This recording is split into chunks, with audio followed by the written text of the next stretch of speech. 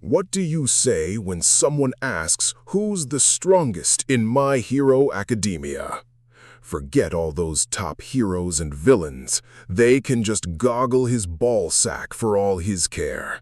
Because this MILF-loving, shield-carrying menace erased quirks like a delete key and left every major villains either dead or ordinary. His name is Izuku Midoriya. Remember it. Welcome, Legends, to Chronos Recom. I wrote this story myself, so if you have any suggestions or what-ifs you want to see, drop it in the comments below. Also, just wanted to let you know I've got a Patreon set up now for anyone who wants to support the channel directly. You can get early access to stories, submit direct fan requests, and get exclusive content. It's totally optional, but if you want to help keep these stories coming, check it out. Links in the description. And don't forget to subscribe, like, and hit that bell so you never miss an upload. Let's dive into this story. The cigarette was already half finished by the time the sun cracked over the Musutafu skyline, and Izuku Midoriya had been awake for hours. He sat on the edge of a rooftop water tower, legs hanging off, steel riot shield propped against the rusted metal beside him, the weight of the thing bowing the old aluminum frame just enough to creak in the morning breeze. Below him, the city stirred itself into consciousness. Salarymen shuffled toward train platforms. A news helicopter cut across the distant harbor. Somewhere 3 blocks south, a pro-hero was probably stopping a purse snatcher and calling it valor. Izuku exhaled smoke through his nose and watched it vanish into nothing. He was 15 years old. He was 6'2". He was 230 pounds of muscle packed onto a frame that belonged on a recruiting poster from a war nobody alive remembered. His jaw could have been chiseled from granite, and his green eyes, the same shade as the light that lived behind his sternum, carried the flat, unimpressed weight of someone who had already measured the world and found it wanting. He finished the cigarette, flicked the butt into the morning air, and watched the ember trace a falling arc until it vanished 5 stories below. Time for school. He dropped from the water tower. The impact of his landing cracked the rooftop concrete in a starburst pattern, and he straightened up without so much as bending his knees to absorb the force. His school uniform, Aldera Junior High, green and beige and thoroughly unremarkable, fit him the way a costume fits a man pretending to be less than he is. The sleeves strained at his biceps. The collar sat open because buttons that small were an insult to his neck. He slung the shield across his back.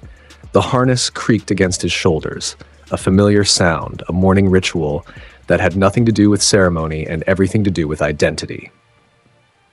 The shield was heavy. Custom-forged steel, 60 pounds of battle-scarred metal shaped like a riot barrier and edged with enough dents and scoring marks to suggest it had seen things that school hallways could never explain. Izuku walked to the stairwell door, kicked it open, and descended into the building below. The apartment was small. His mother was already gone. Early shift at a factory that made components for hero support gear. There was rice in the cooker and a note on the counter that said she loved him. He ate standing up, staring out the window at the street below, while his jaw worked through the food with the efficiency of a man refueling rather than dining. He thought about the day ahead. Last week of classes before UA entrance exams. The classroom would be electric with anxiety. Every student either dreaming too big or too scared to dream at all. And Katsuki Bakugo would be there, as always, that wearing his ego like a second skin and mistaking volume for power. Izuku lit another cigarette on his way out the door. The walk to Aldera Junior High took 11 minutes. He covered it the same way he covered every distance. Long strides, unhurried pace, the shield on his back, drawing stares from every civilian he passed. A woman on a bicycle nearly crashed into a parked car trying to look back at him. 2 middle school girls from a different district whispered behind their hands and then dissolved into giggles when he glanced their way. He gave them nothing. They were children. The school gates appeared ahead, and Izuku finished his cigarette on the sidewalk just outside, grinding it under his heel before stepping onto school property. He had enough respect for his mother to avoid getting her called in over something as stupid as smoking on campus. That was the line. Everything else was fair game. The hallways of Aldera Junior High parted for him. They always did. Students pressed themselves against lockers or ducked into classrooms when they saw that silhouette coming. The broad shoulders, the shield, the face that never smiled at peers. He had attended this school for 3 years, and in that time, he had broken exactly 4 bones that belonged to other people. All of them deserved. All of them Bakugo. Izuku pushed open the classroom door. The morning buzz of conversation evaporated. 26 students went silent in the span of a single heartbeat. Izuku walked to his desk, back row, corner, where the wall met the window, and sat down. He placed his shield against the wall beside him with a metallic thunk that echoed in the stillness. He pulled out a book, old paperback, American. Something about a war fought in jungles and the men who came home wrong from it. He propped it open on his desk and began reading. The class slowly, very slowly, resumed breathing. Minutes passed. The teacher arrived, took attendance, began droning about something irrelevant. The clock ticked toward the hour. And then, because it was always a matter of when, never if, it happened. A palm slammed down on Izuku's desk, and the explosion detonated point blank. Nitroglycerin sweat ignited with a crack that blew the book off the desk's surface and sent a plume of acrid smoke billowing across Izuku's face. The heat was enough to scorch wood. The flash was enough to blind anyone within arm's reach. Izuku did not flinch. The smoke cleared in ribbons, pulled apart by the air conditioning overhead. Behind the haze stood Katsuki Bakugo. Palms still smoking, crimson eyes blazing with the particular brand of fury that came from a lifetime of being told he was exceptional and a morning of being reminded someone else existed. His teeth were bared, his stance was wide. Every muscle in his body was coiled for violence, and Izuku had not moved a single inch. His skin was unmarked. His uniform was slightly singed at the collar, but his flesh beneath showed nothing. No redness, no burn, no reaction at all. He sat there the way a mountain sits through a rainstorm. The explosion had been irrelevant. He raised his eyes from where his book had been. Slow, those green irises found Bakugo's face with the disinterest of a predator looking at something too small to eat. He reached into his breast pocket, pulled out a cigarette. Then, with a gesture so casual, it might as well have been rehearsed for this exact moment, he leaned forward and pressed the tip of the cigarette against the dying embers still glowing on Bakugo's gauntlet bracers. The paper caught. The tobacco crackled. Izuku leaned back in his chair, took a long drag, and let the smoke roll out between his lips. "Are you done throwing a tantrum, Sparky?" The silence in that classroom was the kind that buries people. 26 students held their breath. The teacher stood frozen at the blackboard, chalk still raised, every survival instinct in her body telling her to become very small and very still. Bakugo's face contorted. The humiliation hit him before the rage did. You could see it travel across his features like a shockwave. Someone had just used his own quirk as a lighter, in front of everyone, in front of the entire class that was supposed to worship him. He lunged. Bakugo launched forward with his right arm cocked back, palms sparking, fingers spread wide for a detonation that he meant to drive straight through Izuku's jaw. He was fast, credit where it was due, and he was explosive in every sense of the word. Izuku moved faster. His hand came up and caught Bakugo's fist, the way someone catches a ball thrown by a child. His fingers wrapped around the entire hand, palm, knuckles, sparking sweat glands, and all, and he squeezed. The crack was audible 3 rows away. Bakugo's scream ripped through the classroom. His knees buckled. His free hand clawed at Izuku's wrist, trying to pry those fingers open, but he might as well have been trying to bend a steel beam. Izuku held him there for a moment, suspended in pain, dangling from his own crushed fist, and the look on Izuku's face was the worst part. There was nothing in it. No anger, no satisfaction. Just the flat acknowledgement that this had happened before and would probably happen again, and it was all so profoundly boring. Izuku stood up, all of him, the full height, the full breadth. He rose from his chair like a monument unveiling itself, and even Bakugo, lost in the white-hot agony of his broken hand, seemed to shrink in his shadow. Izuku released the crushed fist. Bakugo staggered, and then Izuku delivered a single backhanded strike across Bakugo's face. Open palm, full rotation from the shoulder, the kind of hit that carries the force of a car accident compressed into a fraction of a second. Bakugo left his feet, His body traveled backward through 3 desks. Wood splintered. Metal legs shrieked against the floor. Students dove out of the way. One girl screamed. A boy in the second row fell out of his chair trying to avoid the trajectory. Bakugo's body finally stopped against the far wall, leaving a crack in the plaster and a silence so heavy it had its own gravitational pull. Izuku took his cigarette from his lips. Ashed it onto the floor, he walked across the wrecked classroom, stepping over broken desk fragments, his boots crunching on debris until he stood directly above Bakugo's crumpled form. The blonde was conscious. Barely.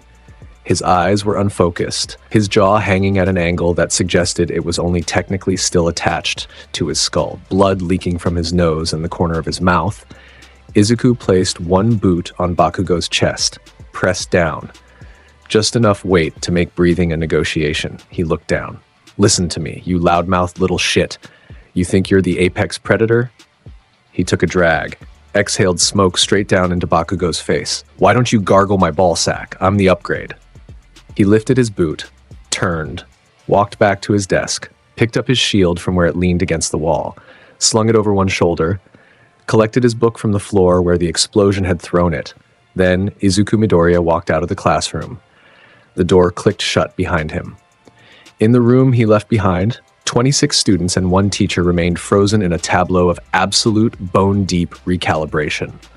The world they understood, the hierarchy, the pecking order, the unquestioned supremacy of Katsuki Bakugo had just been dismantled in under 10 seconds by a teenager who smoked in class and carried a shield like a war relic. A girl in the front row was trembling. Her hands gripped the edges of her desk so hard her knuckles had gone white. The boy beside her had tears streaming down his face and couldn't explain why.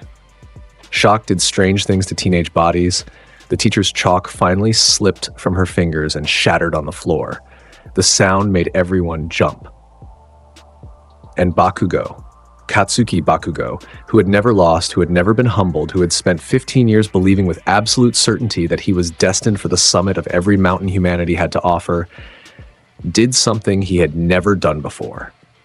He stayed down. He lay there against the cracked wall, breathing through the blood in his mouth, staring at the ceiling with eyes that were slowly learning what it meant to be the second strongest thing in a room. His right hand, the one that had been crushed, hung at his side like a broken wing. His left hand was flat on the floor, fingers spread, palms face down, and, for the first time in his life, they were not sparking. The silence stretched for a full minute before someone finally whispered, "What the hell is he?" Nobody had an answer. Izuku walked home the long way. He always did when the weather was good and his mood was neutral, which was most of the time. The route took him through a stretch of Musatafu's commercial district, cramped streets lined with shops and restaurants, the overhead tangle of power lines and fire escapes, creating a lattice of shadows against the afternoon sun. He had his cigarette. He had his shield. He had the comfortable weight of his own body moving through space, and that was enough. The Aldera incident would have consequences. He knew that with the same certainty, he knew the sun would rise. The school would call his mother. There would be meetings. Concerned adults with folders and euphemisms would try to explain to Izuku Midoriya that her son had hospitalized the #1 recommended student for UA's hero course. Izuku would deal with it. He always dealt with it. He turned down a side street, narrow, flanked by old brick buildings and the rusted grills of shuttered storefronts. A shortcut that shaved 3 minutes off the walk home and kept him off main roads where hero fans and journalists and people who asked too many questions tended to congregate. The sewer grate to his left erupted. Green-black sludge geysered from the opening with the force of a fire hydrant. Thick, reeking, viscous matter that carried within it 2 yellow eyes and a grinning mouth full of teeth that shouldn't exist on something without bones. The sludge villain. A liquid-bodied entity built for infiltration, suffocation, and control. It had already taken one host today. It wanted another. The mass launched itself at Izuku's face. For any other target, this would have been a death sentence. The villain's method was simple. Force itself into the mouth, nose, eyes, fill the lungs, hijack the nervous system, wear the body like a suit. It had done this dozens of times. It was fast, it was overwhelming, and it attacked without warning. Izuku bit down. The sludge hit his face and immediately tried to force itself between his lips. Izuku's jaw clamped shut with the force of a hydraulic press.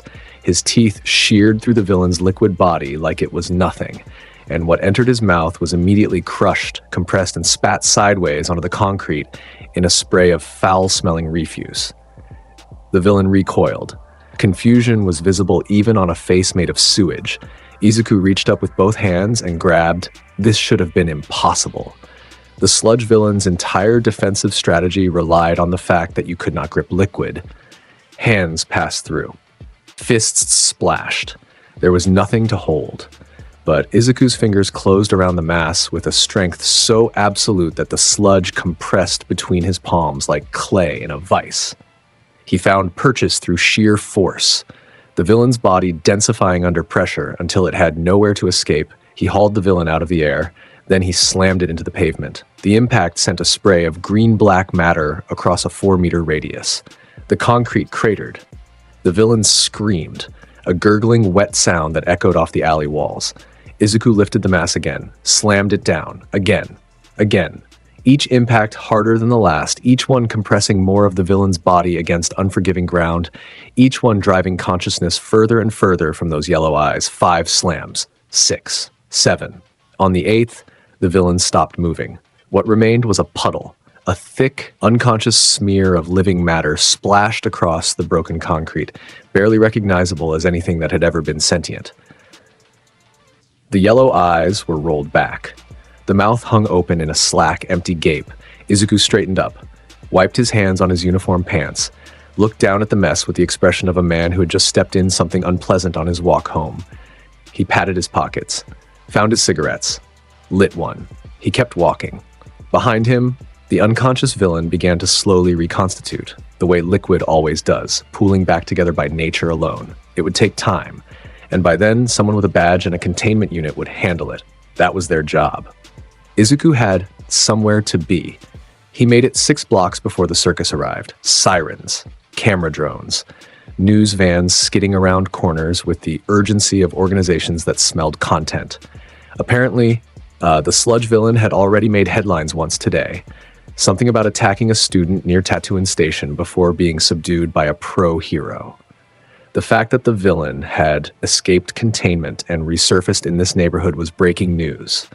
Izuku rounded the corner onto a main street and walked directly into a wall of media.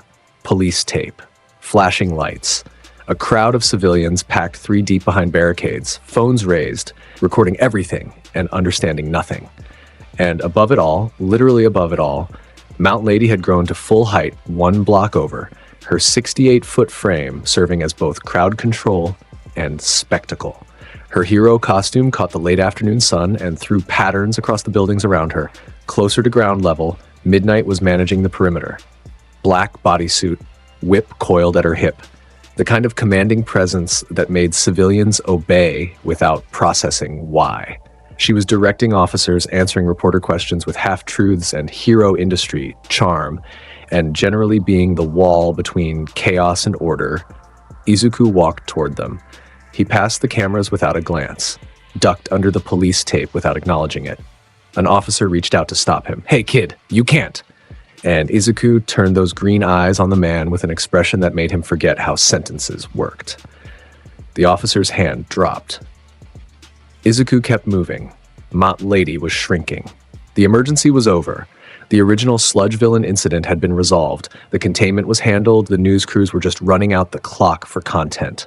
Her massive form diminished block by block until she stood at her normal height. Still tall, still striking, still carrying herself with the physical confidence of someone who weaponized beauty as readily as brute force. She landed on the street beside Midnight, and the two began comparing notes on the scene. Izuku stopped directly in front of them. Both women looked at him. A teenager.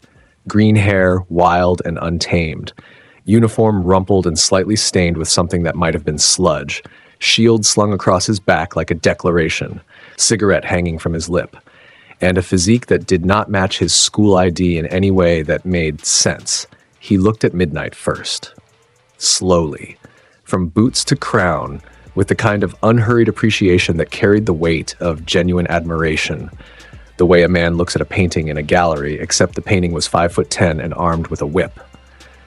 Then he turned the same gaze on Mount Lady, her civilian-sized form still poured into that costume, still radiating the kind of earned confidence that only came from knowing exactly what you were. Izuku took the cigarette from his mouth, exhaled smoke. His voice was a bass note dragged across gravel when he spoke. You know, most of the girls in this city look like they need a permission slip to cross the street, but you two, you're real fucking women. The moment hung in the air like a grenade with the pin pulled. Midnight's composure, her professional, media-trained, decade-in-the-industry composure, stuttered. Her lips parted. Her whip hand dropped to her side. For a full 2 seconds, Kayama Nomori, the R-rated hero, the woman who had built an entire career on being unflappable in the face of suggestive situations, forgot what she was supposed to be doing. Color rose in her cheeks, visible even under her domino mask. She made a sound that might have been the beginning of a response, but came out as something closer to a startled exhale. Mount Lady fared worse. Takayama Yu had been in the hero game for less time. She was younger, rawer, more susceptible to being caught flat-footed by something she hadn't anticipated. And she had absolutely not anticipated a teenager with the build of a demigod and the voice of a jazz club at midnight looking at her like she was the most interesting thing in this entire prefecture.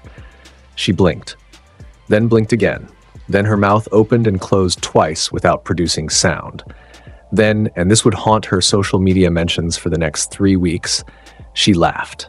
A single, involuntary burst of shocked laughter that escaped before she could catch it, followed immediately by her clapping both hands over her mouth as her face turned a shade of red that clashed magnificently with her purple costume. Did he just... She managed, voice muffled behind her palms. He did. Midnight confirmed, still staring at Izuku with an expression that was halfway between outrage and something significantly more complicated. On camera? Mat, Lady's eyes darted to the press corps behind the barricade. They were on camera. Every journalist within earshot had already pivoted. Lenses swung toward the interaction with the predatory speed of people who recognized gold when it walked into frame. Microphones strained forward. A cameraman was physically pushing through the crowd for a better angle. Izuku took another drag of his cigarette. He hadn't broken eye contact with either woman, and the smoke curled from his lips like a slow-motion signature. "Who are you?" Midnight asked. Her professional tone was attempting a comeback, but it arrived shaky and a full octave higher than normal, like Izuku Midoriya. He said it like it should already be familiar, like they should have heard it before. And you already knew that was going to make your whole day. Mont Lady made another sound, something between a scoff and a wheeze. Her hands were still over her mouth. Her eyes were enormous. A reporter broke through the barricade. Sir, can you tell us what happened in the alley? Witnesses say the sludge villain attacked and was subdued by... Izuku turned to leave. The reporter received his back and nothing else. He walked past the police tape, past the crowd, and vanished around a corner with the ease of someone who had absolutely no interest in being famous today. Behind him, the media storm was already forming. Within the hour that the footage would hit the internet, a green-haired teenager with a steel shield telling 2 pro heroes they were real fucking women on camera in broad daylight without a single gram of hesitation. The clip would rack up 2 million views before midnight. Hero forums would crash. Mount Lady's official social media would receive 40,000 comments asking if she was okay. Midnight would be asked about it in 3 separate interviews over the following week and would give 3 different answers, each more evasive than the last. And somewhere in the bowels of UA High School's faculty monitoring system, where hero activity near enrolled students was flagged and reviewed, a file was opened. Students Midoriya, Izuku. Quirk unknown, possible mutation, emitter hybrid, status accepted for entrance exam. Notes, apprehended sludge villain without quirk activation. Exact capabilities unknown, recommend observation. The file sat there, waiting. The morning of the UA entrance exam smelled like possibility to everyone else. To Izuku, it smelled like industrial concrete and other people's anxiety. He arrived at the gates of the most prestigious hero academy in Japan, carrying his steel riot shield over his right shoulder and a cigarette in his left hand. The campus sprawled before him, chrome and glass and engineered grandeur, every surface screaming prestige. Hundreds of examinees milled through the courtyard, clustering in nervous groups, comparing notes on strategy, psyching themselves up with affirmations they half believed. Izuku walked past all of them. He found a stretch of wall near the entrance to the practical exam staging area, a column of reinforced concrete with good sight lines and enough shade to be comfortable. He leaned against it, set his shield beside him, crossed his arms, took a long drag, and let the smoke drift up toward the morning sky. A boy with blue hair and rigid posture approached him within minutes. Glasses, severe expression, hand-chopping gestures that accompanied every word like an involuntary tick. "Excuse me, smoking is strictly prohibited on UA grounds. Furthermore, that shield appears to be an unauthorized weapon. Are you aware that—" "Walk away," Izuku said. He didn't look at the boy. His eyes were fixed on the building ahead, measuring it the way a craftsman measures raw material. The blue-haired boy's mouth worked in silence for a moment. Something in Izuku's tone, some frequency that bypassed the rational brain and spoke directly to the part that understood hierarchy, made his legs take 2 steps backward before his mind authorized the retreat. He adjusted his glasses with trembling fingers and disappeared into the crowd. A girl with brown hair and a round face nearly tripped over a crack in the concrete 6 feet from where Izuku stood. She caught herself, laughed nervously, and looked around to see if anyone noticed. Her eyes found him. The shield, the cigarette, the build. Her face went through several expressions in rapid succession: surprise, intimidation, and something that might have been fascination. She opened her mouth to speak. "You're fine," Izuku said, still without looking at her. "Watch your feet in there. The robots target people who don't pay attention." She blinked. Thank you. That's really— Wait, how do you know about the robots?" He finally turned his eyes toward her. Green met brown. She straightened involuntarily under that gaze, like a civilian suddenly remembering what good posture felt like. "Lucky guess," he said, and went back to his cigarette. The girl, Uraraka Ochako, though Izuku wouldn't learn or care about her name for several more weeks, walked away looking over her shoulder twice. The exam proctor appeared on an elevated platform. Present Meek, the voice hero in full form. Yellow hair spiked like a sunburst. Leather jacket. Speaker system integrated into his costume that could level buildings if pointed in the right direction. He was energy personified, volume incarnate, and he launched into the exam briefing with the enthusiasm of a man who had been caffeinated since 4 a.m. 1-pointers, 2-pointers, 3-pointers. Point values assigned to different robot classes based on threat level. Destroy them. Earn points. Simple, and then mentioned almost as an afterthought, the way you mention a natural disaster you don't expect anyone to survive. The 0-pointer. A gimmick, Present Mike called it. Something to avoid. Too big to fight. Worth nothing. Izuku's lip twitched, the closest thing to a smile anyone would get from him today. The examinees were divided into groups and assigned to different battle centers. Izuku's group filed into Staging Area B, a full-scale replica urban environment, complete with streets, buildings, intersections, and infrastructure. It was a city built to be destroyed, and every examinee in that group was vibrating with nervous energy as they lined up behind the starting barrier. Izuku slung his shield off his shoulder and held it in his left hand. He rolled his neck. The tendons popped like distant gunfire. "And start!" Present Mike's voice crashed over them like a wave, and the gates flew open. Chaos. Immediate. Absolute. Examinees sprinted forward in a stampede of teenage ambition and adrenaline. Quirks activated in a rainbow of effects: fire, electricity, enlargement, speed, projectiles, transformations. The robots rolled out from side streets and building interiors, metal chassis gleaming, red sensor eyes scanning for targets. Izuku walked. He walked into that arena the way a man walks into his own house after a long day. Shield in his left hand. Right hand free. Pace steady. Every step a statement. The first robot to register him was a 2-pointer. It pivoted on treaded wheels, raised a mechanical arm equipped with a concussive cannon, and locked onto the human moving toward it without urgency. The targeting laser painted a red dot on Izuku's chest. Izuku brought the shield up in a single motion, not to block but to attack. He swung the 60-pound slab of steel in a horizontal arc that caught the two-pointer at its waist joint and sheared it in half. The top section spun into the air, trailing sparks and wiring. The bottom half collapsed forward, treads still spinning uselessly. He kept walking. A one-pointer emerged from a building to his right. He punched through its chest cavity with his bare fist, closed his hand around something vital inside, and ripped backward. The robot dropped in a shower of components. 3 more converged ahead, 2 pointers in formation, blocking the street. Izuku ran at them. His sprint covered the distance in under 2 seconds, and when he arrived, the shield led the way. He bashed the first robot so hard its frame folded around the impact point like aluminum foil. The second received a backhand that removed its head and sent it bouncing down the street like a ball.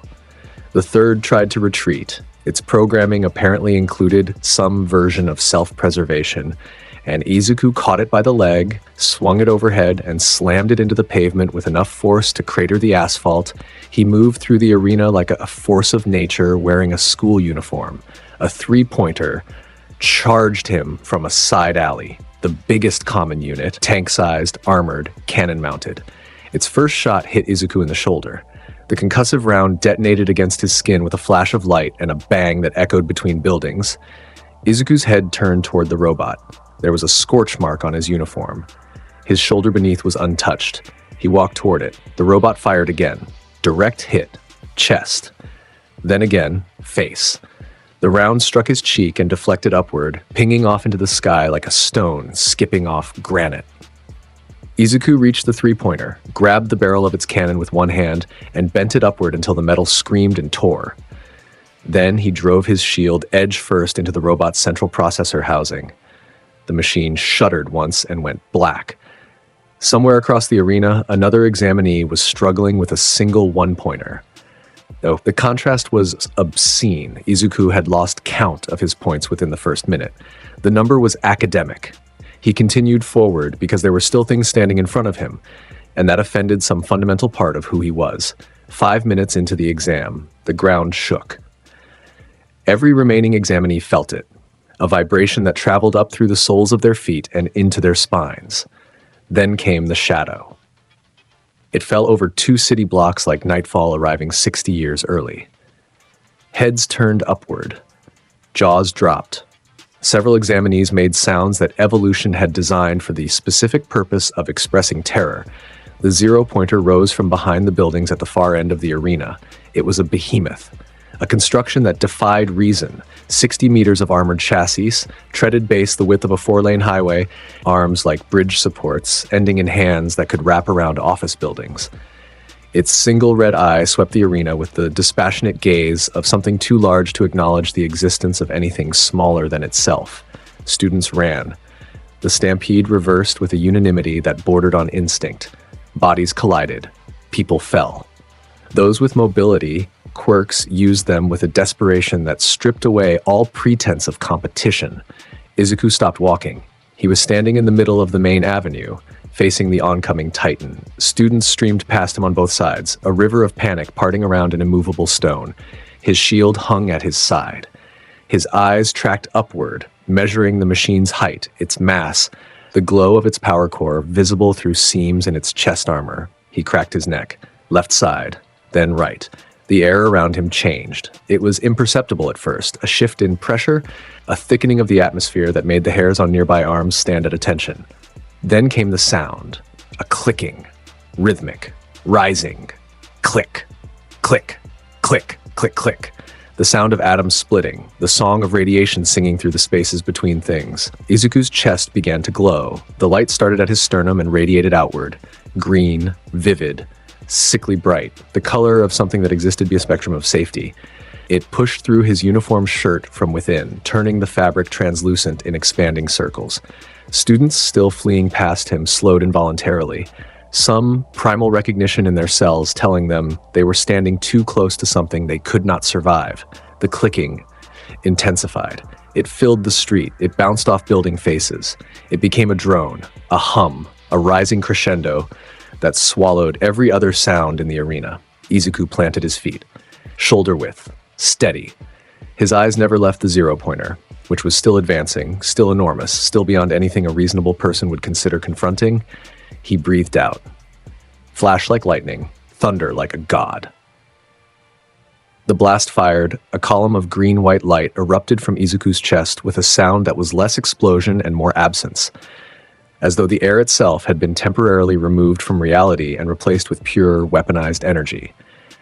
The beam crossed the distance between Izuku and the zero-pointer in less time than a human brain could register motion. It struck the robot dead center in its torso. The machine's chest cavity ceased to exist. Steel plating rated to withstand military ordnance melted like ice under a blowtorch. Internal structures, wiring, support beams, hydraulic systems, processing cores were simply gone. Vaporized, converted from matter into light and heat in the span of a single breath. A hole appeared in the zero-pointer that was large enough to fly a helicopter through, and through that hole, the sky was visible on the other side. The robot swayed. For a single breathless moment, it stood there, a colossus with its heart removed, balancing on momentum and nothing else. Then gravity remembered its responsibilities. The zero-pointer fell. The collapse was seismic. The upper body pitched backward with agonizing slowness, and when it hit the ground behind it, the impact registered on monitoring equipment throughout the facility. Buildings on either side of the crash zone crumbled at their foundations. A cloud of dust and debris erupted upward in a mushroom shape that rose 300 feet above the arena. The ground beneath Izuku's feet bucked and cracked in fractures that radiated outward like a spiderweb. And where the beam had struck, the metal still glowed, cherry red fading to orange, fading to the dead gray of slag. Molten droplets fell like rain from the edges of the hole, sizzling where they hit pavement. The air reeked of ozone and superheated steel. Izuku stood in the same position, feet planted, chest still faintly luminescent, the glow fading like an ember dying. Smoke curled from the edges of his burned-away shirt, his bare torso visible beneath. A landscape of muscle that looked carved rather than grown. He reached into his pocket, found his cigarettes. The pack was slightly warm from proximity to the blast. He pulled one free, placed it between his lips, and leaned toward the nearest piece of still glowing metal debris on the ground. The cigarette's tip caught, orange glow. He straightened up, took a drag, and turned to walk away. Behind him, the wreckage of the zero-pointer settled with creaks and groans and the occasional secondary collapse of unsupported metal. In the exam monitoring booth, several things happened simultaneously. Present Mike had stopped talking. His mouth was open, his hand was raised mid-gesture, and his eyes were locked on the screen showing Battle Center B's feeds. He had been in the hero industry for over a decade. He had seen All Might fight. He had witnessed events that would define textbooks, and what he had just watched had stolen every word from his vocabulary for a full 15 seconds. Beside him, the other judges sat in states ranging from stunned silence to physical displacement. One man had pushed his chair back from the console involuntarily, as though creating distance from the screen could create distance from what it showed. Recovery Girl, the youthful hero, UA. This resident medical professional, a woman who had seen generations of students pass through these halls and thought herself unshockable, leaned forward in her chair. "Play it again," she said. Her voice was even, but her eyes were wide. "Play it again, slowly." Someone rewound the footage. The blast played in slow motion across the center screen, frame by frame. The buildup of light, the clicking sound captured by arena microphones, the release, the impact, the annihilation. "What quirk classification covers that?" someone asked from the back of the booth. Nobody answered, because nobody knew. Present Mike finally found his voice. It came out hushed, a feat for a man whose indoor volume regularly shattered glass. "Listeners," he said to no one in particular, a habit from decades of broadcasting, "I think we just watched something that's going to make the news." On screen, Izuku Midoriya walked away from the wreckage with a cigarette in his mouth and a shield on his back, and every camera in Battle Center B tracked him like he was the sun. The first day of classes at UA High School arrived with the sort of institutional optimism that only an academy for heroes could muster. Hallways gleamed. Uniforms were pressed. Idealism hung in the air like cologne. Izuku walked into Class 1A's homeroom carrying his shield on his back, and a cup of black coffee he'd acquired from a vending machine on the first floor.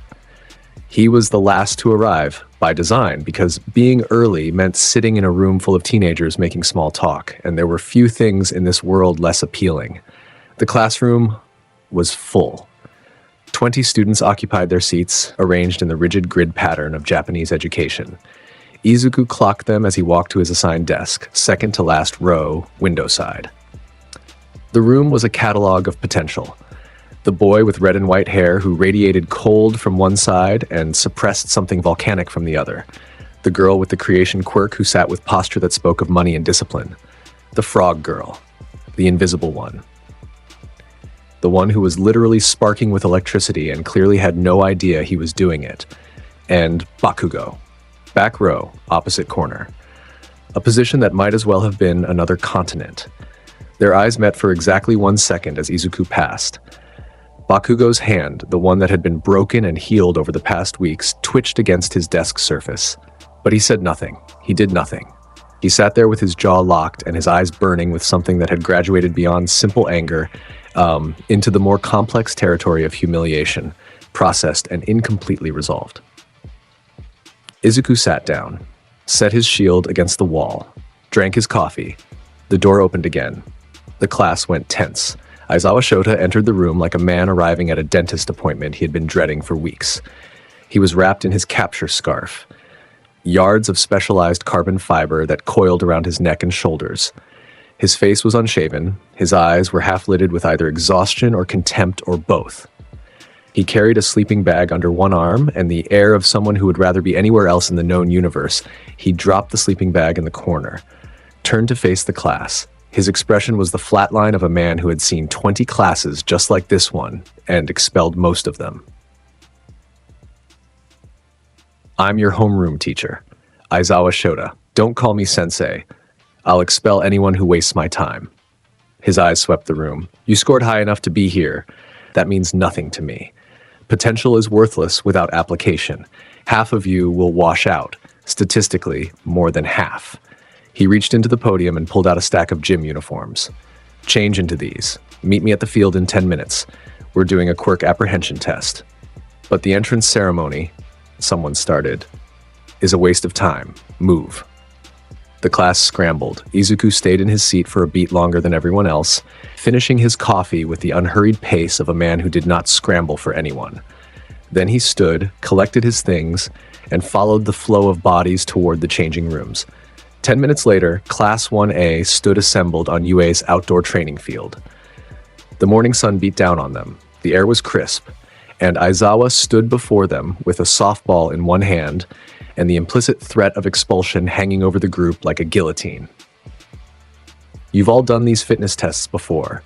In junior high, you were told to hold back your quirks. Here, that restriction is removed. He tossed the ball up and caught it. Use everything you have. The student who scores lowest across all events gets expelled. Murmurs rippled through the class. Fear. Excitement. The cocktail of both that defines youth. Aizawa's eyes found Izuku. Midoriya, you had the highest entrance exam score. You throw first. Izuku stepped forward. He was wearing the UA gym uniform, which fit him the way a wetsuit fits a man 2 sizes too large for it. The fabric stretched across his shoulders and chest to its structural limit, every line of muscle visible beneath like topography. He took the ball. The throwing circle was standard, painted lines on packed earth, a meter in diameter. Izuku stepped into it. He held the ball loosely in his right hand, feeling its weight the way a pitcher feels a fastball before the windup. He looked at Aizawa. Aizawa's eyes went red. His hair rose around his head in that distinctive, gravity-defying halo. The capture scarf lifted from his shoulders like a living thing. His quirk was active, erasure.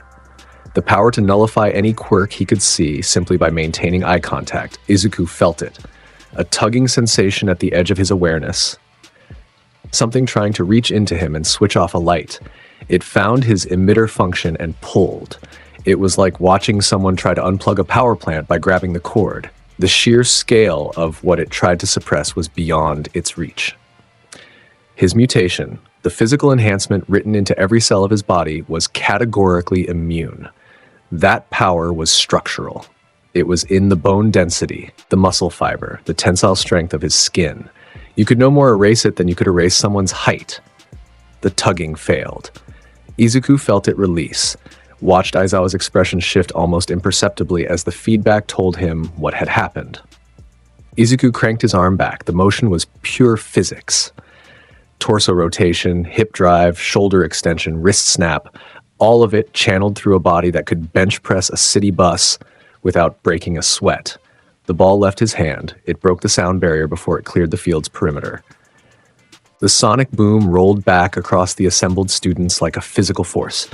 Hair whipped backward, clothes rippled. Two shorter students stumbled from the pressure wave. The ball vanished into the sky at an angle so steep it might as well have been vertical, and it kept going until it was a speck, and then gone entirely. The distance scanner beeped. Everyone looked. The number on the display read 2,147 meters. The class lost its mind. Almost 3 kilometers. That's impossible. The record is... Did he use a quirk? What is his quirk?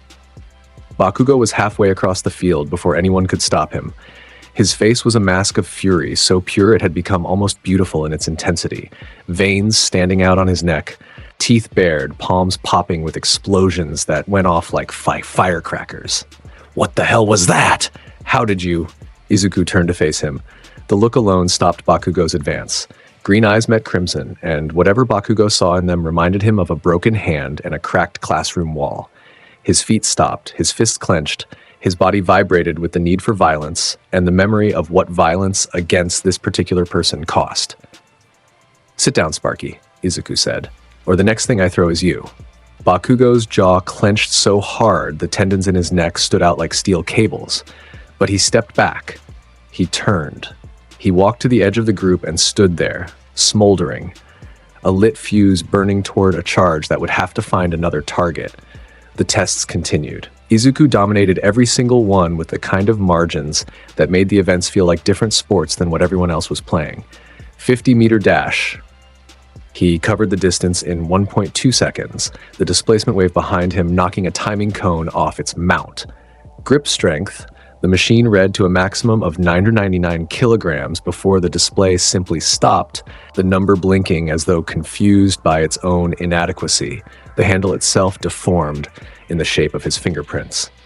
Standing long jump, he cleared the sandbox, the field beyond it, and the track beyond that, landing on the other side of the facility with enough impact force to leave footprints in compressed earth. Each result landed on the class like a hammer blow.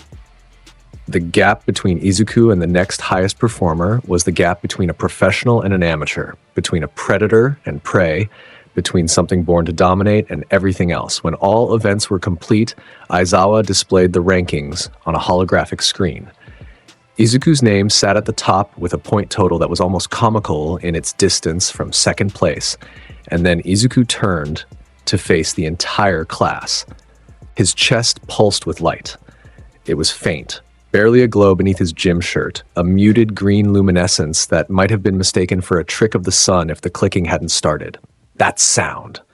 The Geiger counter rhythm that raised every hair on every arm within 30 meters. 20 students went rigid. "Let me tell you something," Izuku said. His voice was the same gravelly bass it always was, but in the silence of 20 held breaths, it carried like a war drum. "My blast doesn't just burn. It burns the quirk out of your DNA, permanently. So if any of you cross me, you'll be living the rest of your lives as useless, quirkless extras."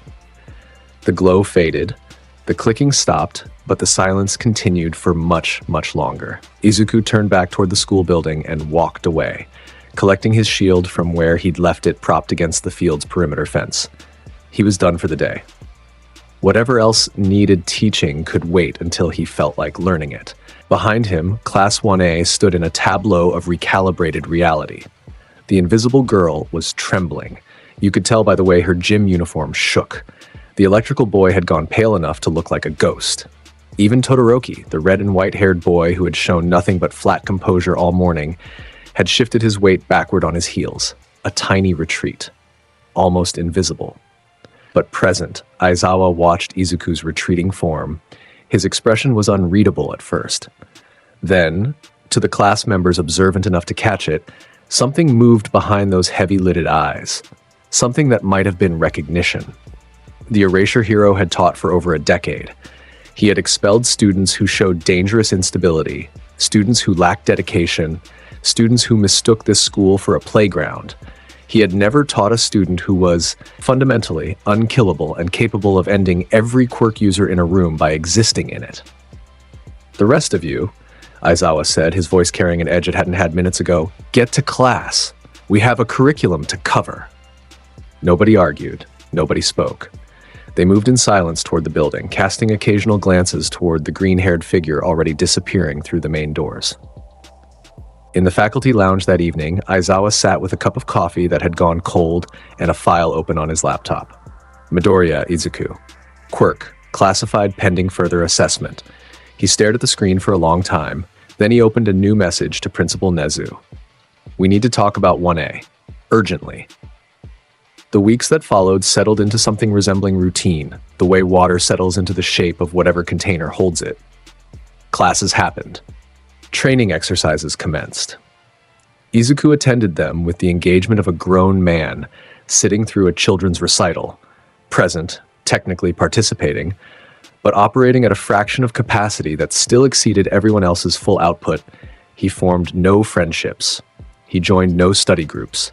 He sat alone at lunch with his shield leaned against the table beside him and a book in one hand, eating with the other, acknowledging overtures from classmates with single-word responses or grunt that could be interpreted as either affirmative or dismissive depending on the listener's optimism. The round-faced girl, Uraraka, tried the hardest. She approached his table every other day for the first 2 weeks, armed with that relentless cheerfulness that characterized people who had never been told to stop trying. Izuku tolerated her the way one tolerates a persistent bird outside a window, aware of its existence, occasionally glancing at it, never inviting it inside. "Midoriya, do you want to study with us later? We're going over rescue protocols and..." "Pass! Okay, well, if you change your mind..." "Won't." She would nod, undeterred, and return to her group. There was something in her that Izuku recognized without naming, a stubbornness built from hardship rather than comfort. He respected it the way you respect a small animal that refuses to be stepped on. But respect was a long way from engagement, and engagement required interest he simply didn't possess. Bakugo avoided him, entirely. A wide berth maintained at all times, manifesting as the careful routing of someone who has learned exactly where the live wires are and walks accordingly. They existed in the same classroom, the same training grounds, the same cafeteria, but never closer than 10 meters, and never with direct eye contact that lasted more than a flash. Whatever Bakugo was processing from the Aldera incident and the quirk test, he was processing it alone and in silence, and the volcano that was his personality burned inward rather than out for now. The teachers watched Izuku with varying degrees of concern. Present kept his distance, which was unusual for a man who kept distance from nothing. Ectoplasm noted his combat assessment scores with an expression usually reserved for discovering a mathematical impossibility had occurred in the real world. Midnight, who Izuku had cornered once in a hallway to ask if she'd gotten his message from the crime scene, had subsequently arranged her patrol schedule to avoid being in the school building during Class 1A's lunch period. And then came the USJ.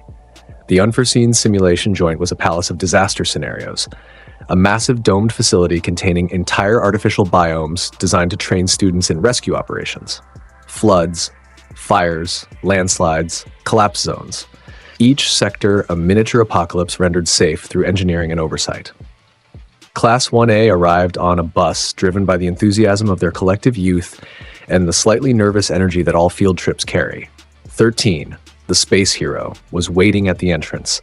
They wore their full suit, helmet sealed, speaking through a modulator that gave their voice an ethereal quality. Their quirk, Black Hole, made them one of the most powerful rescue-focused heroes alive. They were here to teach the sanctity of life, the responsibility of power, the delicate balance between. The lights died, all of them. Every fixture in the dome went black simultaneously, replaced a beat later by emergency reds that bathed the facility in the color of warnings unheeded. The central fountain, a decorative structure at the plaza's heart, sputtered and fell still. And in the center of that plaza where nothing had been seconds before, a purple-black rift tore itself open in the air, A warp gate. Dimensional displacement.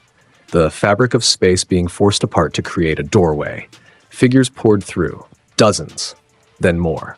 Villains, masked, armed, quirk-powered, flooding into the USJ with the practiced coordination of people who had been told exactly where to go and exactly what to do. They spread across the central plaza like a stain, occupying positions that covered exits, high ground, and sight lines. And at the head of them, stepping through the warp gate with the posture of a man arriving at his own coronation, was Shigaraki Tomura. He was everything his reputation suggested. Pale, gaunt, hands disembodied, severed hands, clinging to his body like parasites. One covered his face, fingers splayed across his features in a mask made of dead flesh. His visible eye, red, irritated, ringed with the evidence of chronic scratching, swept the dome with a mixture of glee and contempt. The symbol of peace, Shigaraki rasped, his voice carrying across the plaza with a scratchy, childlike quality that made it somehow worse. Where is he? He was supposed to be here. The schedule said. His eye found the students on the upper platform, found the teachers, found the absence of All Might. Well, he said, we'll make do. Behind him, the warp gate solidified into a humanoid form, Kurogiri, a villain made of mist wearing a bartender's vest over a body that consisted entirely of dimensional rifts. Polite, formal, terrifying in the way that refinement applied to violence was always terrifying. The students, Kurogiri said, shall I scatter them? Do it, and bring out the Nomu. From the warp gate, something else emerged, something that made the air in the dome drop 3 degrees. The Nomu. It was a thing. That was the only honest word. A creature built from parts rather than born from nature. Massive, brain-exposed, beak-faced, muscles layered upon muscles in a configuration that spoke of engineering rather than evolution. Its eyes were empty. Its body was a weapon. Multiple quirks forced into a single vessel. A biological weapon designed with one purpose: kill the strongest hero alive. Shock absorption. Regeneration. Strength that could trade blows with the symbol of peace himself. The League of Villains had come to the USJ to kill All Might. They had brought an army, a strategy, and a monster. What they had failed to account for was already moving. Izuku dropped from the upper platform. He didn't take the stairs. He didn't wait for teacher instruction. He didn't confer with classmates or form a plan or calculate odds. He stepped off the railing with his shield in hand and fell 30 feet to the plaza floor below. The shield hit first. The impact cratered the tile in a spiderweb of broken ceramic. Izuku straightened up from the landing, knees barely bent, spine already vertical, every line of his body communicating a complete and total absence of alarm. He rolled his shoulder. The joint cracked like a gunshot in the sudden hush that followed his arrival. He looked around, at the villains, at Kurogiri, whose mist form rippled with something that might have been surprise, at Shigaraki, who had turned to face this new variable with the instinctive attention of someone who recognized danger when it walked toward him. Izuku's eyes settled on the hands, the dead fingers clutching Shigaraki's face, his shoulders, his wrists, the overall aesthetic of decay and damage that clung to the villain like a second skin. You look like a walking venereal disease, hand-face. The silence that followed was the kind that exists between a lightning flash and the thunder that follows. Every villain in that plaza, every single one of the 70-plus combatants who had walked through that warp gate expecting to terrify children, heard it. And something in the tone, something in the absolute casual contempt of the delivery, told them this was different from what they had prepared for. Shigaraki's visible eye widened, then narrowed. His hand rose, fingers extended, all 5 ready to make contact. "Kill him," he said. "Nomu." The Nomu moved. For something its size, it was fast, impossibly fast. It crossed the 20 meters between its position and Izuku in less than a second, one massive fist already cocked back, aimed with the kind of single-minded violence that spoke of programming rather than thought. The fist connected. It hit Izuku in the face, dead center. The full force of a being designed to fight all might, channeled through a limb the size of a tree trunk, impacting the jaw of a 15-year-old student. Izuku's head snapped to the side. He spat blood. One line, red against the white tile. His cheek was cut on the inside where tooth met flesh. The taste of copper filled his mouth, and then he grinned. It was the grin of a man who had been handed something he'd been waiting for. The grin of someone who had spent weeks holding back, weeks being bored, weeks existing in a world made of paper people, and finally, something had hit him hard enough to register. "There it is," he said. He hit the Nomu back. His right fist drove forward in a straight line, no wind up, no tell, just instant explosive force delivered from a standing position. His knuckles struck the Nomu's chest. The impact was not a sound, it was an event. A pressure wave blasted outward from the point of contact. The fountain, 30 meters behind them, a marble structure weighing several tons, cracked down its center and collapsed in two halves. The plaza floor split in radiating lines that extended 40 feet in every direction. Three villains standing too close to the exchange were swept off their feet by the displacement wave alone, tumbling across the tile like leaves in a gale. The Nomu stumbled backward. It stumbled. That alone was enough to send a visible ripple through the league. Kurogiri's mist form shifted. Shigaraki's fingers twitched against the hand on his face. The 70-plus villains assembled throughout the facility collectively reconsidered the math of this situation. The Nomu recovered quickly, its shock absorption negating most of the kinetic transfer, its regeneration already repairing whatever internal damage had occurred. It came back swinging. Both arms this time, a flurry that would have pulverized concrete and bone with equal ease. Izuku took the hits. He stood in the center of that storm and let the Nomu work. Each impact rocked him. He felt them. Make no mistake. These were blows that would have killed any other student in that building. But his body processed them the way bedrock processes rain. Absorbed, endured, unbreakable. The Nomu hit him 11 times in 4 seconds. Izuku's feet skidded back across the tile. His uniform tore at the shoulders from the force. Blood appeared at his hairline where a glancing blow split skin, but he remained standing and smiling. "Shock absorption," Izuku said through the grin, blood on his teeth. "Let's see you absorb a nuke." He grabbed the Nomu both hands. He seized the creature by its throat and its arm, and in a single motion of absolute, overwhelming strength, he drove it downward. The Nomu's body slammed into the plaza floor with force that should have been measured on the Richter scale. The tile exploded in a crater 3 meters wide. The Nomu's exposed brain bounced against the stone beneath it. Its limbs flailed, trying to rise, trying to counter, trying to execute the only command its diminished mind understood. Izuku pinned it. His knees drove into its arms. His left hand held its throat against the ground. His right hand pressed flat against its chest, and his chest began to glow. Green light. Brilliant and terrible. It bled through his torn uniform shirt in waves, each pulse brighter than the last, each accompanied by that sound, that clicking, that rhythmic building metronome of something atomic being unlocked. The light reflected off the plaza floor, off the fallen fountain's marble, off the eyes of every student watching from the upper platform. Click, click, click, click, click. The Nomu struggled harder. Its regeneration was working overtime, its muscles straining against Izuku's pin with everything it had. It was strong, immensely strong, built to match the strongest hero alive. Izuku was stronger. He held it there as the blast charged. The glow intensified until looking directly at his chest was painful. Students on the upper platform shielded their eyes. Aizawa, who had been engaging villains near the central staircase, turned to look and had to squint against the radiance. Even Shigaraki stepped backward, his composure fracturing for the first time since arriving. What is that?" the villain whispered. That's not in the file. What is that?" Izuku looked down at the creature beneath him. The Nomu's empty eyes stared up at nothing. Its mouth hung open. It was trying to throw him off, and it was failing. And somewhere in whatever served as its consciousness, something might have been close to fear. The blast fired point blank. The Nomu screamed. It was a sound that didn't belong in the natural world. A howl torn from a throat that was never designed to express pain, only to endure it. The green light engulfed the creature's torso completely. For 3 full seconds, the Nomu's body was visible only as a silhouette within the beam, thrashing, convulsing, its cells being rewritten at the atomic level. When the light died, what was left had changed. The Nomu stopped moving. Its regeneration had ceased. The low-level cellular repair that should have been constant, visible, automatic, gone.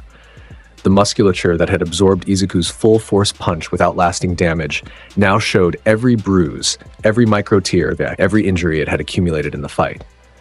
Its body lay there, suddenly and completely vulnerable in a way it had never been designed to be. Its quirk factor had been erased. Every injected, forced engineered quirk that had been layered into this creature's cells, removed, burned away at the genetic level. Shock absorption, regeneration, super strength, all of it. Gone. What remained was a body, muscle and bone and tissue. Strong by mass alone, but mortal in every way that mattered. Izuku stood up. He looked down at the deactivated Nomu the way one looks at a job completed. Then he unshouldered his shield and brought it down. Once, the ribs collapsed. Twice.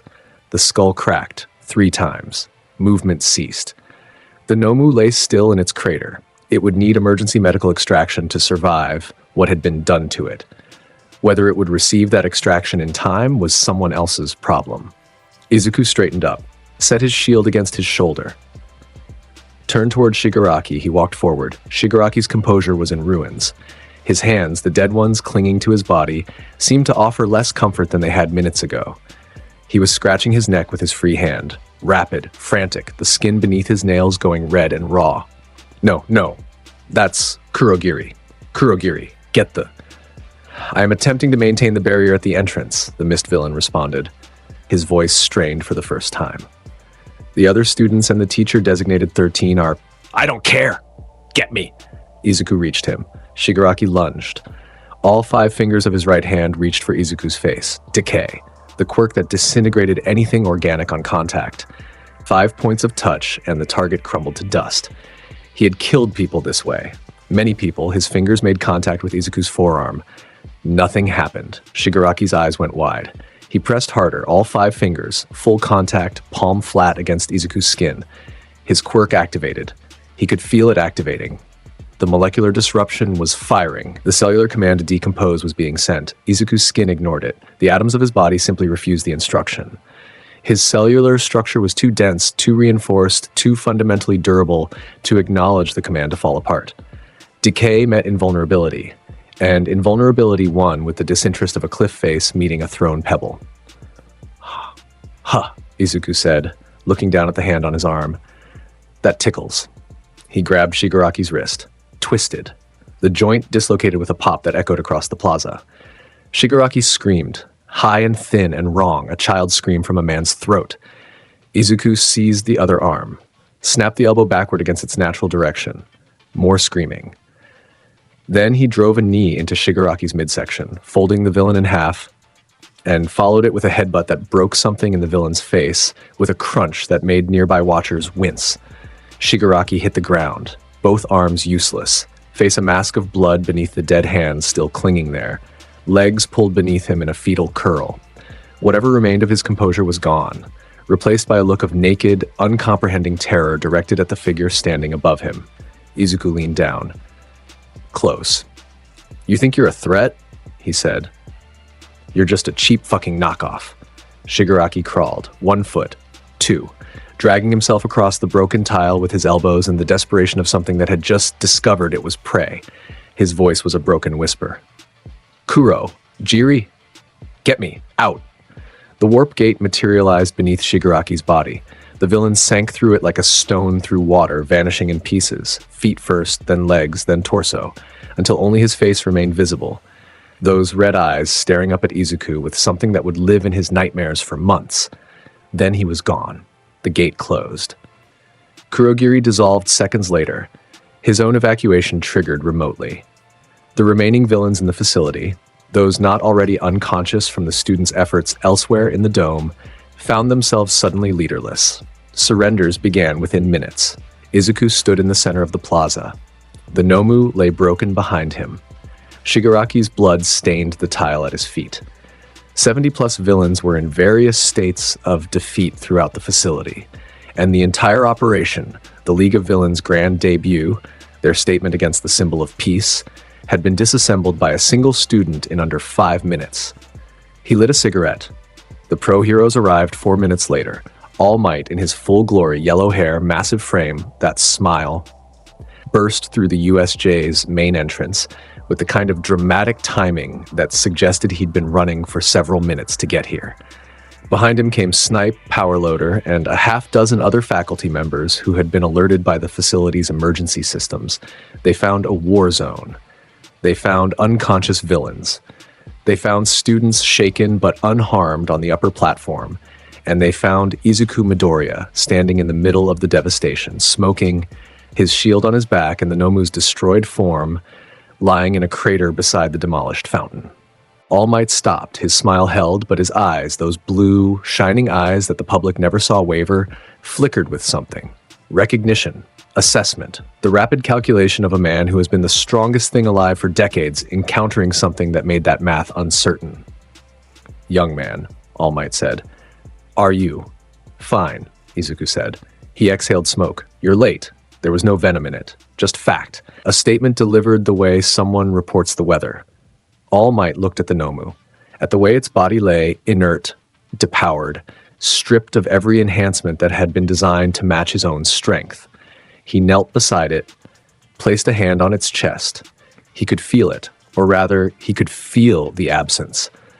The quirk factor that should have been there, the bioengineered power that he could normally sense in living beings with his trained instinct. Empty. A void where potential used to be. He stood slowly. His eyes found Izuku again. "The creature's quirks," All Might said.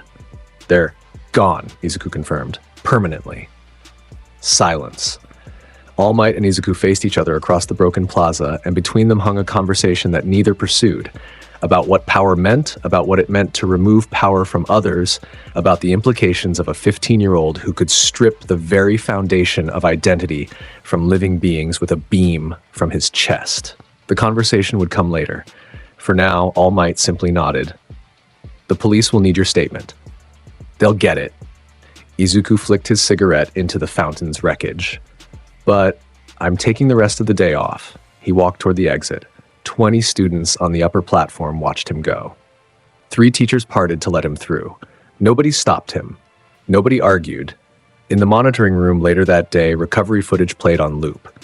Aizawa, his arm in a sling from injuries sustained before Izuku's intervention, watched the replay of the chest blast with an expression that had passed beyond concern and into something approaching existential reckoning.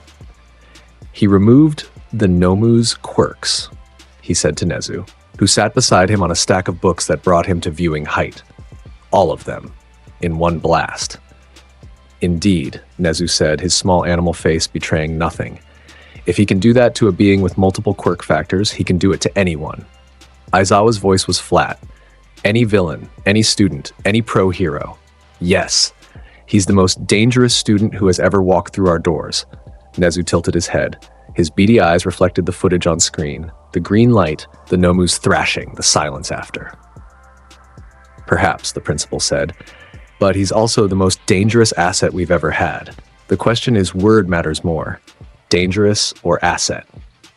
Aizawa said nothing. On screen, the footage looped back to the beginning. The dropping from the upper platform, the landing that cracked tile, the grin after the first hit. "You think you're some kind of martyr?" The audio captured Izuku's words to Shigaraki. "I don't have PTSD from listening to edgy monologues. You're just a psycho in a dirty scarf." Aizawa winced. He said that to a villain. "He also told me I looked like I hadn't showered," Aizawa added, pinching the bridge of his nose. Nezu made a sound that might have been a laugh. The weeks between USJ and the sports festival passed in the kind of institutional recovery that always followed near catastrophe. Security upgrades, faculty meetings, psychological evaluations that Izuku submitted to with the tolerance of a lion submitting to a veterinary checkup. "How does the incident make you feel, Midoriya?" "Like I need a cigarette." "We're indoors." Didn't ask. The evaluator marked him as non-responsive to trauma processing prompts and moved on. Izuku used the interim weeks for what he always used them for, training his body, maintaining his equipment, and ignoring the growing orbit of attention that followed him through UA's hallways. He was famous now, in the way that students became famous within the microcosm of a school. Whispers preceded him into rooms. Conversations died when he sat down. First years from other classes found excuses to walk past 1A's homeroom hoping for a glimpse. He found it tiresome. What he found considerably less tiresome was the sports festival, because the sports festival meant Midnight would be hosting, and Midnight hosting meant Midnight in her costume on a stage with a microphone, and that was the kind of entertainment Izuku was willing to attend school for. The day arrived. UA Sports Festival, the country's premier showcase of young hero talent, a televised event watched by tens of millions. Scouts from every major agency, the number 1, number 2, and number 3 heroes in attendance in the stands. A stadium packed to capacity with the kind of energy that you could physically feel pressing against your skin. Izuku arrived to the staging area with his shield on his back and a cigarette that he extinguished only at the stadium entrance. Because even he acknowledged that smoking in an enclosed venue with 50,000 people was more trouble than it was worth. Class 1A assembled in their preparation room. Nervous energy bounced off the walls like a living thing. Students stretching, psyching up, reviewing strategies. Todoroki Shoto sat alone in the corner, silent, his heterochromatic eyes staring at nothing. Bakugo stood against the far wall with his arms crossed, his expression set to the baseline fury that was apparently his resting state. Midoriya. The voice came from Todoroki and it caught the room's attention. "I want to talk to you." Izuku, who had been leaning against the wall near the door, turned one eye toward the boy. "I believe I'm stronger than you," Todoroki said. His voice was even, flat, devoid of the bombast that usually preceded declarations like this. It was the statement of someone who had run equations and arrived at a conclusion. "I won't hold back." Izuku looked at him for a long moment, at the scar over his left eye, at the way frost crystallized on his right hand, at the conspicuous absence of heat from his left. "Sure, kid," Izuku said. "Knock yourself out." Todoroki's eyes narrowed, something in the dismissal hitting harder than open mockery would have, but he said nothing else. The exchange was over. The speakers crackled. Present Mike's amplified voice rolled through the stadium with the force of a weather system. "Ladies and gentlemen, welcome to the UA Sports Festival. First year stage. Let's bring out our students." Class 1A filed into the stadium. The roar of 50,000 voices hit them like a wave. Sound made physical, adulation made kinetic. Lights blazed, cameras tracked. The stage was set at the center of the stadium floor, elevated, spotlit, commanding. And on that stage, microphone in hand, costume on display, posture radiating the specific kind of authority that made Izuku's eyes sharpen with attention, was Midnight. The R-rated hero, the chief referee of the sports festival. She stood behind the podium in her full regalia, bodysuit, boots, mask, whip, backlit by stadium lights that turned her silhouette into something that belonged on a playing card. She was explaining the format, the events, the rules. Izuku walked out of formation. He just left, separated from the line of students marching toward their designated assembly area and angled directly toward the podium, toward the stage, toward Midnight. His strides were long and unhurried, and by the time someone in Class 1A noticed and hissed his name in alarm, he was already climbing the stage steps. Midnight saw him coming. Her eyes went wide behind her mask for a fraction of a second before her professional training kicked in. She straightened, planted her whip hand on her hip, raised one eyebrow. "Midoriya," she said into the microphone, her voice carrying across the stadium. "You're supposed to be with your class."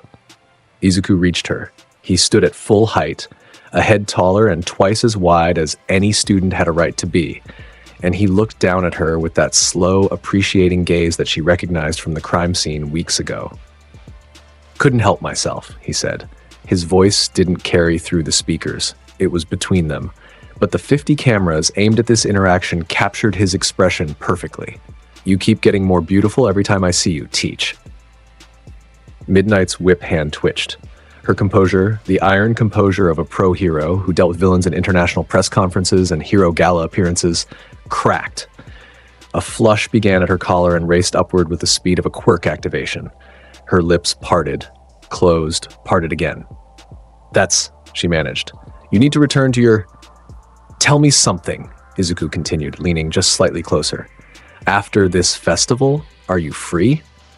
The stadium had gone silent. 50,000 people were watching this exchange without audio, reading body language alone, and the internet was already burning. Present Mike in the commentary booth had his finger on his microphone button and was choosing, very wisely, to say nothing. Aizawa beside him had his face in both hands. Midnight recovered, or attempted to. She leaned backward just slightly, not retreating, just establishing the distance that professionalism demanded, and pointed her whip at the student assembly area. Go, now, or I'm docking participation points. Worth it, Izuku said. He turned and walked back toward his class.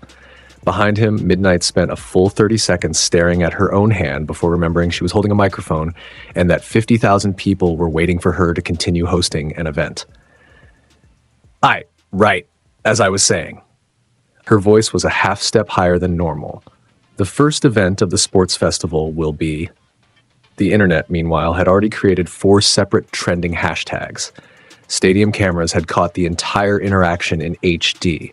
Screenshots proliferated at a rate that exceeded celebrity scandals. Mount Lady, watching from a VIP section, had her face buried in her hands and was laughing so hard her shoulders shook. The games began. The first event was the obstacle race, a circuit of the stadium exterior modified with terrain challenges, robot sentries, and environmental hazards. The entire first-year class raced simultaneously, making it as much about navigating bodies as obstacles. Izuku ran it in 47 seconds. A time that was 23 seconds faster than second place. He didn't even use his shield, just raw speed and the kind of brutish directness that turned obstacles into non-factors. The minefield at the end, he ran straight through it. The detonations went off against his legs and torso in a cascade of pink explosions that left him untouched and covered in cosmetic dust, emerging from the field's far side like a man walking out of a car wash. The cavalry battle followed. Teams of 4 carrying a point-valued headband, the goal being to collect as many opposing headbands as possible within the time limit. Izuku's team consisted of himself, Uraraka, who had refused to leave his side, despite his total indifference to her presence, the bird-headed Tokoyami, whose shadow creature provided useful coverage, and Shoji, whose multiple arms offered carrying stability. It lasted 2 minutes. Izuku walked through the field like a reaping season. His team elevated on Shoji's frame while he simply took headbands from anyone within reach. Other teams scattered rather than engage. The few who tried lost their headbands in under a second, Izuku's hands snapping out with the speed of a striking cobra, plucking the fabric from heads before their owners registered the movement. His point total at the end was obscene. The tournament bracket was announced. Single elimination, one-on-one combat. The crowd erupted. This was what they came for. The raw, unfiltered collision of powers and wills. Izuku's early matches were unremarkable for a single, devastating reason. They were over too quickly to be remarkable. His first opponent, a student from Class 1B with a hardening quirk, lasted 4 seconds. Izuku's shield hit him in the chest and launched him out of the ring like a baseball off a bat. His second opponent, a support course student with mechanical augmentation, lasted 6 seconds. The augments crumpled like tin cans when Izuku grabbed them. The bracket thinned. The crowd grew more invested. Commentary from Present Mike took on the increasingly strained tone of a man narrating a nature documentary where one predator had been placed in a petting zoo by mistake. And then, the semifinals. The screen displayed the matchup, Midoriya Izuku versus Todoroki Shoto. The stadium buzzed. This was the fight they wanted. The unstoppable force versus the boy who claimed to be stronger. Todoroki had demolished his own bracket opponents with walls of ice that buried them before they could blink. He was powerful. He was focused. He was also carrying something inside him that had nothing to do with combat, and Izuku could see it from across the ring. They faced each other. Todoroki on one side, his right hand trailing Frost, his stance balanced and ready. Izuku on the other, shield on his arm, posture relaxed, looking at his opponent the way a man looks at a puzzle he's already solved. Midnight, recovered from her earlier disruption, professional mask firmly reinstated, raised her arm. Begin! Todoroki attacked immediately. The glacier that erupted from his right side was enormous, a wall of ice that raced across the ring with the speed of an avalanche and the mass of a small building. It was his opening statement, his bid for immediate victory, the full expression of the power he was willing to use. The temperature in the stadium dropped 10 degrees in 2 seconds. Frost formed on nearby surfaces. Students in the front rows of the audience scrambled backward from the cold. Izuku ran straight at it. His shield came up, a battering ram of steel aimed at the center of the approaching ice wall. His legs drove forward with force that cracked the ring stone floor with each step. 10 meters. 5. Contact. He punched through the glacier. A single strike, shield-enhanced, full-bodied, catastrophic. The ice wall didn't crack. It detonated. Fragments sprayed in every direction, glittering in the stadium lights like shrapnel made of crystal. A chunk the size of a dining table spun over the audience's heads and embedded itself in the stadium wall 30 rows up. The cold was replaced by the sharp ozone smell of raw kinetic force. Izuku emerged from the other side of the ruined glacier at a full sprint, closing the distance on Todoroki before the boy could process what had happened to his opening move. More ice. Todoroki sent it. Layers, walls, pillars rising from the ground to interpose themselves between him and the incoming train. Izuku went through each one the same way. Shield, fist, shield again. The ring was becoming a field of ice debris, crystalline wreckage scattered in every direction.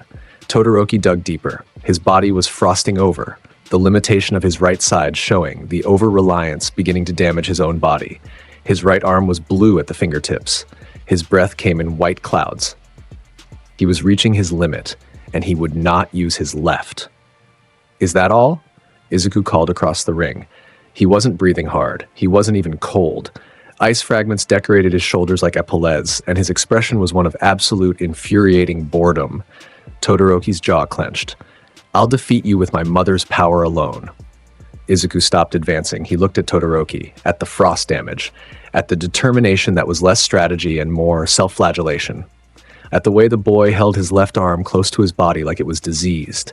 And for the first time since the match began, something in Izuku's expression shifted from boredom to something sharper, something almost like irritation.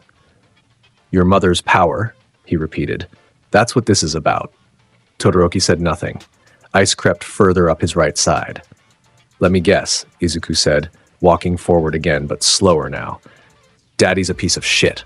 Arranged marriage, made you into a weapon, used your mother until she broke, and now you're standing here in front of 50,000 people throwing away half your quirk because what? Using it means he wins? Means you're his creation? Todoroki flinched. The ice on his arm cracked. Shut up, he said. You don't know. Izuku closed the remaining distance in 2 steps and slapped Todoroki across the face. Open palm. Full rotation. The crack echoed through the stadium. Todoroki's head snapped sideways. His body swayed. For one beat, the entire arena held its breath. I don't give a fuck about your daddy issues, Izuku said. His voice was low enough that only Todoroki could hear it. But the stadium's directional microphones caught every word, and 50 million viewers at home heard it too. Use your power or I'll fry it out of your blood right now and make you normal.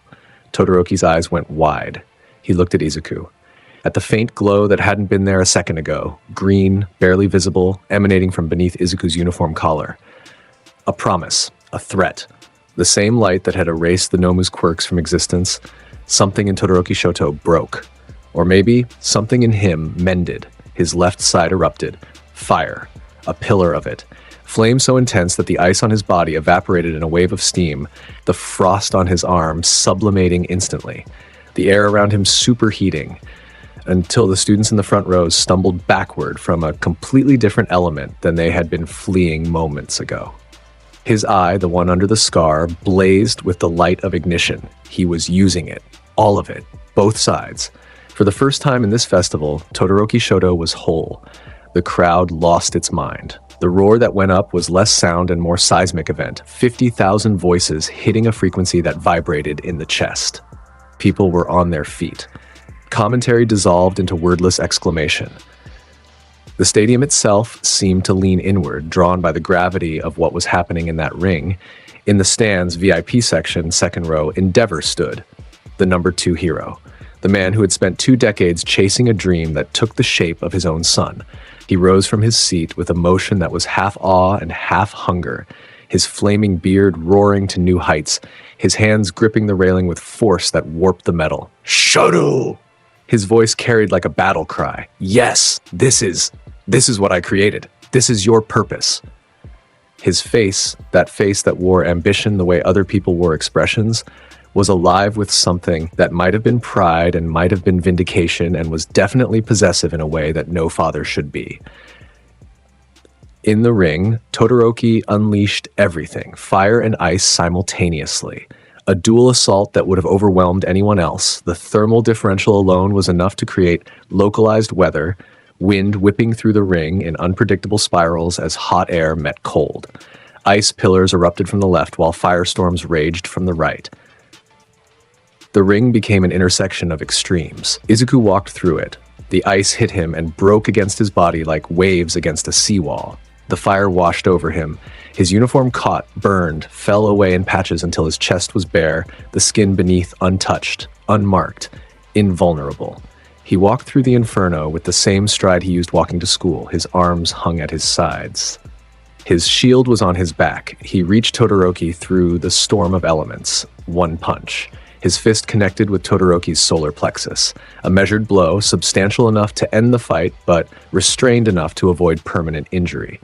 The air left Todoroki's lungs in a single, violent exhale. His body left the ground. He traveled in a perfect arc over the ring's boundary and landed on the grass beyond with a thud that was final, out of bounds. Match over. Midnight's arm rose. Her voice cracked across the stadium like her whip. Midoriya advances. The crowd roared. Or tried to. The sound was somehow thinner than it should have been.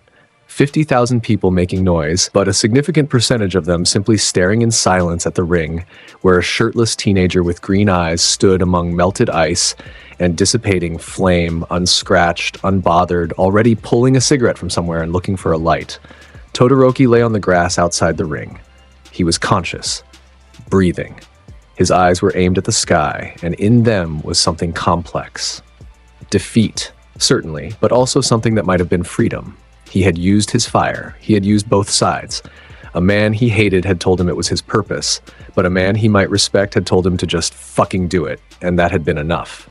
He breathed. Clouds passed overhead. Endeavor was in the stands, still standing. His expression shifted now from triumph to something less comfortable. His son had used his fire. Yes, but his son had also lost. And the person who had beaten him had done it while walking through everything. Todoroki Shoto could produce without so much as raising his heart rate. The number 2 hero sat back down. His flames dimmed slightly. Something he would need to process was taking shape behind those narrow eyes. Midnight remembered she needed to announce the medical team. She spoke into her microphone, but her gaze lingered on Izuku's back as he walked toward the fighter's exit tunnel. Medical team to the east boundary. Todoroki Shoto requires assessment. Her voice was professional, but her hand, the one holding the mic, was trembling. Just a little, the finals arrived. Izuku fought Bakugo. It lasted 12 seconds. Bakugo came in swinging, full power, maximum explosions, everything he had saved and built toward and dreamed about unleashing. He was fast. He was powerful. He was fighting like a man possessed. Every detonation a statement. Every lunging strike, a declaration that he would not be dismissed again. Izuku let him throw 3 shots. They hit. They detonated against his body. They accomplished nothing. Then Izuku caught Bakugo's 4th attack mid-swing, twisted his arm behind his back, and drove him face-first into the ring floor with enough force to crack the stone, his boot pressed between Bakugo's shoulder blades. The blonde thrashed beneath him. Explosions popping against the stone in impotent fury, but the pin was absolute. "Stay down," Izuku said. "You're embarrassing yourself." Bakugo screamed. Incoherent, bestial, the sound of a pride so massive it couldn't fit through the experience of being dominated. He thrashed harder. Explosions grew brighter. Izuku increased the pressure of his boot. Something in Bakugo's spine made a sound. The blonde went still. Not from compliance, but from the sudden, instinctive understanding that the next increment of force would put him in a hospital. Midnight counted it. Bakugo had been immobilized for more than 5 seconds. Winner, Midoriya Izuku. First place in the UA Sports Festival first-year tournament. The stadium erupted. Confetti cannons, fireworks. Present Mike screaming with an enthusiasm that threatened structural damage to his vocal cords. Izuku stepped off Bakugo, looked up at the crowd. 50,000 faces looking back at him. Cameras broadcasting his image to 50 million more. He stood there, shirtless, scarred shield on his back, cigarette somehow appearing in his hand as though conjured by magic, and gave the nation nothing. He didn't wave. He didn't smile. He didn't pose or flex or acknowledge the spectacle. He smoked, and he waited for this to be over. The medal ceremony was brief. All Might himself placed the gold around Izuku's neck, the symbol of peace having to reach slightly upward to do so, which was a visual that photographers would obsess over for weeks. The exchange between them was minimal. "Congratulations, young Midoriya. You've earned this." "Yeah." Izuku looked at the medal, then at All Might. "I know." He left the stadium through the athletes' tunnel. The sports festival was over. And somewhere in the city beyond UA's walls, events were already in motion that would test the thing everyone had learned today. That Izuku Midoriya was the strongest first-year student in the history of UA's hero program. The question nobody had asked yet, the one that mattered, was whether he was also the most dangerous person in the country. The answer came 3 weeks later in Hosu City, internships. The week following the sports festival, students were assigned to pro-hero agencies for field experience, shadowing, training, real-world exposure. Izuku had selected his agency with the kind of deliberate indifference that characterized most of his decisions. He'd chosen a small, independent hero in the Hosu district, whose territory was dense with activity and whose supervision style was described as hands-off to the point of negligence. In other words, Izuku would have room to operate. The first 2 days passed without incident. Patrols, paperwork, the grinding mundanity of professional heroism that the public never saw. Izuku walked routes through Hosu's entertainment district with his shield on his back and his attention split between scanning for trouble and thinking about exactly nothing. The third night was different. It started with fire. 3 simultaneous explosions across Hosu's downtown core.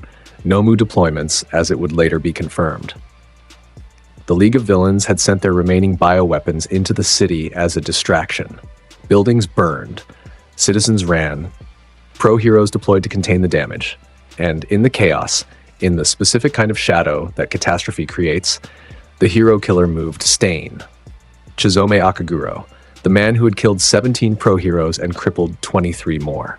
His philosophy was simple and absolute. The modern hero system was corrupt, populated by fakes who fought for fame and money rather than conviction. His judgment was final. His methods were permanent. He had chosen tonight to deliver another sermon in blood. His target was Ingenium, Ida Tensei, the turbo hero, elder brother of Ida Tenya, the blue-haired boy from Class 1A. Stain had attacked Ingenium 3 weeks prior, severing his spine, ending his career. And now, drawn by the chaos in Hosu like a shark to chum, he sought the younger brother. Ida Tenya had come to Hosu for exactly this reason. Revenge, justice. The line between them blurred by grief and fury. He had separated from his internship mentor. He had gone hunting. He found what he was looking for. Or rather, it found him. The alley was narrow, dead end. Brick walls on 3 sides, dumpsters and fire escapes providing cover and angles. Stain was waiting there, blade drawn, bandaged face visible in the amber glow of a nearby streetlight. His reputation preceded him into every shadow. His killing intent was a physical presence. Aida charged. Engines firing, legs pistoning, righteous fury propelling him forward with everything he had. Stain sidestepped, drew the secondary blade, cut, one precise stroke across Ida's calf, barely enough to break skin but enough to draw blood. The blood curdle quirk activated the instant the crimson touched Stain's tongue. Ida's body locked. Every muscle, every voluntary function frozen in place as though someone had hit pause on his existence. He hit the ground, paralyzed, helpless. A monument to the distance between intention and capability. Stain stood over him, blade raised, judgment in his eyes. Another fake, the hero killer said. His voice was rough, scarred by the same conviction that scarred his face. Fighting for vengeance rather than justice. You're everything wrong with this system. His blade rose, and a cigarette ember turned the corner. The orange glow appeared first, a single point of light moving through the darkness at the alley's mouth. Then the silhouette, broad, tall, the distinctive shape of a riot shield riding one shoulder like a battle standard. Footsteps that were unhurried but heavy, each one a statement against the silence of the scene. Izuku Midoriya walked into the alley the way a man walks into a bar, Aware of what's inside, unimpressed by it, already knowing where the exits are, he stopped. The cigarette moved from his lips, held between two fingers. His eyes took in the scene. Stain's raised blade, Ida's frozen body, the blood on the concrete. He processed it in a single heartbeat, the way a professional processes a scene they've walked into 100 times before. He took a long, slow drag. The ember flared orange in the dim light. "You think you're some kind of martyr?" Izuku said, and his voice filled the alley wall to wall, bass and gravel. "I don't have PTSD from listening to edgy monologues. You're just a psycho in a dirty scarf." Stain's head turned. His eyes, those flat, predator's eyes that had been the last thing 17 heroes ever saw, found Izuku, measured him, read his stance, his size, his bearing. "Another one," Stain said. "A student. You shouldn't be here." "And yet," Izuku flicked ash onto the alley floor. "Here I am." Stain made his decision in the span of a synapse firing. The boy was large but young. The boy was confident but untested, or so the hero killer believed. His blade was already bloody. His quirk was already active. One cut, one taste. Another body on the ground. He attacked. Stain was fast. There was no argument to be had about this. The man moved with the speed that only years of constant, brutal, life-or-death combat could forge. He crossed the 5-meter gap between them in less than a heartbeat, katana leading, edge aimed for the exposed skin at Izuku's forearm. The technique was flawless. The angle was perfect. 2 pro heroes had died tonight already. This would be the third. Izuku caught the blade. His hand closed around the katana's edge, the way you'd close your hand around a railing. The steel met his palm and stopped. Dead. The cutting edge, sharp enough to bisect body armor, rested against his skin without penetrating. The resistance was absolute. His flesh refused the instruction to part. Stain's momentum carried him forward into his own stopped weapon. His body jolted. His eyes went wide. The first time in years that those eyes had shown genuine surprise. He tried to pull back, to withdraw the blade, to create distance and reassess. The blade didn't move. Izuku's grip held it like a vice. They stood there for a fraction of a second. Killer and target, locked across the length of a trapped weapon. Stain's eyes met Izuku's. And in that exchange, the hero killer saw something he had seen in very few opponents. The complete absence of fear. Izuku looked at the blade, at the fingers wrapped around it, at Stain's face beyond. He snapped the katana. One sharp motion, a flex of his hand, a torque applied to the steel that exceeded its structural tolerance by a factor of 50. The blade broke at its midpoint with a crack like a gunshot. The severed half spun away and embedded itself in the brick wall. The remaining stub dangled uselessly from Stain's grip. "That all you got?" Izuku said. Stain didn't hesitate. Credit to him, he adapted faster than most. The broken katana became a short blade. His offhand drew a secondary weapon, a combat knife, serrated, designed for close quarters. He came in again, low this time, aiming for the legs, for the joints, for anything that might bleed. Izuku brought his shield to bear. The first knife strike glanced off the shield's face with a shower of sparks. The second aimed around it, Stain's speed letting him angle past the barrier toward Izuku's ribs. The blade point struck skin and deflected, the knife itself bending at the tip from the failed penetration. And Stain's expression shifted again, surprise deepening into something closer to alarm. Izuku's counterattack was immediate. Shield edged to the ribs. The impact was devastating, 40 kilograms of steel driven by superhuman force into the hero killer's midsection. Stain's body folded around the point of impact. His feet left the ground. He flew sideways and hit the alley wall with enough force to crack the bricks behind him. Mortar dust rained down on his shoulders. He tried to rise. Izuku was already there, elbow to the jaw. The strike came from above, a dropping motion, the point of Izuku's elbow driving downward into the hinge of Stain's mandible, with a kind of force usually reserved for demolition equipment. Something cracked. Stain's head snapped sideways. Blood sprayed from his mouth in a fan pattern against the wall. He staggered, drew another blade, his third a short tanto drawn from his boot. He slashed at Izuku's face. Izuku leaned backward 3 inches. The blade passed through empty air. Then he grabbed Stain's wrist, the one holding the tanto, and squeezed. Bones ground together. Stain's fingers spasmed open. The weapon clattered to the ground, palm strike. Izuku's open hand drove forward into Stain's center mass with the full weight of his body behind it. The hero killer's back hit the alley wall again, harder this time by deeper. The bricks cracked in a web pattern. Mortar exploded outward in a cloud. The impact drove the air from Stain's lungs with a sound like a punctured tire. Stain sank against the wall. His legs buckled, blood ran from his mouth, his nose, one ear. His ribs were broken. Multiple. The grinding sensation obvious in every labored breath. His jaw hung at an angle that was wrong. His eyes, those predator's eyes, were glazed with pain but still burning with something that refused to acknowledge what was happening. "You're strong," Stain managed, the words coming through broken teeth and blood. "But strength alone doesn't make you worthy." Izuku grabbed him by the front of his outfit, lifted him off the ground with one hand, pinned him against the wall with his shield pressed across the hero killer's chest, the weight and force of it compressing Stain's already damaged ribs, until breathing became a negotiation between will and physics. Izuku's face was inches from Stain's. His chest began to glow. The clicking started. Soft at first, a murmur, a suggestion, then building, rising. The green light bled through Izuku's shirt, illuminating the alley in that sick, beautiful radiance. It reflected off the wet brick walls, off the blood on the concrete, off Stain's eyes, which for the first time, the very first time anyone had ever witnessed, showed something that looked like fear. "Flash like lightning," Izuku said. His voice was a whisper, a promise. Thunder like a god. The blast fired. It was focused. A narrow beam rather than a wide cone, directed, aimed, compressed into a stream that struck Stain's body at center mass and suffused him with green-white light. The hero killer's back arched against the wall. His mouth opened in a scream that started at a frequency audible to humans and descended past it into something felt rather than heard. The beam lasted 3 seconds. 3 seconds during which the genetic foundation of Stain's power, Blood Curdle, the quirk that had paralyzed hundreds, killed dozens, defined a legend, was being dismantled at the atomic level.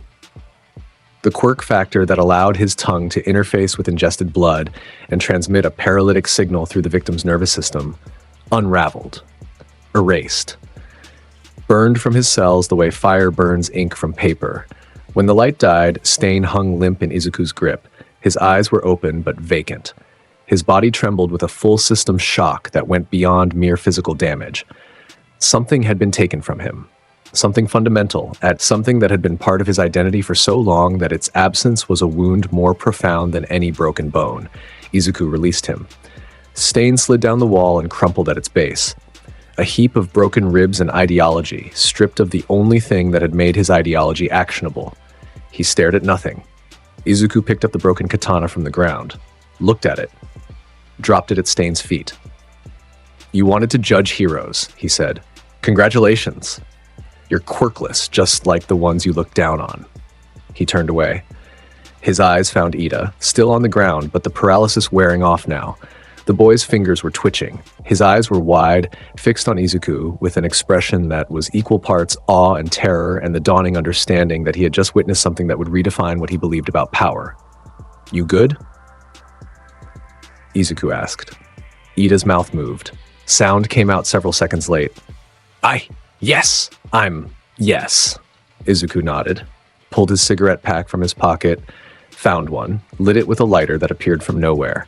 He leaned against the opposite alley wall and smoked while they waited for the sirens that were already growing closer. Ida sat up slowly, his returning motor control arriving in waves.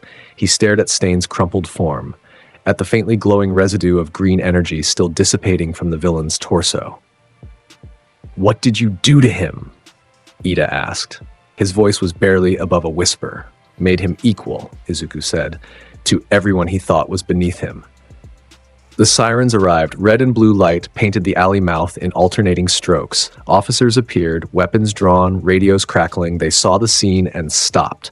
One of them recognized the figure on the ground, the bandaged face, the costume, the reputation, and immediately called for backup. The medical team arrived next, paramedics in helmets and body armor, because approaching the hero killer without protection was suicide by tradition. They ran their scanners, they checked vitals, they stabilized the broken bones and managed the internal bleeding. And then their faces changed. The quirk factor scanner, a standard medical device that measured the biological signature of a person's quirk functionality, returned a null reading. Same result. A third time, different angle, different sensor array, 0. His quirk factor is... The lead paramedic trailed off, looked at her colleague back at the scanner. It's absent. Completely absent. There's no reading at all. That's impossible, her colleague said, unless the scanner is... It's not the scanner. She ran it on herself. Normal reading. Ran it on the nearest police officer. Normal. Back on Stain. 0. His quirk is gone, she said. The words hung in the air like a verdict. The police detective on scene, a man who had worked Hosu's hero district for 15 years, turned toward the two students in the alley. His eyes found Izuku, who was leaning against the wall, smoking, watching the proceedings with the engagement of a man observing something thoroughly uninteresting. "Kid," the detective said. "What happened here?" Izuku looked at him, took a drag, let the smoke curl out. The hero killer attacked the student. He nodded toward Ida. "I stopped him." "You stopped him?" "That's what I said? And his quirk?" Izuku held the detective's gaze for a long, silent moment. Then he pushed off the wall and walked toward the alley exit. "Guess he lost it," he said over his shoulder. He walked out of the alley and into the night. The sirens and lights faded behind him with every step. Hosu City burned in the distance, the Nomu attacks still raging, heroes still fighting, chaos still churning. But the alley behind him was done. Its story was finished. And the legend that would grow from this night was already taking shape. By morning, the story had metastasized. The hero killer captured, alive but depoured. A man who had built a legend on quirk-based supremacy reduced to a normal human being in the space of a single night. The irony was so thick you could choke on it, and the media did. Every major news outlet ran the headline. Variations of the same theme: hero killer Stain apprehended, quirk permanently destroyed. The details were scarce. The police had sealed the incident report, citing the involvement of minors, but details leaked. They always did. An unidentified student, male, large build, green hair, a steel shield, and a blast of green light that somehow, impossibly, inexplicably, erased the quirk factor from a living person's DNA. Hero forums burned. Social media collapsed under the weight of speculation.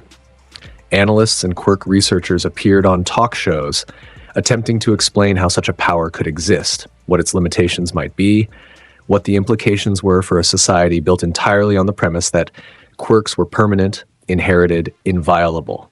In a hospital room in Hosu, Stain sat in a bed with restraints on his wrists and ankles and a ceiling above him that he had been staring at for 6 hours. His tongue, the instrument of his power, the weapon that had defined 2 decades of his life, was just a tongue now. A piece of muscle in his mouth that tasted food and formed words and did nothing else. He could bite himself bloody and lick the wound and feel nothing beyond the copper tang that every human being experienced. He was baseline. He was ordinary. He was everything he had spent his life punishing others for being. A nurse checked his vitals every hour. She was scared of him. That much was obvious in the way she moved, the way she avoided eye contact, the way her hands trembled at the IV pole.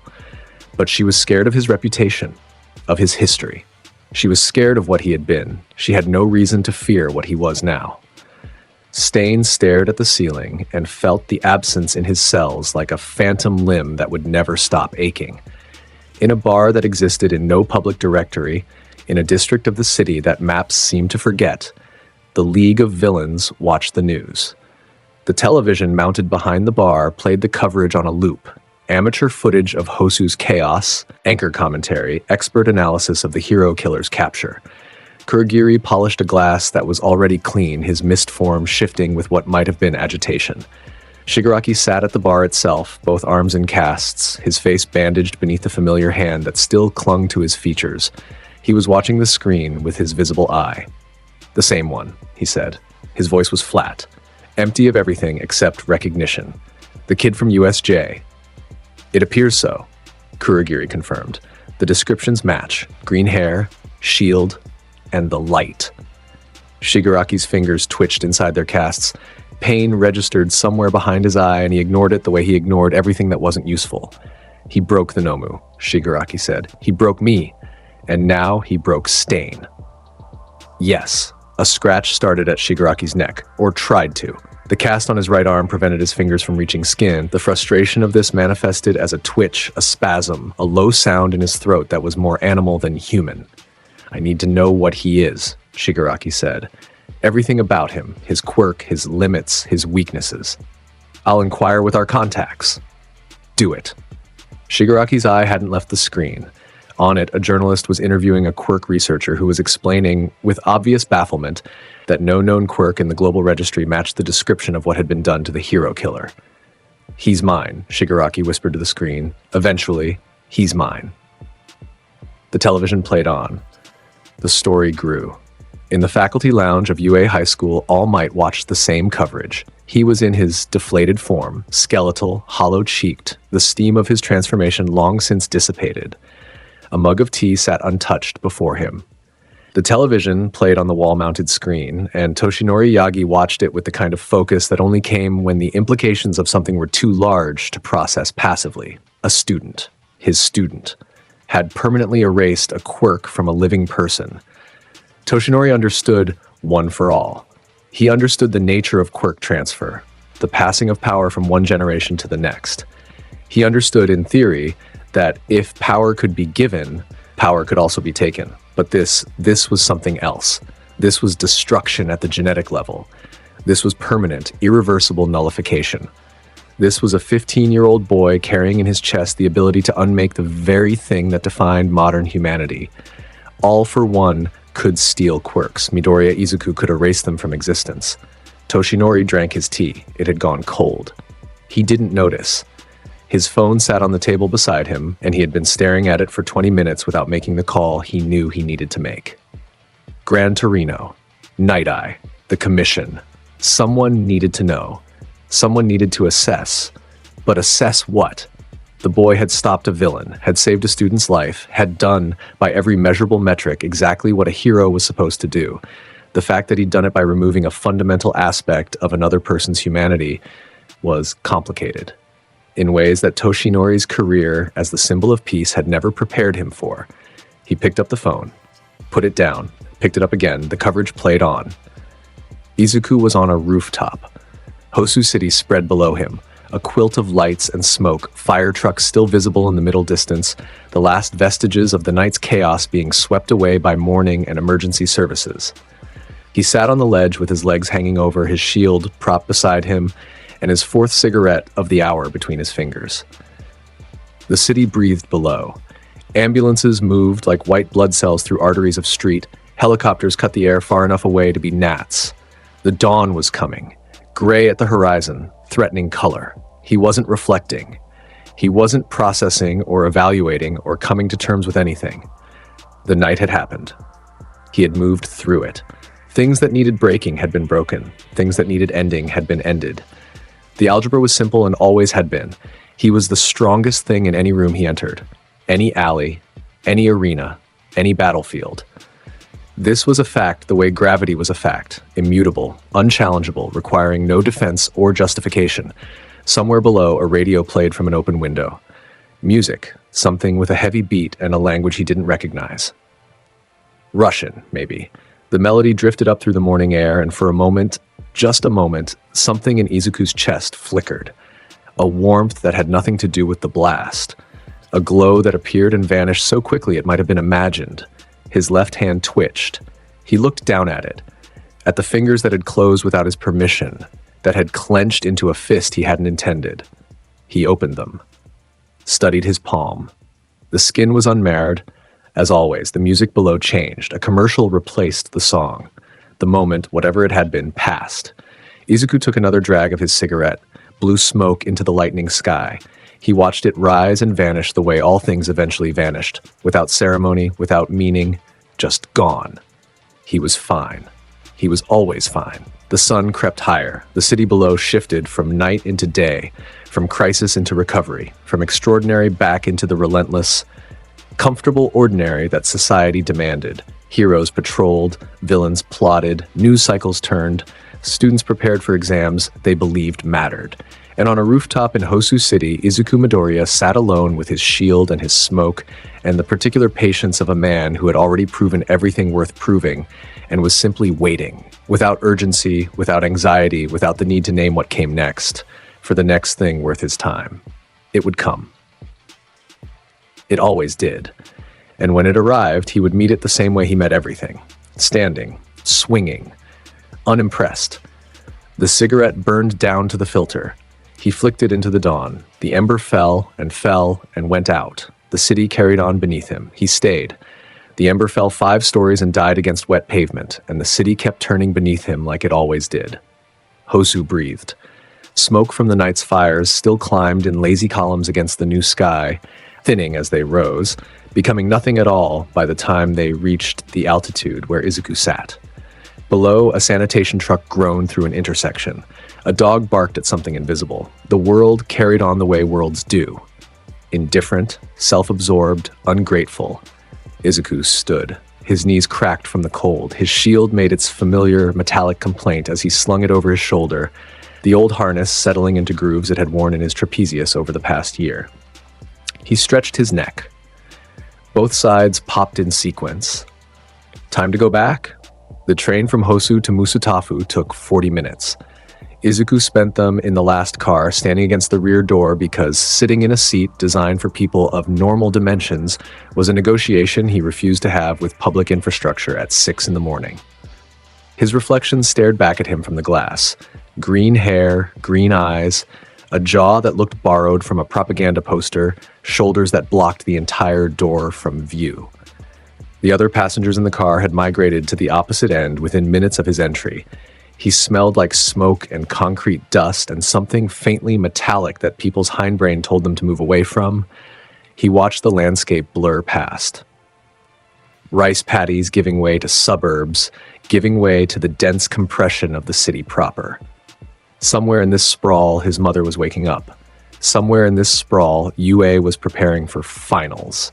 Somewhere in this sprawl, conversations were happening about him in faculty lounges, in government offices, in underground bars, and every single one of those conversations would proceed and conclude without his input or interest. The train arrived. Izuku disembarked. He walked home. His mother had left rice in the cooker and a note on the counter. Same as always. He ate standing up, staring out the window, his jaw working through the food with the efficiency of a machine built for this one purpose. He showered, changed. The UA uniform went on like armor, which on him it was. The shield went on last. He lit a cigarette on the way out the door and walked to school. Campus was humming with the kind of energy that only exam season could generate. Students moved through hallways with textbooks clutched to their chests and anxiety written across their faces in neon. Study groups occupied every available table in the library. Practice sessions ran double time in the training facilities. The air itself seemed to vibrate at a higher frequency, tuned to the pitch of young ambition meeting the reality of assessment. Izuku walked through it untouched. He reached Class 1A's homeroom, took his seat, pulled a book from his bag, different from the one at Aldera, same vintage, same language, same subject matter, of men doing violence in places the world had chosen to forget. He opened it and read. Around him, conversations continued in the hushed, urgent tones of students preparing for something that felt like life or death, but was, in the grand accounting of things, a test. Aizawa entered the room. The class fell silent, with the Pavlovian speed of students who had learned what that silence bought them. Finals are in 3 days, Aizawa said. He looked like he had slept in a ditch and been disappointed by the experience. Written portion in the morning. Practical in the afternoon. The practical will be team-based combat scenarios against pro-hero opponents. His eyes swept the room. Pair assignments are posted. Check them on your way out. He left. The class erupted into motion, 20 bodies converging on the bulletin board near the door with the urgency of people whose futures were pinned to a piece of paper. Izuku stayed in his seat. He turned a page. Uraraka appeared at his desk 3 minutes later, her face carrying the particular expression of someone delivering news they are uncertain how to frame. Midoriya, she said. Your partner is Bakugo. Izuku turned another page. And your opponent. She swallowed. It's All Might. That made him look up. Those green eyes left the book and found her face, and for half a moment something lived in them that she had never seen before. Interest. He said, and went back to reading. Uraraka stood there for another beat, waiting for more. More did not arrive. She left. 3 days passed. The written exam came and went. Izuku finished in 18 minutes, set his pencil down, and stared at the ceiling for the remaining hour and 42 minutes, while his proctors exchanged glances that said everything their professional obligations prevented them from saying aloud. His answers, when graded, would return at 94%. The 6% lost was attributable to a single essay question, where his response, while technically accurate, was deemed excessively blunt in its characterization of current rescue doctrine failures. The practical arrived ground gamma, an artificial urban environment, streets and buildings and intersections rendered in concrete and steel, designed for destruction and reconstruction in equal measure. It was here that Izuku and Bakugo would face All Might in a scenario that required them to either subdue the pro-hero or escape through designated exit gates. Those were the official victory conditions. Izuku had his own conditions. The staging area was a reinforced bunker at the district's edge. Izuku and Bakugo stood inside it, separated by as much distance as the small room allowed, which was approximately 4 meters of concrete floor and a lifetime of history. Bakugo was vibrating. His palms crackled with preemptive detonations, small pops of light that reflected off the bunker walls. His jaw was set in that permanent clench that characterized his entire existence. His eyes were fixed on the door ahead, the exit that would take them into the arena, into the fight, into proximity with the symbol of peace. He had said nothing to Izuku. 3 days of preparation, and he had offered 0 words of strategy, 0 acknowledgement of partnership, 0 indication that he considered this a collaborative exercise. Izuku leaned against the wall, shield on his arm, cigarette between his fingers, unlit, because even he conceded that smoking in a sealed bunker with another person was more hassle than the nicotine was worth. The speaker crackled. Recovery Girl's voice. Practical exam. Team Midoriya Bakugo versus All Might. Begin in 30 seconds. Bakugo's explosions intensified. His body coiled forward, weight on his toes, ready to launch the moment the door opened. "Stay out of my way, Deku," Bakugo said. His voice was tight, compressed. A pipe bomb with the pin half pulled. "I'll take him alone." Izuku put the unlit cigarette behind his ear, straightened off the wall. "Sure, Sparky. Give it your best shot." The door opened. Bakugo exploded forward, full throttle from the first step, his palms firing in alternating bursts that propelled him through the air like a human missile. A trail of smoke and light and screaming ambition marking his path into Ground Gamma's artificial streets. He was fast. He was committed. He was everything that 15 years of believing in his own supremacy could produce in a single violent burst. All Might was waiting on the main avenue. The symbol of peace stood in the center of the road, wearing weighted cuffs on both wrists and both ankles, the handicap that the exam imposed on teacher opponents. Even handicapped, he was All Might, the frame that could bench press buildings, the smile that had anchored an entire nation's sense of safety, the blue eyes that burned with a light that had nothing to do with quirks and everything to do with will. He saw Bakugo coming. That smile widened. "Young Bakugo, excellent spirit," but All Might moved one step. His palm came up in a sweeping motion, open-handed, restrained, angled to redirect rather than destroy. It caught Bakugo mid-flight and sent him spinning. The explosion Bakugo had aimed at All Might's face detonated against empty air. His body cartwheeled sideways through a storefront window with a crash of glass and a sound that was more surprise than pain. 5 seconds. Bakugo was out of the fight's opening exchange, embedded in retail wreckage, his pride taking more damage than his body. All Might turned. Izuku was there. He had covered the distance from the bunker entrance during Bakugo's charge, his pace a steady run, nothing frantic, nothing desperate. He arrived on the avenue with his shield raised and his weight forward and his eyes locked on All Might, with the attention of someone who had been waiting for this moment since the first day he understood what this school contained. All Might's smile shifted. The public smile, the one that reassured, the one that said everything was fine, receded by a fraction. What replaced it was something older, something that belonged to Toshinori Yagi rather than the symbol.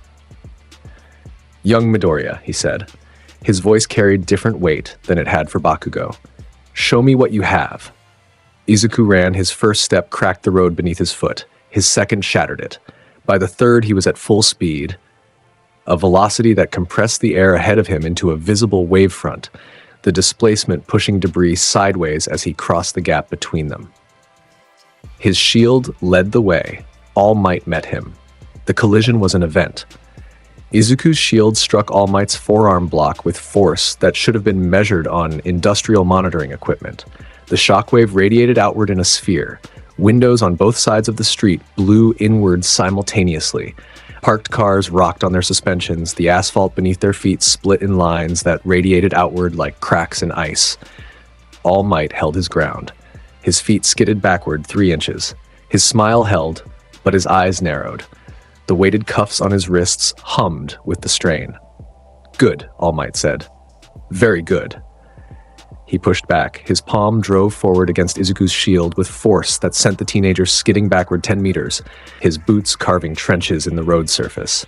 Izuku's arms absorbed the impact, elbows bending, shoulders rolling, the kinetics distributed through his frame in a way that would have separated a normal person's joints from their sockets.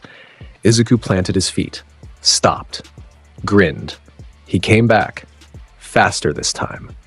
The shield swung in a lateral arc aimed at All Might's midsection.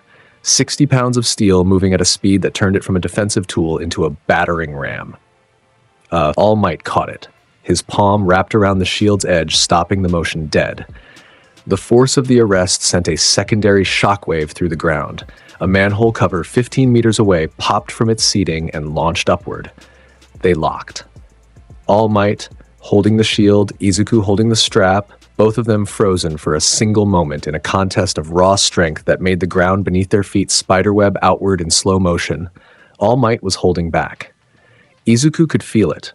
The restraint in the grip, the modulation in the push, the fraction of full capacity that the symbol was applying to this exchange. It was reasonable. It was an exam. Students were meant to pass. Izuku was done with reasonable. He released the shield. All Might's grip on it created an instant of surprise, the absence of counterpressure where counterpressure had been, and in that instant, Izuku stepped inside the symbol's guard and delivered a right cross to his ribcage. The impact was a sound that belonged in demolition footage. All Might's body, the immovable symbol, the benchmark against which all strength was measured, rocked sideways. His feet left the ground. For one frame, one fraction of a frozen moment, the symbol of peace was airborne from a student's punch. He landed, found his footing. The smile was gone. In its place was something Izuku had never seen directed at a student, respect measured in the language of combat rather than education. All Might stopped holding back. The next blow came at full Toshinori speed. His fist drove forward with the wind trail of a freight train, aimed at Izuku's center mass, carrying enough force to level the building behind them. Izuku brought his arms up. Crossguard. The impact drove him backward 20 meters, feet plowing furrows in the asphalt, his forearms screaming with the transferred kinetic energy, his spine absorbing what his arms could not. He stayed upright. "There it is," Izuku said through teeth that tasted like blood from where his lip had split against his own arm. "That's what I came for." He charged again. The exchange that followed lasted 47 seconds and would be studied in UA's combat curriculum for the next decade. Izuku and All Might traded blows in the center of Ground Gamma's main avenue with the kind of reciprocal force that turned their surroundings into collateral. Buildings lost windows, then walls, then structural columns. The road surface ceased to exist within a 15-meter radius of their engagement, replaced by a crater that deepened with every exchange. Shockwaves from their impacts hit the arena's containment barriers, rated for All Might level exercises, and made them flex visibly. Izuku took hits, real ones. All Might's full power strikes connected. A right hook that whipped Izuku's head sideways and sprayed blood from his split eyebrow. An uppercut that launched him 3 stories upward before gravity remembered him. A palm strike that drove him through a concrete wall and out the other side. Each impact was a statement from the strongest hero alive. Izuku answered every single one. He came back from the hook with a shield bash that caught All Might in the shoulder and spun him. He returned from the uppercut by dropping from altitude with his knees driving downward into the symbol's guard, the impact of his landing shattering the already broken street into rubble. He burst through the concrete wall's far side and drove forward with a straight right that hit All Might square in the jaw.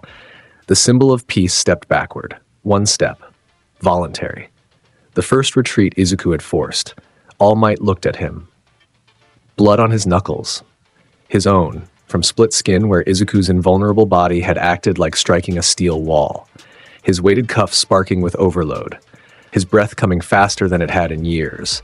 And Izuku stood in front of him, bloodied at the brow and lip, uniform torn at both shoulders, his bare arms visible beneath, every muscle fiber standing in relief against skin that was bruised on the surface and invincible beneath. His eyes blazed with that green light. His breathing was elevated. He was working for this. Actually working, and the novelty of it lived in his expression like a gift. "I have broken better men than you before breakfast," Izuku said. The words landed between them with the weight of absolute truth. All Might's eyes widened. Something flickered there. A recognition, an assessment, a moment of understanding that would live in Toshinori Yagi's memory for the rest of his life. The boy was 16 years old, like the boy had just traded blows with the symbol of peace at full output. The boy was still standing and still moving forward, and the gap between them was... what? Narrow. Closing, perhaps already closed. Young Midoriya, All Might started, Bakugo hit him from behind. An explosion, maximum yield, point blank, aimed at All Might's lower back. The blast detonated against the symbol's spine with a flash of light and a concussive bang. It didn't damage him, but it startled him. The distraction created an opening. Izuku didn't need it. He took it anyway. He seized All Might's wrist, the one still raised from their exchange, and twisted. His body rotated with the motion, using momentum and position to redirect the symbol's mass toward the ground. All Might resisted, his strength making the maneuver a negotiation rather than an execution. But Bakugo hit him again from the other side. Another explosion, another flash, another moment of divided attention. They moved together. Bakugo and Izuku operating in tandem without having exchanged a single word of coordination. Bakugo from the air, explosions raining down in a pattern that forced All Might's attention upward. Izuku from the ground, advancing through the chaos with his shield raised and his body committed. The exit gate was 30 meters behind them. Izuku grabbed Bakugo out of the air, one hand, mid-flight, like plucking a ball from its arc. He pulled the blonde toward him. "Hold on," he said. He threw them both, shield first. His legs drove downward with the force of an industrial press, the ground beneath him exploding outward as the energy transferred, and he launched forward in a straight line toward the exit gate. Bakugo was under his arm like baggage. The air screamed past them. All Might pivoted to intercept. Too late. They breached the gate at a velocity that set off 3 of the arena's perimeter alarms. The barrier crossed, the buzzer sounded, the exam was over. Izuku set Bakugo down. The blonde immediately shoved away from him, explosions popping from both palms, his face a mask of fury that had nowhere productive to go. "Don't touch me. I didn't need." "You're welcome," Izuku said. He was already walking away, picking up his shield from where it had clattered against the exit structure's wall. His cigarette came out. His lighter followed. The flame caught. Behind them, All Might stood in the destroyed avenue. The weight cuffs hung from his wrists. The exam environment, rated for his output, designed to withstand the kind of force he brought, showed damage that exceeded projected parameters. The monitoring team would file a report. The structural engineers would file a separate report. Both would say the same thing in different languages. What happened in there was beyond the scope of the test. All Might watched Izuku's retreating form, the green-haired back, the shield catching the arena's fluorescent light, the smoke trailing over one shoulder. Toshinori Yagi felt something he had never felt in 3 decades of heroism. It sat in his chest like a stone, heavy, undeniable, reshaping the landscape of his certainties by its mere presence. The boy had matched him, at full output, with weighted handicaps. The boy had taken everything the symbol of peace could deliver in an exam setting and returned it with enough left over to be conversational about the experience. The era had changed. Toshinori understood this now with the weight of someone arriving at a conclusion they had been avoiding for months. The era had changed, and the moment it happened was somewhere behind him, invisible in retrospect, impossible to pin to a single instant. Maybe it was the entrance exam. Maybe Hosu. Maybe Camino would be the point historians chose. It didn't matter. The ground had shifted and he was standing on the new landscape, and the highest point was no longer beneath his feet. He looked down at his hands. The steam was coming. His time limit pressed against the inside of his chest like a countdown he couldn't stop. "Well done," he said to the empty avenue. "Well done, young man." He deflated. The steam rose. The symbol vanished, and Toshinori Yagi stood alone in the wreckage, skeletal and smiling and feeling, for the first time, something that was closer to relief than loss. Summer arrived. With it came the Wild Wild Pussycats and a mountain training facility that existed 3 hours outside Musutafu by bus. The facility was buried in old-growth forest, surrounded by terrain steep enough to be considered punishment, and staffed by 4 pro heroes whose collective enthusiasm could power a small city. Class 1A arrived on a Monday. They were given 15 seconds to appreciate the view before Mandalay.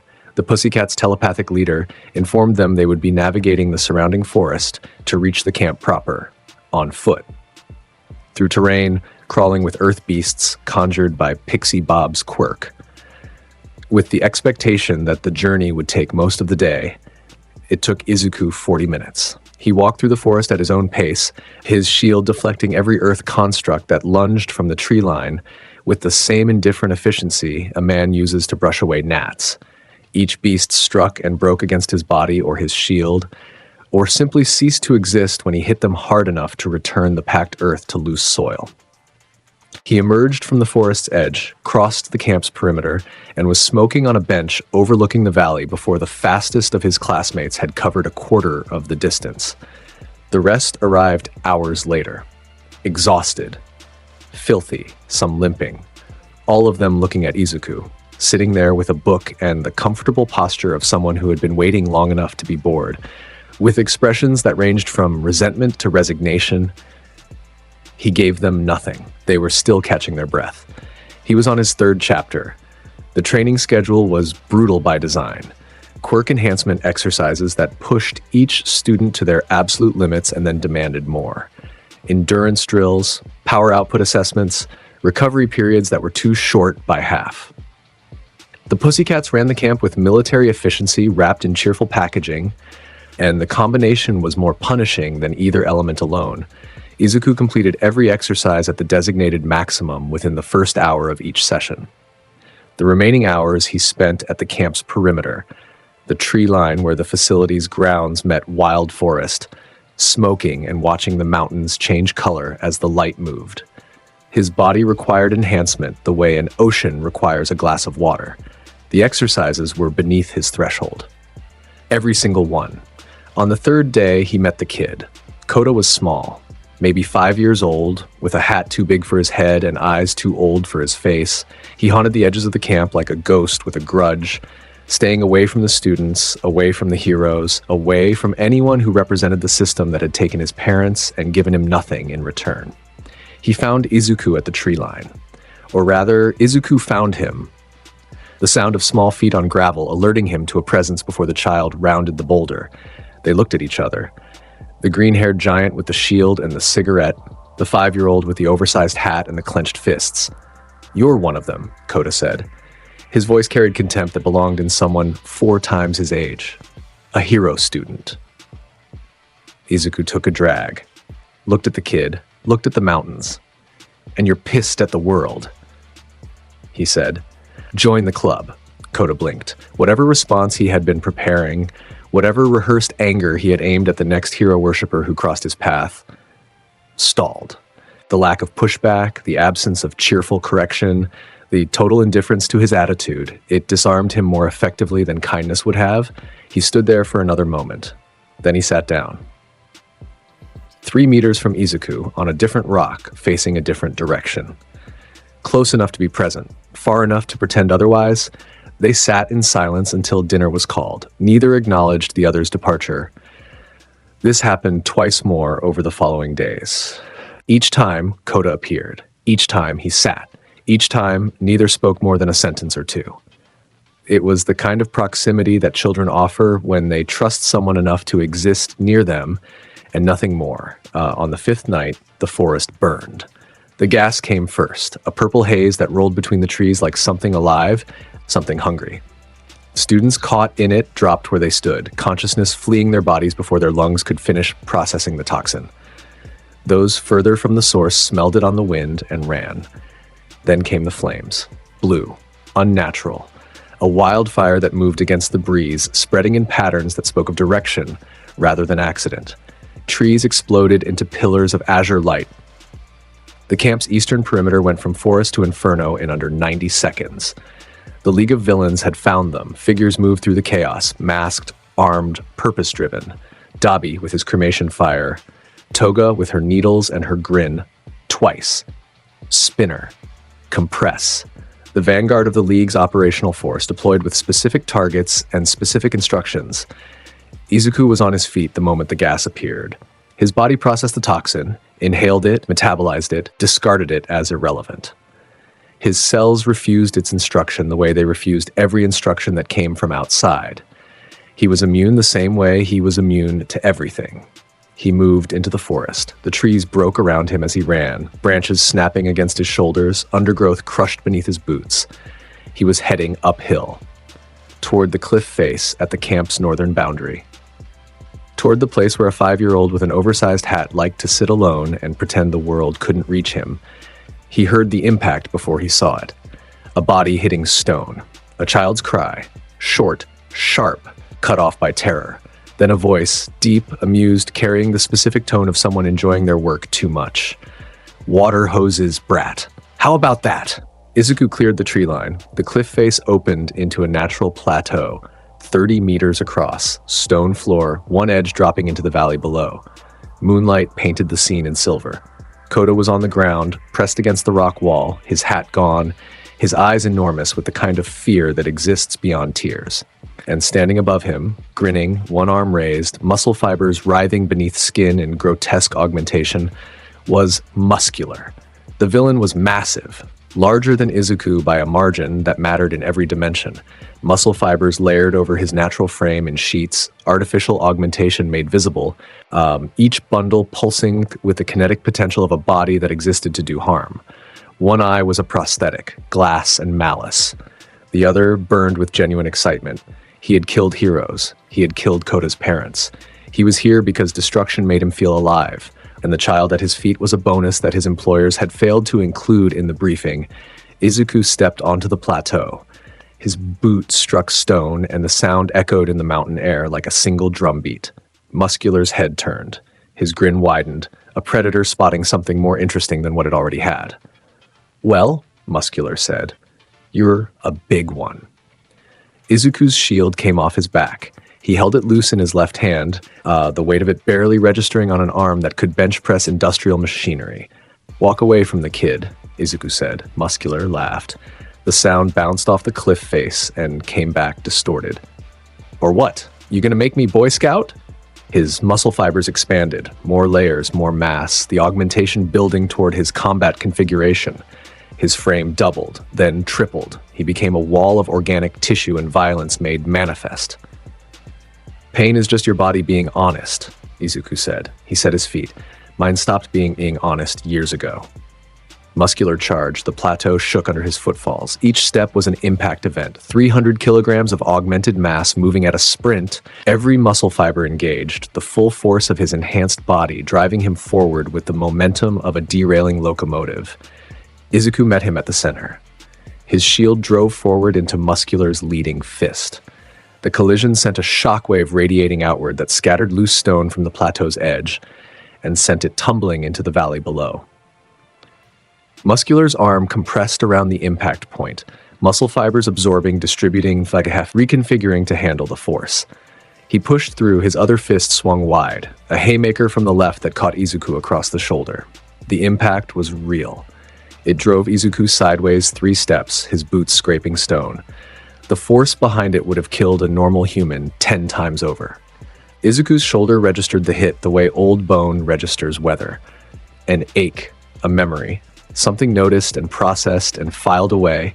He answered. His right fist came up from below, an uppercut driven from the hips, channeling every ounce of force his body could produce through his arm and into the point of his knuckles. It caught Muscular under the jaw. The villain's feet left the ground. His massive frame launched upward, 3 meters, 4, before gravity reclaimed him and he crashed back down on the stone surface in a spray of fractured rock. Muscular rolled, found his feet, spat blood. His grin was still there, wider if anything. The kind of fighter who enjoyed being hit because it meant the fight was real. That's more like it.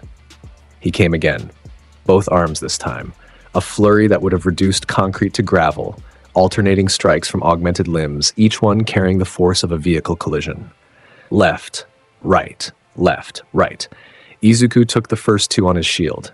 The third he caught with his bare hand, fingers closing around Muscular's fist, stopping the blow dead 6 inches from his face. The fourth he ducked, the mass of Muscular's arm passing over his head close enough to disturb his hair. He drove forward into the gap, shield edge to the ribs. The crack was the sound of something structural failing. Muscular's body folded sideways around the point of impact.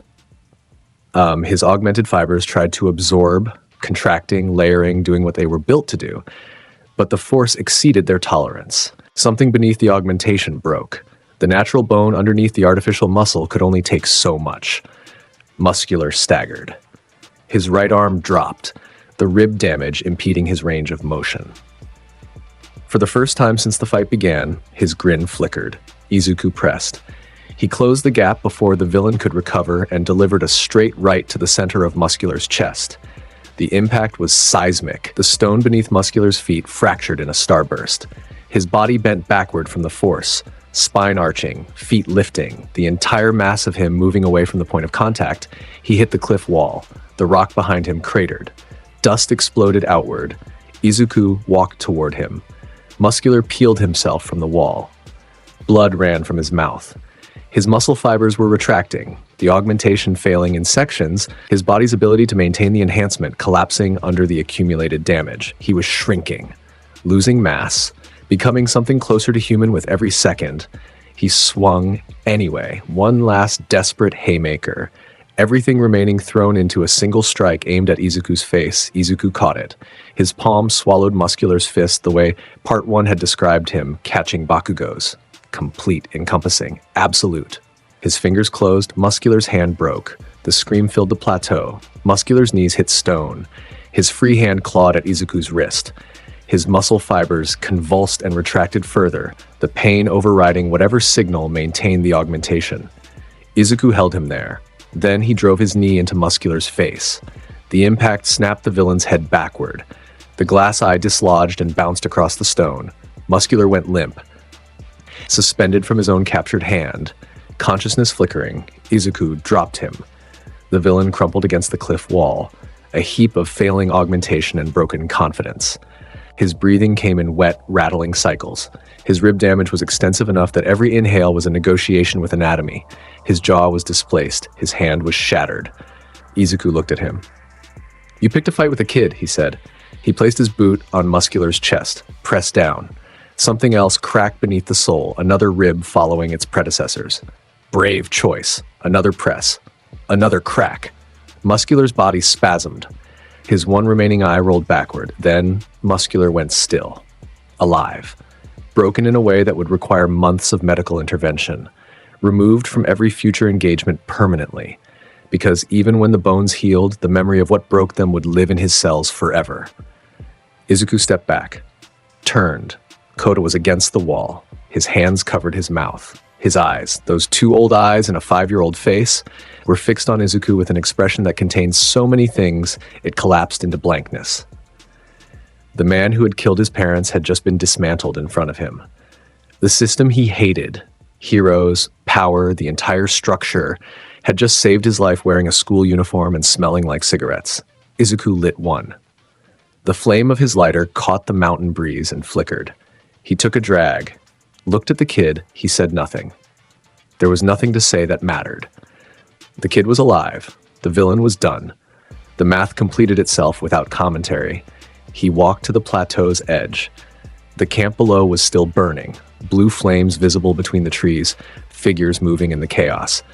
He had more work to do tonight. He glanced back once. Kota had uncovered his face. The tears had started, silently, streaming down his cheeks in the moonlight. But his breathing was steady. His body was whole.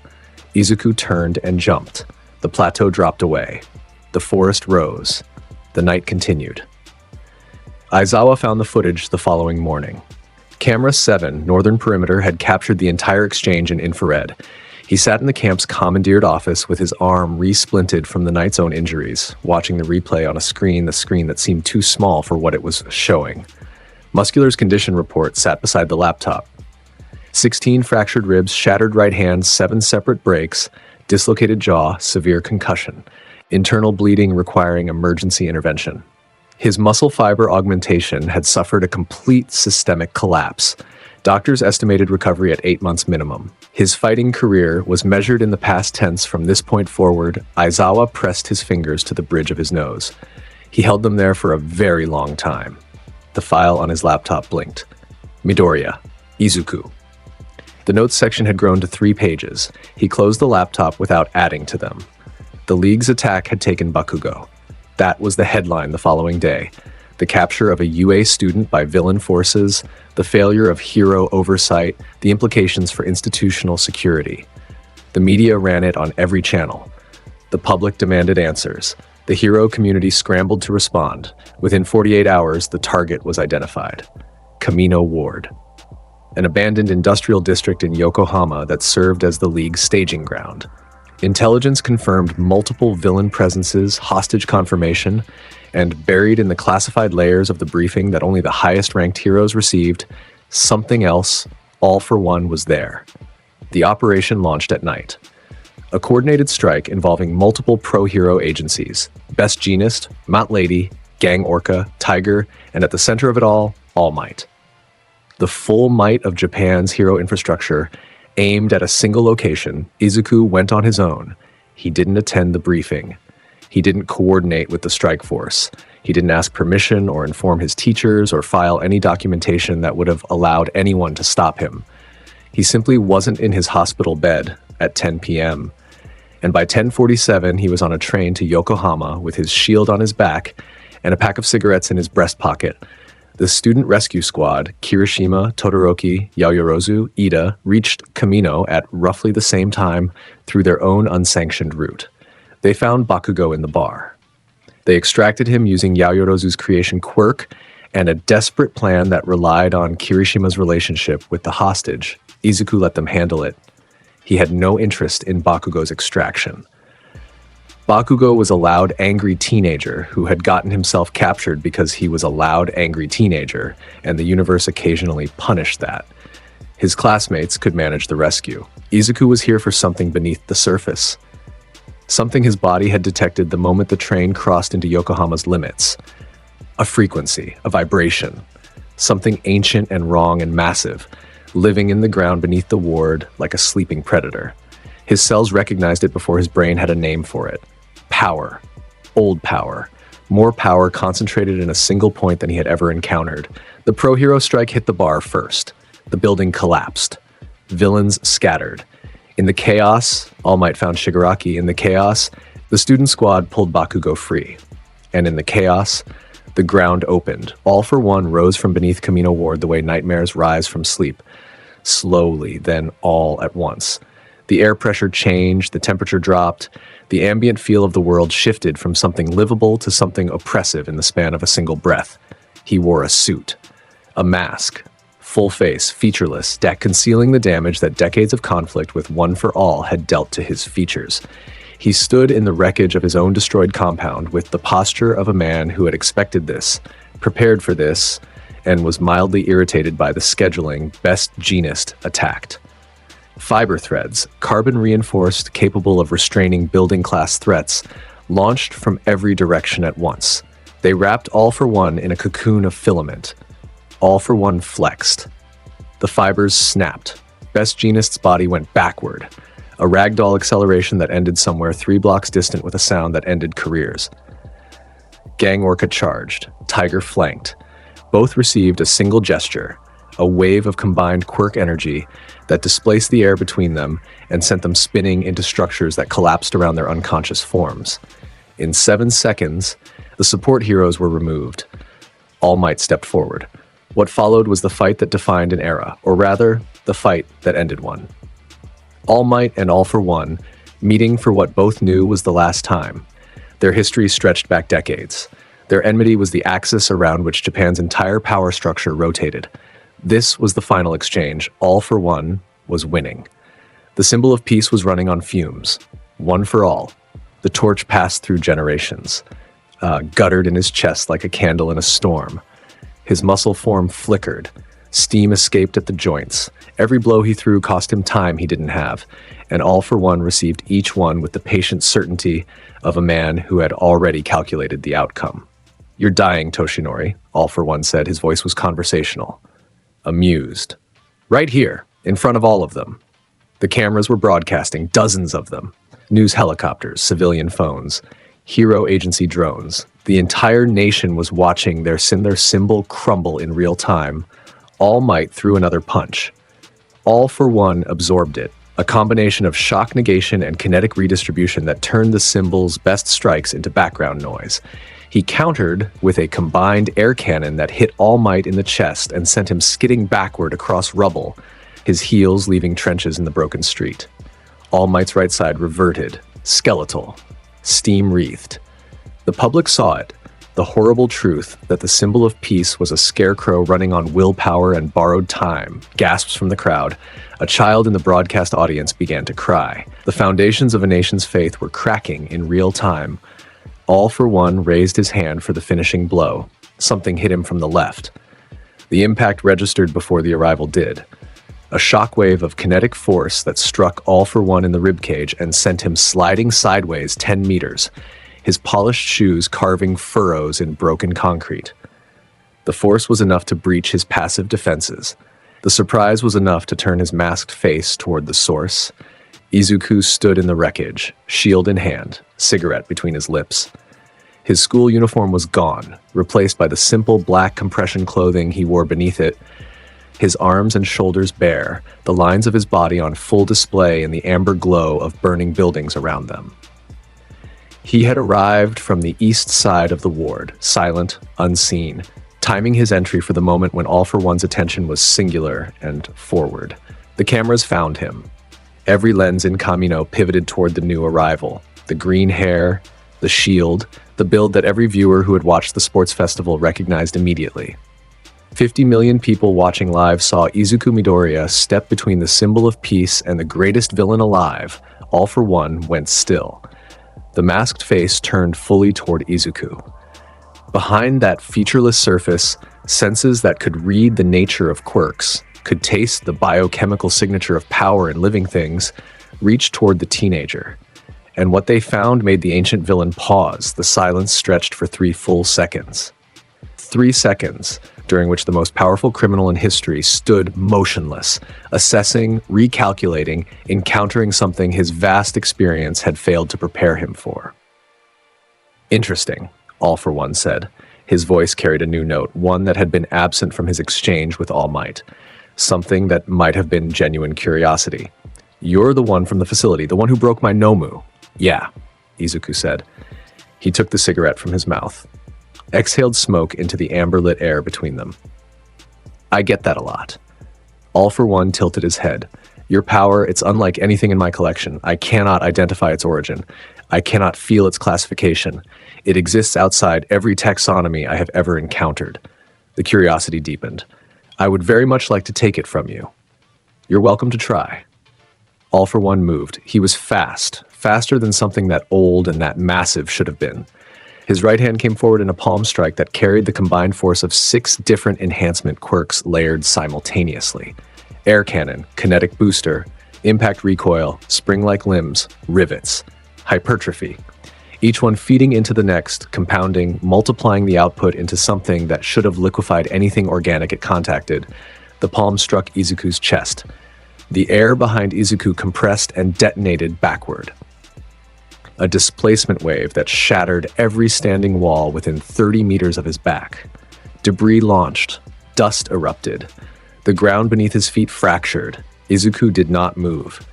His body absorbed the combined force of 6 stolen quirks fired simultaneously at point-blank range, and his feet stayed planted and his posture stayed straight and his eyes stayed on the masked face of the thing in front of him with an expression that communicated one simple, devastating truth.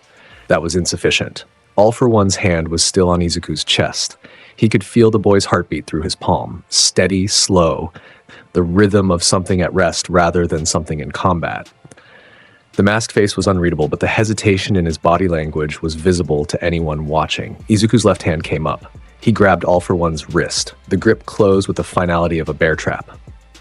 "You think stealing power makes you strong?" Izuku said. His voice was low. The cameras caught it. 50 million people heard it. I was born with it. There is a difference. He twisted the wrist. All for One tried to disengage, multiple quirks firing simultaneously to break the grip. Strength enhancers, muscle augmentation, kinetic overflow. Every escape tool in his century-old arsenal activated against 5 fingers that would not open. The wrist broke anyway. All for One's body jerked. His masked face snapped toward the point of damage. Something emerged from behind the mask, a sound that was less pain and more surprise, the tone of a man experiencing a category of stimulus he had forgotten existed. Izuku pulled him forward. Off balance. The ancient villain's center of gravity shifted, and in that moment of displacement, Izuku drove his forehead into the center of the mask. The headbutt shattered the ceramic facing. Fragments sprayed. The face beneath was exposed, scarred, eyeless, a landscape of old damage that told the story of every conflict that had shaped this moment. All for One staggered backward, his broken wrist cradled against his body, his mask in pieces on the rubble. Izuku advanced. All for One deployed everything. The air between them became a war zone of stacked quirk effects, shockwaves and force multipliers and concussive blasts and displacement fields, layered in combinations that this villain had never needed to use simultaneously, because no single target had ever warranted this level of response.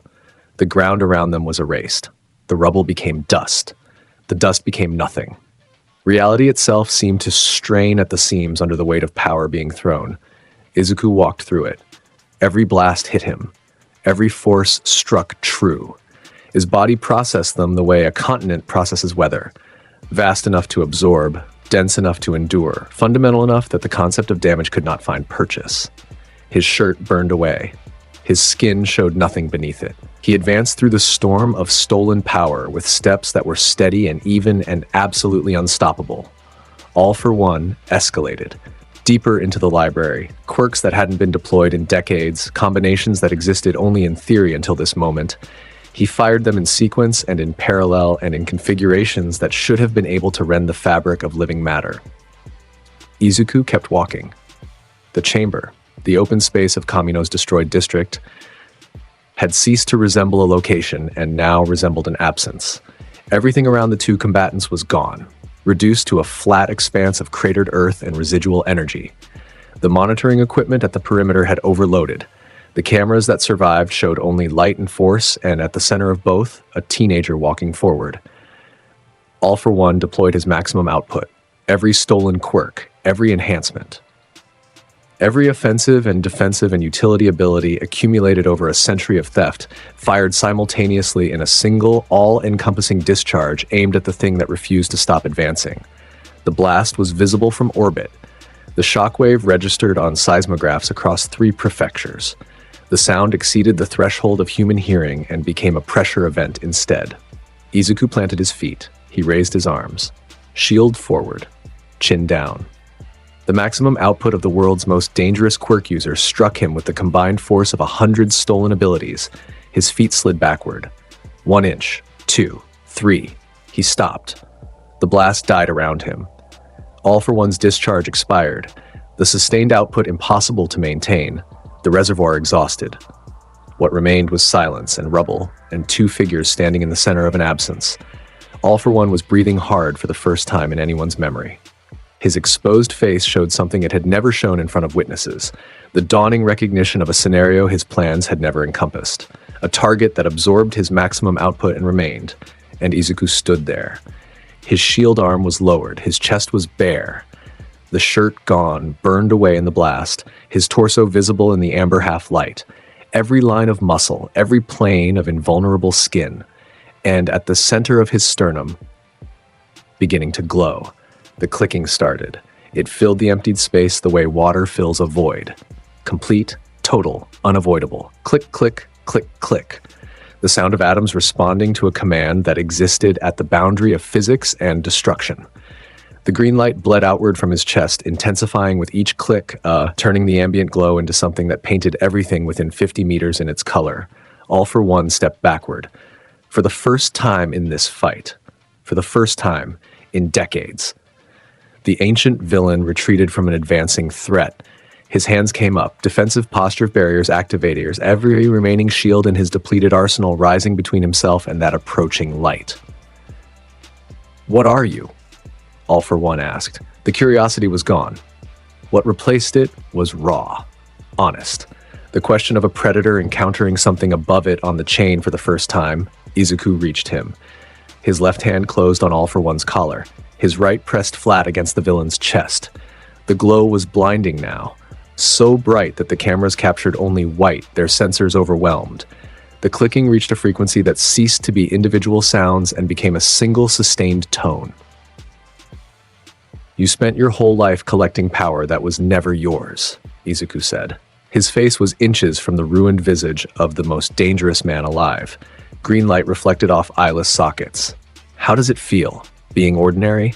The blast fired, point blank, into the center of a century of theft, into the core of an empire built on taking what belonged to others.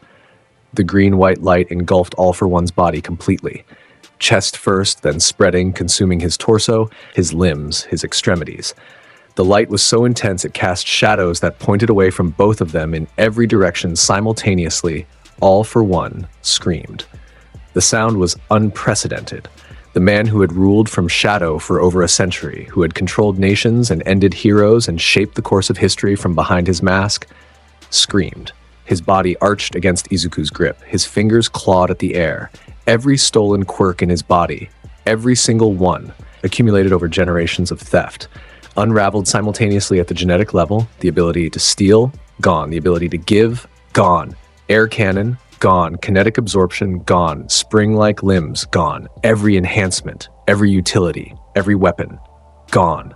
The architecture of a lifetime of acquisition burned from his cells the way dawn burns fog from a landscape, absolute, irreversible, leaving nothing behind but the baseline. The empty vessel. The man without the collection. The blast held for 5 seconds. When it died, All for One hung limp in Izuku's grip. His body trembled with systemic shock. His cells, suddenly, violently, permanently normal, rejected the absence of what had been there moments before. His exposed face was slack.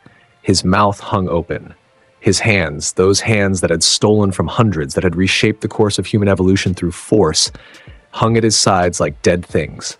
Izuku looked at him, at what remained, at the hollow center of a man who had built his entire existence on borrowed power and now owned nothing. He dropped him. All for One hit the ground like a sack of loose parts. His body impacted the cratered earth and stayed there. No defense active, no passive shield engaged, nothing between his frail mortal form and the hard ground beneath it. Izuku crouched. One hand on the collar, he lifted All for One's head until the eyeless face was level with his own.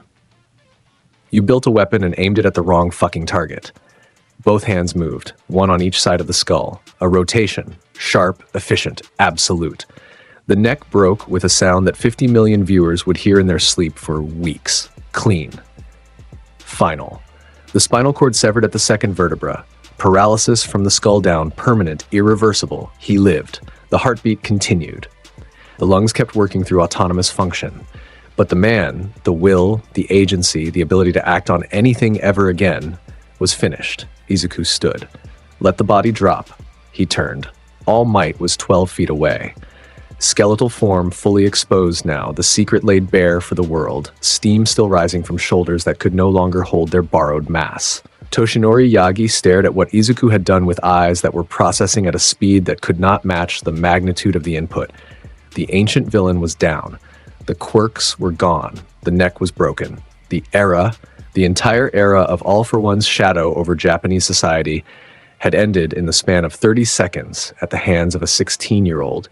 Izuku found his shield. It was against a chunk of rubble 20 meters away, thrown there by the blast's displacement. He retrieved it, slung it over his shoulder, the harness settled into its grooves. He walked back to All Might. "You're late again," Izuku said. His cigarette materialized from where, under what circumstances it had survived what just happened, was a mystery that would remain unsolved. He lit it. "But you showed up. That counts." All Might's mouth moved. Sound came several seconds later. "Young Midoriya, what you did, the implications, are someone else's problem." He exhaled smoke. "Go get medical. You look like shit."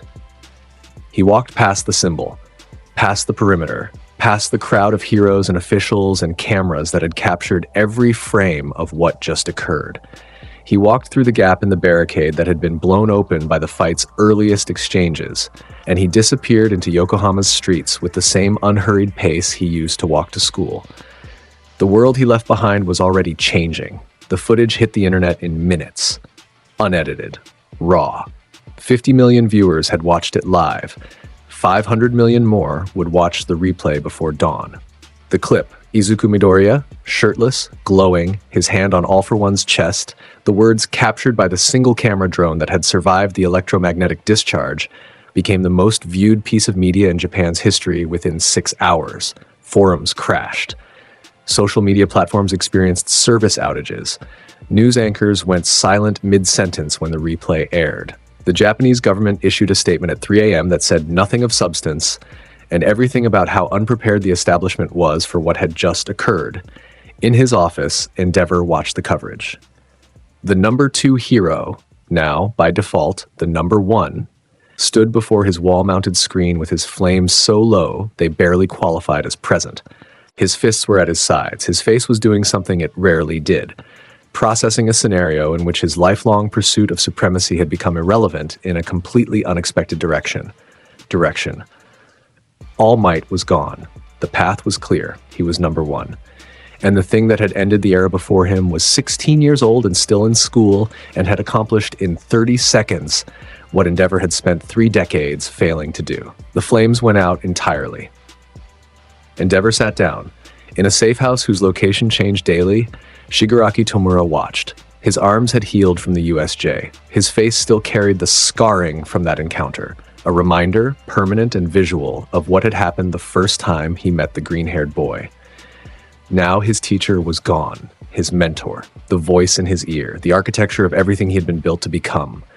Dismantled, powerless, broken in a crater in Kamino Ward. The screen showed the replay, the blast, the scream, the neck. Shigaraki's hand rose to his face. The severed fingers there offered less comfort than they once had. His eye, that red, irritated eye, fixed on the image of Izuku's retreating back. "Mine," he whispered to the empty room. "You're mine." The obsession had a new target. The war had a new shape. And everything that would follow, everything in the story yet to come, had been rewritten in green light and the sound of a spine breaking. The provisional license exam existed 3 weeks after Kamino in the timeline of Izuku's life, and approximately 0 in his estimation of important events. It was an administrative requirement, a box to check, a card to receive, a formality that transformed what he already was into what the government would officially recognize him as. He arrived at the Takoba National Stadium, the designated testing ground, with his shield on his back and a cup of coffee from a vending machine. The venue was enormous. Multiple hero schools, hundreds of examinees, all converging on a single location with the collective energy of young professionals approaching their first real credential. They knew who he was, every single one of them. The sports festival footage had made him famous within hero circles. Kamino had made him famous everywhere. Students from Shiketsu, Ketsubutsu, and a dozen smaller programs recognized the green hair, the shield, the build, and created a radius of empty space around him that expanded as he walked, 20 feet, minimum, in every direction. He moved through the crowd like a stone dropped in water, the displacement wave preceding him, bodies parting without conscious decision. One student didn't move. He was Shiketsu. Tall, built with the kind of musculature that came from enhancement quirks rather than natural development. His hero costume was angular and aggressive, sharp lines, dark palette, a mask that covered his upper face. He stood in Izuku's path with his arms crossed and his chin raised, and the kind of confidence that came from being the biggest fish in every pond he'd ever swum in. Midoriya. the student said. His voice carried across the distance between them, with the specific projection of someone who wanted witnesses. I think the stories about Kamino are exaggerated. Nobody's really that strong. Media loves a narrative. The crowd around them went still. Other examinees stopped walking. Conversations died. The collective attention of 200 aspiring heroes focused on the interaction with the intensity of people who recognized a demonstration in progress. Izuku stopped walking. His coffee was in his left hand. His shield was on his back. His eyes, those flat green eyes, found the Shiketsu student's face and held it. He took a sip of coffee. "The last guy who looked at me like that is still in a hospital bed," Izuku said. The student's confidence wavered. Something in those words, some frequency that spoke to survival rather than ego, reached through his bravado and found the fear beneath it. But he was Shiketsu. He was in front of his classmates. He was committed. "Prove it," the student said, and threw a punch. It was a good punch, fast, well-formed, the kind of strike that would have impressed a combat instructor. His quirk activated mid-swing, some kind of kinetic enhancement, his fist blurring with added speed. The impact force multiplied. It hit Izuku in the jaw. The coffee didn't spill. Izuku's head didn't turn. His expression didn't change. The fist connected with his face and stopped. The force distributed across skin that simply refused to acknowledge the instruction to give. The kinetic enhancement discharged harmlessly against his jaw and disappeared into the same void that consumed everything that hit him. The Shiketsu student's fist was still extended. His expression was changing, the confidence draining out of it the way color drains from skin. His quirk had fired. His best strike had landed. And the target had taken it while holding a coffee cup and looking bored. Izuku shifted his coffee to his right hand. His left came up. Open palm, full rotation from the shoulder, the same backhanded strike he had delivered to Bakugo in a classroom a lifetime ago. The impact caught the Shiketsu student across the face with force that lifted his feet from the ground and sent him spinning. His body traveled 6 meters before gravity and friction conspired to bring him to rest. Face down on the stadium floor, his mask cracked, his jaw already swelling, Izuku took another sip of coffee. "Exaggerated," he said to the prone form. Then he stepped over the student's body and continued walking toward the registration area. 200 examinees watched him go. Nobody else stood in his path for the remainder of the day. The exam itself was designed around 2 phases. A ball tagging exercise that tested offensive engagement, and a rescue scenario that tested crisis response. Izuku cleared the first phase in under 3 minutes, his speed and strength allowing him to tag 6 targets before most examinees had located their first. The second phase he completed with the kind of efficient brutality that the evaluators would later describe in their notes as effective but concerning in presentation. He passed. His license was issued.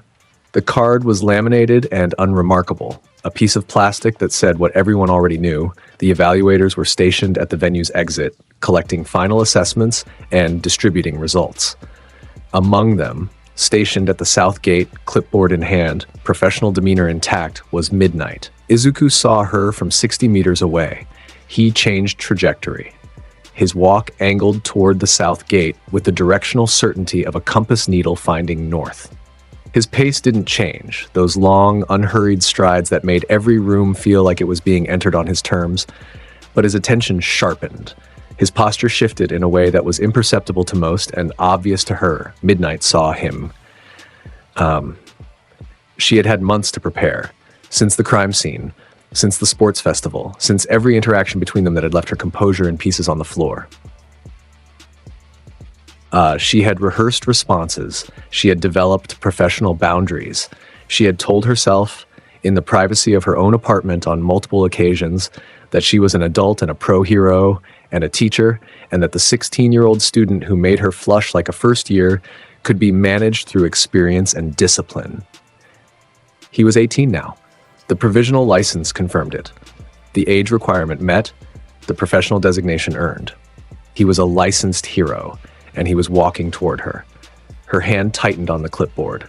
Her spine straightened. She arranged her features into the evaluator's neutral expression she had worn for every other examinee who had passed through her gate today. Izuku stopped in front of her, close. closer than professional distance suggested. Close enough that she could smell him. Cigarettes and clean sweat and something underneath that was just him. Just the particular chemistry of his skin. He looked down at her. She looked up. The evaluator's mask lasted approximately 1.5 seconds.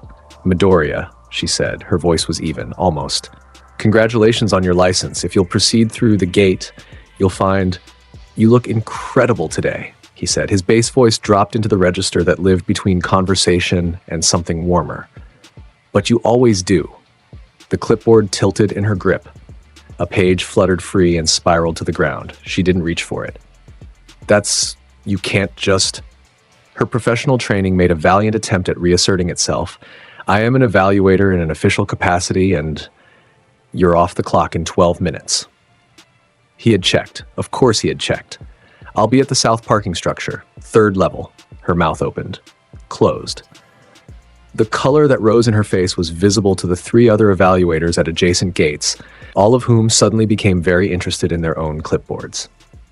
Midoriya. You can't just... 12 minutes. Kayama, her first name, in that voice.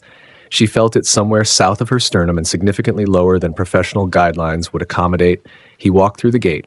She watched him go. Her clipboard was now at a 45-degree angle from vertical. The page on the ground was gathering footprints from passing examinees. One of the other evaluators, a sidekick from a mid-ranking agency, leaned toward her. "Was that... If you finish that sentence, I will use my quirk on you," Midnight said. Her voice was steady, but her hand was shaking. 12 minutes passed. Her shift ended. She surrendered her clipboard to the incoming replacement evaluator. She walked toward the south parking structure. The 3rd level was empty of people. Izuku leaned against the concrete pillar nearest the stairwell, his shield propped beside him, a fresh cigarette between his fingers. The overhead fluorescence painted him in harsh industrial light that somehow made him look better. The shadows carved his jawline deeper, the angles of his arms more defined. She walked toward him. Her steps echoed in the empty level. Her hero costume, bodysuit, boots, mask still on, moved with her the way it always did, the way she had trained it to, the way that made civilians stop and stare. She stopped 3 feet from him. "This is inappropriate," she said. Her voice had abandoned the professional register entirely. What remained was honest, lower, less guarded, the tone she used in private when the costume was off and the persona was set aside. "You were my student." "Was," Izuku said. Past tense. He dropped the cigarette, stepped on it, closed the 3 feet between them in a single stride. He was a head taller. She had to look up. The angle put her face directly beneath his, her eyes finding his. The distance between their mouths reducible in inches, the proximity making the decision before the words caught up to it. "This is a terrible idea," she said. Her hands were on his chest. She didn't remember putting them there. "Probably," he agreed. His hand came up. Fingers found her jaw, gentle despite their strength, tilting her face upward the final degree. Gonna stop me?" She didn't stop him. His mouth found hers, and the parking structure's 3rd level became the most interesting place in the Takoba National Stadium complex. She kissed him back with the kind of intensity that months of denial produces when the dam finally gives, her hands fisting in the material of his shirt, pulling him closer, her body arching against his, in a line that went from professional contact to personal territory in the space of a single breath. He lifted her. One arm. She weighed nothing to him. Her feet left the ground, and her legs wrapped around his waist with the instinct of someone who had decided that gravity was no longer a relevant consideration. Her back met the concrete pillar, his body pressed against hers. The kiss deepened into something that was less greeting and more conversation. The kind of conversation that had been waiting to happen since a crime scene months ago. She pulled back, 1/2 inch. Her breathing was elevated. Her mask was askew. Her eyes, wide, dark, carrying something between disbelief and hunger, met his. "If anyone finds out about this, they won't." His mouth found her neck. She made a sound that the empty parking level amplified into something that would have embarrassed her if she had the bandwidth to feel embarrassment. "My reputation is safe." His teeth grazed her pulse point. Her entire body responded. "You're..." She started, and his mouth came back to hers, and whatever she had been going to say became irrelevant against the reality of what was happening. She was Midnight. She was the R-rated hero. She had spent a decade building a persona around confidence and control and the weaponization of desire. She was being handled by someone who did all three better than she did, and the realization was doing things to her that she would need several days and possibly a therapist to fully process. The parking level remained empty. The evening darkened outside. The world turned. They didn't rush. The Hasaikai existed in the spaces between law and shadow, a Yakuza organization that operated beneath the Hero Society's notice through a combination of old money, old connections, and a leader whose quirk made opposition a geometrically foolish proposition. Kai Chisaki. Overhaul. A man who could deconstruct and reconstruct anything he touched, organic or inorganic, living or dead. His quirk operated at the atomic level, disassembling matter into its component parts and rebuilding it in whatever configuration he desired. He used it to kill. He used it to heal. He used it to reshape reality within arm's reach. He had used it on a child, Eri, 6 years old, born with a quirk that rewound biological matter, a power so vast and so uncontrolled that Overhaul had spent years harvesting it from her body. Blood. Tissue. The biological material that her quirk factor inhabited, extracted repeatedly to synthesize bullets capable of erasing quirks from their targets. She lived in a basement. She wore bandages that were never clean enough. She had stopped crying months ago because crying required the belief that someone would respond.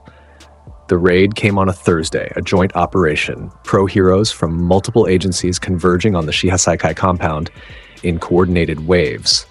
Night Eye's intelligence, Fat Gum's vanguard, Ryukyu's aerial team, and at the center of the insertion force, assigned because his provisional license made him eligible and his demonstrated capabilities made him necessary, Izuku Midoriya. The compound was built for defense, underground, labyrinthine, walls that moved and reformed the direction of quirk users loyal to Overhaul's organization.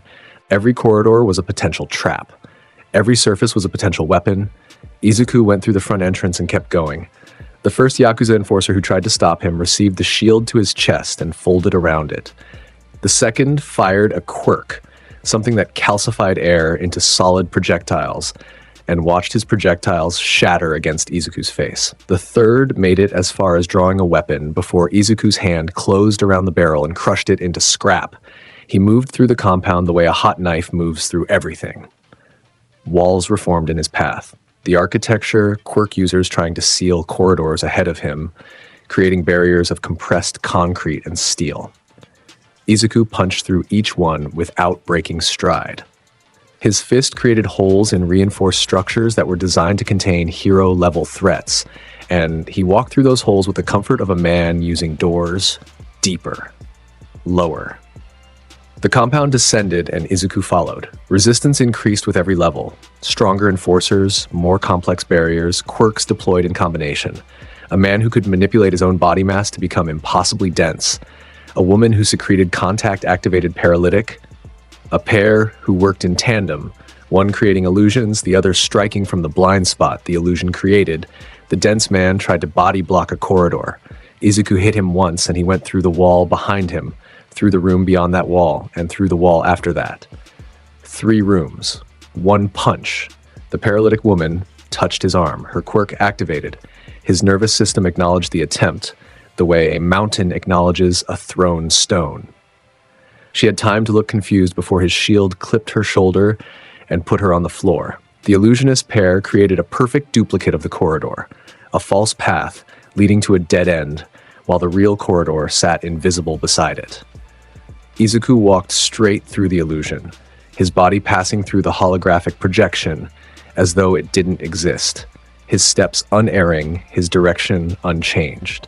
The striker, hiding behind the blind spot, swung at what he thought was Izuku's unprotected back. The shield was already there. The striker's fist hit 60 pounds of steel, and the bones in his hand rearranged themselves. Lower. The compound's heart approached. The final corridor opened into a chamber. Massive. Vaulted ceiling. The architecture here was raw. Exposed stone and reinforced columns. The kind of space that existed beneath cities for reasons lost to history. And at its center, standing on a raised platform with his mask gleaming under industrial lighting, his coat immaculate, his gloved hands clasped behind his back, Overhaul. Chisaki turned. His golden eyes, those flat, dispassionate eyes that looked at the world as material to be reshaped, found Izuku emerging from the destroyed corridor mouth. "You," Chisaki said. His voice was measured, unimpressed, carrying the tone of a man who had expected interruption and prepared for it. The shield boy from the news. Izuku walked into the chamber. His shield was dented from the corridor engagements. Surface damage, cosmetic, the kind of wear that added character. His knuckles were raw. His breathing was even. He looked at the chamber, at the platform, at the figure on it, at the door behind the platform that led further down, where intelligence said the child was, where the basement was, where the bandages lived. "Move," Izuku said. Chisaki tilted his head. The mask caught light. "You don't understand what you're interfering with," Overhaul said. "What I'm building here transcends the hero system, like it transcends quirks themselves. I am engineering a world where..." Izuku threw his shield. The 60-pound steel disc crossed the chamber at a velocity that turned it from a tool into a missile. It hit the platform Chisaki was standing on and shattered its surface. Concrete fragments erupting upward, the structure collapsing beneath the villain's feet. Chisaki touched the ground, his quirk activated. The chamber floor responded, restructuring, reshaping, the stone itself answering his command. Spikes erupted from the ground in a wave aimed at Izuku's position. Pillars of compressed rock launched upward to encase him. The floor beneath his feet tried to open, a chasm appearing where solid ground had been. Izuku ran. He moved through the environment as it tried to kill him. Spikes struck his body and broke against his skin. Pillars formed around him and he smashed through them with his fists. The chasm opened beneath him and he cleared it in a single bound, 15 meters horizontal, landing on the far side with enough force to shatter whatever Chisaki tried to reform beneath his feet. He closed the distance. Chisaki was fast with his quirk. The chamber became a living weapon. Walls reaching, floor grasping, ceiling dropping. The architecture twisted into configurations designed to crush, entomb, and destroy. Izuku punched through every single one. His fists broke, reconstructed stone like glass. His body absorbed direct impacts from structural elements hitting at construction equipment velocities. He reached Chisaki. The villain's hands came up, both palms forward, all 10 fingers extended, the gesture that preceded his most destructive application. Deconstruction. The ability to unmake organic matter at the atomic level. He pressed both palms against Izuku's incoming chest. His quirk fired. The atomic disruption signal, the instruction to deconstruct, to separate, to unmake, launched from his palms into Izuku's body. It hit the cellular wall and stopped. It traveled 1 nanometer into his tissue and encountered something that refused. The signal was rejected. The quirk was denied. Chisaki's eyes went wide behind his mask. He tried again, harder, both hands pressing flat against Izuku's pectorals, his quirk straining at maximum output, the molecular disruption command firing at full power into cells that absolutely refused to acknowledge its authority. Nothing. His quirk could deconstruct anything. He had told himself this for years. He had built an empire on this premise.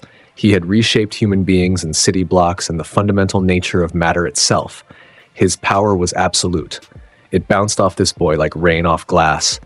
Izuku looked down at the hands on his chest, at the fingers pressing into his skin, at the strain visible in Chisaki's wrists as he pushed harder, demanded more, tried to force an outcome that physics was denying him. Izuku caught both wrists, his grip closed, the bones inside ground together. Chisaki's mask cracked from the pressure of his jaw clenching. His quirk was still firing, still trying, still demanding deconstruction, and still being refused with the same absolute indifference. "Try harder," Izuku said. He headbutted Chisaki through the mask. The ceramic shattered. The face beneath, thin, sharp, golden-eyed, reeled from the impact. Blood appeared at the nose and the corner of one eye. Izuku released one wrist and used the free hand to grab the front of Chisaki's coat, lifted him off his feet, slammed him into the ground. The chamber floor, already reshaped a dozen times by Chisaki's quirk, cratered beneath the impact. Chisaki's body bounced. His remaining hand clawed at the stone beside him, trying to activate, trying to reshape the ground into something that would help him. Izuku's boot came down on that hand. The fingers broke. Chisaki screamed. It was a sound stripped of composure, stripped of the measured tone and the dispassionate superiority. It was the sound of a man whose entire worldview, whose self-concept, whose identity had just been dismantled more thoroughly than his quirk had ever dismantled anything. Izuku's chest began to glow. The clicking filled the chamber. Green light expanded outward, painting the restructured walls in its sick radiance. Chisaki's eyes, wide now, stripped of their flatness, full of something that looked like the fear he had put into a 6-year-old girl every day for years, found the source of the light. He understood. Somehow. The way an animal understands a forest fire before the heat arrives, he understood what was coming. No, Chisaki managed. My power. You can't. I am the one who fixes. Try harder. Izuku repeated. The blast fired. It struck Chisaki at center mass. The green light consumed him, his body arching, his mouth open in a scream that transcended sound and became vibration. The quirk factor that allowed him to interface with matter at the atomic level, the foundation of his identity, his empire, his self, burned from his DNA in a cascade of cellular erasure that left nothing behind but baseline humanity. 3 seconds. The same duration as Stain. The same finality, the light died. Chisaki went limp. His body lay in its crater. A man in an expensive coat with broken fingers and a broken face and a quirk factor reading of 0. His eyes stared at the chamber ceiling with the vacancy of someone processing a loss too vast to quantify. Izuku stood above him. You had a good run, he said. Story is over. He lifted his boot from Chisaki's broken hand, stepped over the villain's prone form, retrieved his shield from where it had come to rest against the far wall, walked to the door behind the platform. He opened it. Stairs descended. The air below was cold and smelled like disinfectant that couldn't quite mask something worse beneath it. Izuku descended. The stairs ended at a door, reinforced, multiple locks, the kind of security that said what was inside was meant to stay inside. Izuku gripped the door handle and pulled. The locks broke. The hinges screamed. The door came away from its frame in one motion. The room was small, concrete, a bed that was really a cot that was really just a surface. Medical equipment lined one wall, IVs, monitors, extraction apparatus, everything cold, everything functional in the way that only things designed for use rather than comfort can be. Eri was in the corner. Small, white hair, red eyes, bandages on her arms and legs that were stained with things that should never stain a child's bandages. She was pressed against the wall, knees drawn up, arms wrapped around them, her body making itself as small as possible against whatever was coming through that door. She looked at him. He looked at her. She was 6 years old. She weighed maybe 30 pounds. Her eyes were too large for her face and too empty for her age, and they held nothing that resembled hope, because hope required precedent, and she had none. Izuku set his shield against the wall. He crouched, one knee on the cold concrete. His massive frame reduced itself, lowered, compressed, made as small as a man his size could make himself. He was still enormous. Still intimidating in every dimension, but his eyes were different. Something lived there that hadn't been present in the chamber above, something that the class had never seen, that the villains had never faced, that existed only in rooms like this one when children like this one looked up at him. He didn't reach for her, didn't advance, didn't make his body a threat in any direction. Hey, he said. His voice was low. Lower than combat, lower than the growl he gave villains and the bass he laid on women. This was something else, something that came from a place he didn't access often and protected with the ferocity he applied to everything else. Eri didn't move. Her eyes tracked him. The green hair, the bare arms, the shield against the wall. She was processing. Calculating risk the way children who have been hurt learn to calculate it. With the speed of survival rather than the luxury of trust. The man upstairs can't hurt you anymore, Izuku said. He can't do anything anymore, you understand? Her arms tightened around her knees. He waited. Time passed. He didn't move, didn't rush. The room stayed still, and he stayed still with it. Eri's grip on her knees loosened, 1 degree. 2. Are you a hero? Her voice was barely above a breath, hoarse from disuse. Izuku considered the question, what he was, what the word meant, what it meant to her. Here, in this room, after years of being told that heroes existed somewhere else and she was beneath their notice. Yeah, he said. Something like that. She uncurled, slowly, the way a creature that has been caged uncurls when the door opens and it can smell outside air but doesn't yet believe in it. Her bare feet found the cold floor. Her bandaged arms hung at her sides. She took one step, then another, then a third, and then she was against him, small arms around his neck, her face buried in his shoulder, her body shaking with the kind of soundless crying that happens when a child has forgotten how to make noise because noise used to bring punishment. Izuku's arm came up, one, wrapped around her, held her against his chest the way you hold something fragile that you have decided nothing will ever touch again. His jaw set. His eyes found the doorway, the stairs, the room above, the world beyond it that had let this happen for years. Something in his expression hardened past what combat ever produced. Combat was simple. Combat was force and result and the clean satisfaction of things breaking that deserved to break. This was something else. This was a 6-year-old shaking against his chest with bandages on her arms and silence where her childhood should have been. This was the ledger that society would never balance because the cost couldn't be measured in damage reports. He stood, lifted her with him. She weighed nothing, barely a presence against his frame. Her arms tightened around his neck. Her face stayed buried. He collected his shield, put it on his back. The girl stayed against his chest, held there by one arm, the other free. He climbed the stairs, passed through the chamber where Chisaki lay broken, walked through the corridors he had dismantled on his way in, emerged into the daylight beyond the compound's entrance, where heroes and police and medical teams had established their perimeter. The sunlight hit them. Eri flinched against it, the brightness painful after years of fluorescent basement lighting. Izuku shifted his body, his shadow falling across her face, shielding her from the light until her eyes could adjust. People approached. Night Eye, with his long frame and his foresight eyes. Recovery Girl, who had been stationed at the perimeter for exactly this moment, a woman from Child Services whose name Izuku would never learn. The girl, Night Eye said. His voice was urgent. Is she... She needs a hospital, Izuku said, and then she needs to never see that basement again. He transferred her, his arm released. For a moment, half a second, Eri's grip on his neck tightened. A refusal. A protest that lived in her fingers rather than her voice. Then she let go. Her red eyes found his green ones as the medical team received her. She said nothing. She didn't need to. The look was enough. It said what words would take years to find, and it said it in a language that only people who had been lost and found understood. Izuku watched them carry her toward the ambulance. He pulled his cigarettes from his pocket, found one, lit it. He stood in the compound's entrance and smoked while the raid's aftermath unfolded around him. Heroes reported in. Villains were extracted in restraints. Chisaki was carried out on a stretcher, his hands in specialized splints, his quirk factor reading 0 on every scan, his eyes staring at the sky with the same vacancy they'd held in the chamber, a man with everything taken, alive, powerless. Finished. The accounting continued. The American hero arrived in Japanese airspace on a Tuesday morning. 3 fighter jets flanked her position.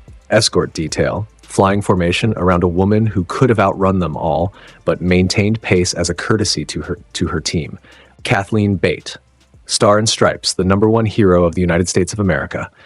6 feet of American military precision wrapped in a costume that bore the stars and stripes of her namesake. Her quirk, New Order, allowed her to impose rules on reality itself. Touch a target, name a condition, and the universe obeyed, within limits, within the scope of what her body could channel. But within those limits, she was sovereign over physics. She was here because 2 governments had agreed that what Shigaraki Tomura had become exceeded domestic containment capacity. Intelligence reports from the past 6 months painted a picture of evolution, the villain growing, adapting, incorporating the remnants of All for One's legacy architecture into his own body. His decay had expanded beyond touch. His durability had increased beyond conventional engagement. His threat classification had been upgraded 3 times. Star and Stripes landed at the JSDF airbase outside Tokyo at 0600 hours. By 0614, alarms were already sounding. Shigaraki had found her first. He came from the north, moving fast, faster than anything his size should move, faster than reports had suggested was possible. His body was different from the last time anyone had seen him clearly. Taller, broader. The hands still clung to him, those severed fingers, those dead trophies. But the body beneath them had been reshaped by months of evolution into something closer to a weapon than a person. He hit Star and Stripes in the sky above Tokyo Bay. The first exchange registered on weather monitoring systems as a localized atmospheric disturbance. The second exchange broke the sound barrier 4 times in succession. The third caused a displacement wave that generated 30-foot swells in the bay below. Star and Stripes fought at full capacity. Her new order imposed rules on the air around Shigaraki. The atmosphere within 50 meters of this target becomes a vacuum, and watch the vacuum form and fail to inconvenience a body that had evolved past the need for oxygen. She imposed rules on his body directly. This target's muscles lose all tensile strength, and watch the rule take hold and release in the same second, his mutated cells rejecting the imposition with a speed that suggested adaptation in real time. He was evolving mid-fight. Learning. Overcoming each rule she placed faster than the last. Her team was gone. The fighter escort had been swatted from the sky in the opening exchange, Shigaraki's decay extending in a wave that corroded their aircraft in flight, forcing ejections and emergency maneuvers.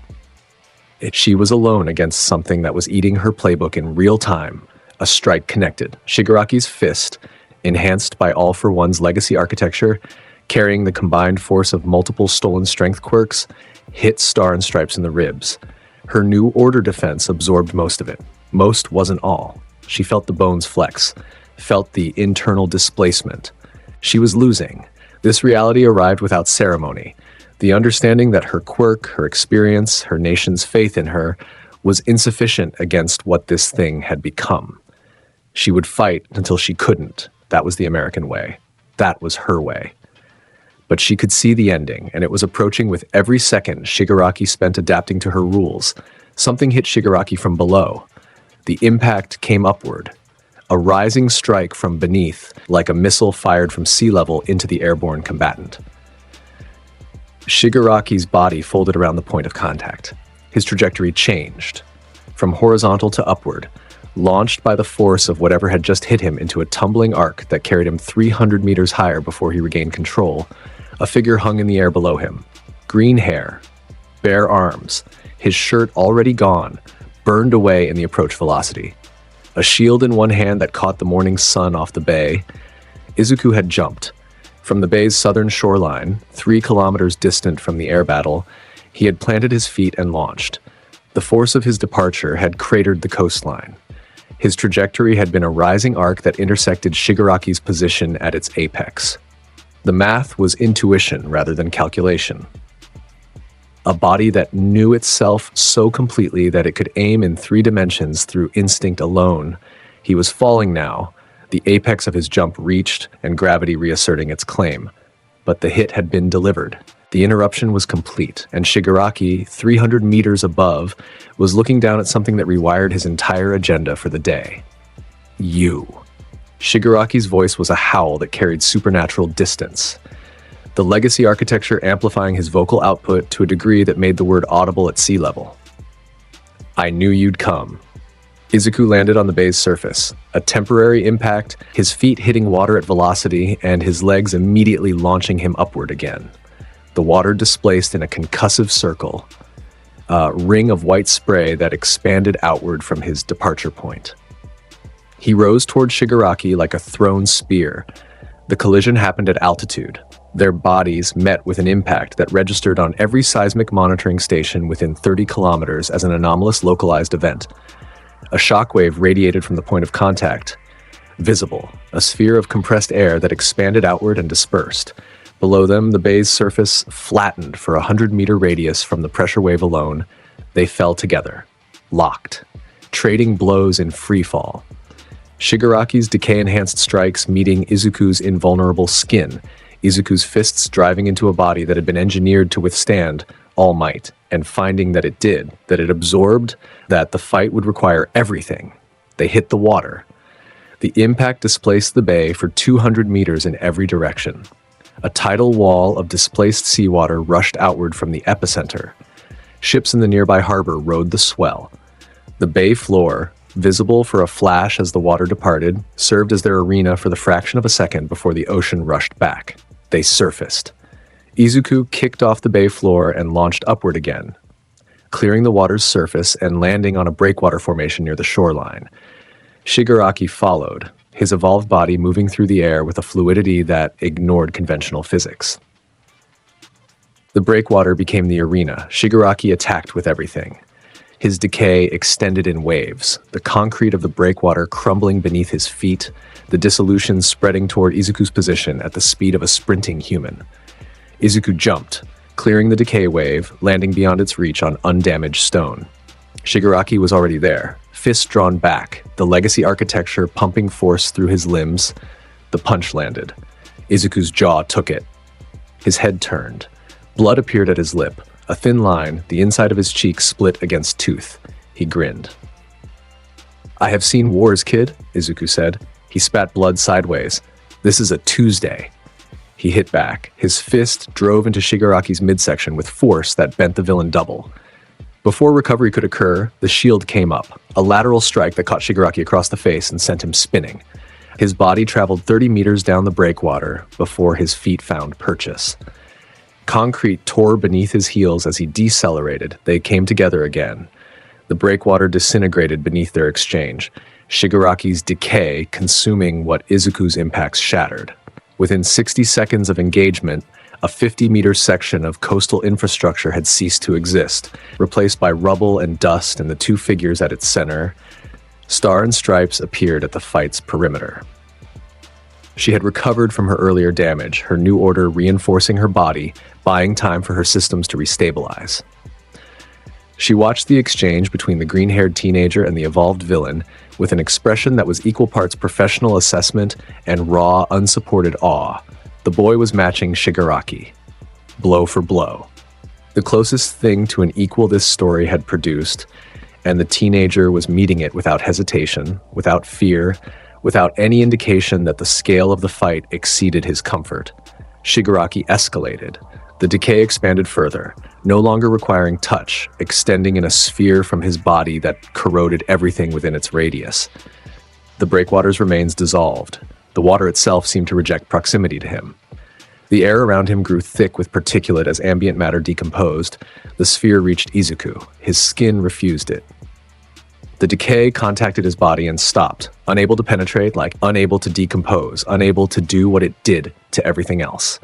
He stood in the radius of destruction and existed as the single point of stability within it, the one thing that remained when everything else fell apart. He stepped forward through the decay field, each step bringing him closer to Shigaraki, each step demonstrating the same fundamental truth that every villain in this story eventually learned, that there was nothing in their arsenal that could stop his advance. Shigaraki's face showed the recognition.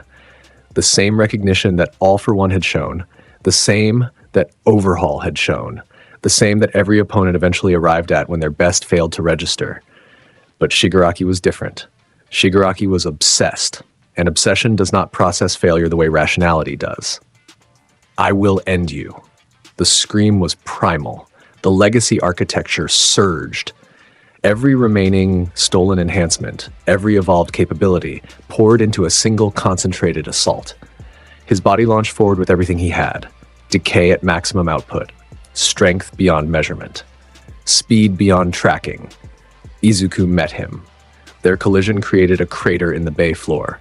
The water displaced so violently that for a full 3 seconds, the seabed was visible in a circle around them. The impacts were too fast to count, exchanged at a speed that turned two bodies into a blur of force and counterforce. The few monitoring devices still functional at this range captured only fragments. A fist connecting, a body bending, a shield edge finding its mark. Izuku's chest began to glow. The clicking started beneath the thunder of the fight. Steady, building. A sound within a sound, growing louder with each exchange, each impact, each moment that Shigaraki's evolved body provided the resistance that let the charge build. Shigaraki felt it. The light, bleeding through what remained of Izuku's clothing, illuminating the space between them in green-white radiance. He knew what it was. He had seen it before. He carried the memory of USJ in his scars. No! He pressed harder, hit harder. Decay output maximum. everything in a bid to finish this before the charge completed. Not again! The blast fired mid-exchange, the beam struck Shigaraki's chest. The stolen architecture, the layers of borrowed power from All for One's legacy, burned first, like kindling. The outer layers of his accumulated abilities stripped away in the light's first second. Enhancement quirks gone, speed modifiers gone, the extra durability, the regenerative factor, the force amplifiers, gone. Shigaraki screamed. His body continued moving by momentum, still swinging, still fighting, even as pieces of what made him a threat were being burned from his cells. His decay remained. The core, the original, the thing that was his before anyone else shaped it. The blast's first output had consumed the borrowed layers, but the light dimmed before it reached the foundation. Shigaraki staggered back, diminished, stripped of everything except what was born in him. He was smaller somehow, the mass of the legacy architecture having contributed to his physical presence, and its absence leaving him raw. More human. His decay still crackled from his fingertips, but the sphere of it had contracted, reduced, from a city-ending radius to something that required touch again. He was still dangerous, but he was no longer extinction level. A warp gate materialized behind him. The familiar purple-black rift, Kurogiri's design, activated remotely by whatever backup system the League maintained. Shigaraki stared at Izuku through the fading glow, those red eyes burning with everything he carried and everything he had lost in the past 30 seconds. "This isn't over," Shigaraki said. His voice was raw, stripped of the amplification the legacy architecture had provided. Just a man's voice now. Angry, desperate, refusing to accept the accounting. "Yeah," Izuku said.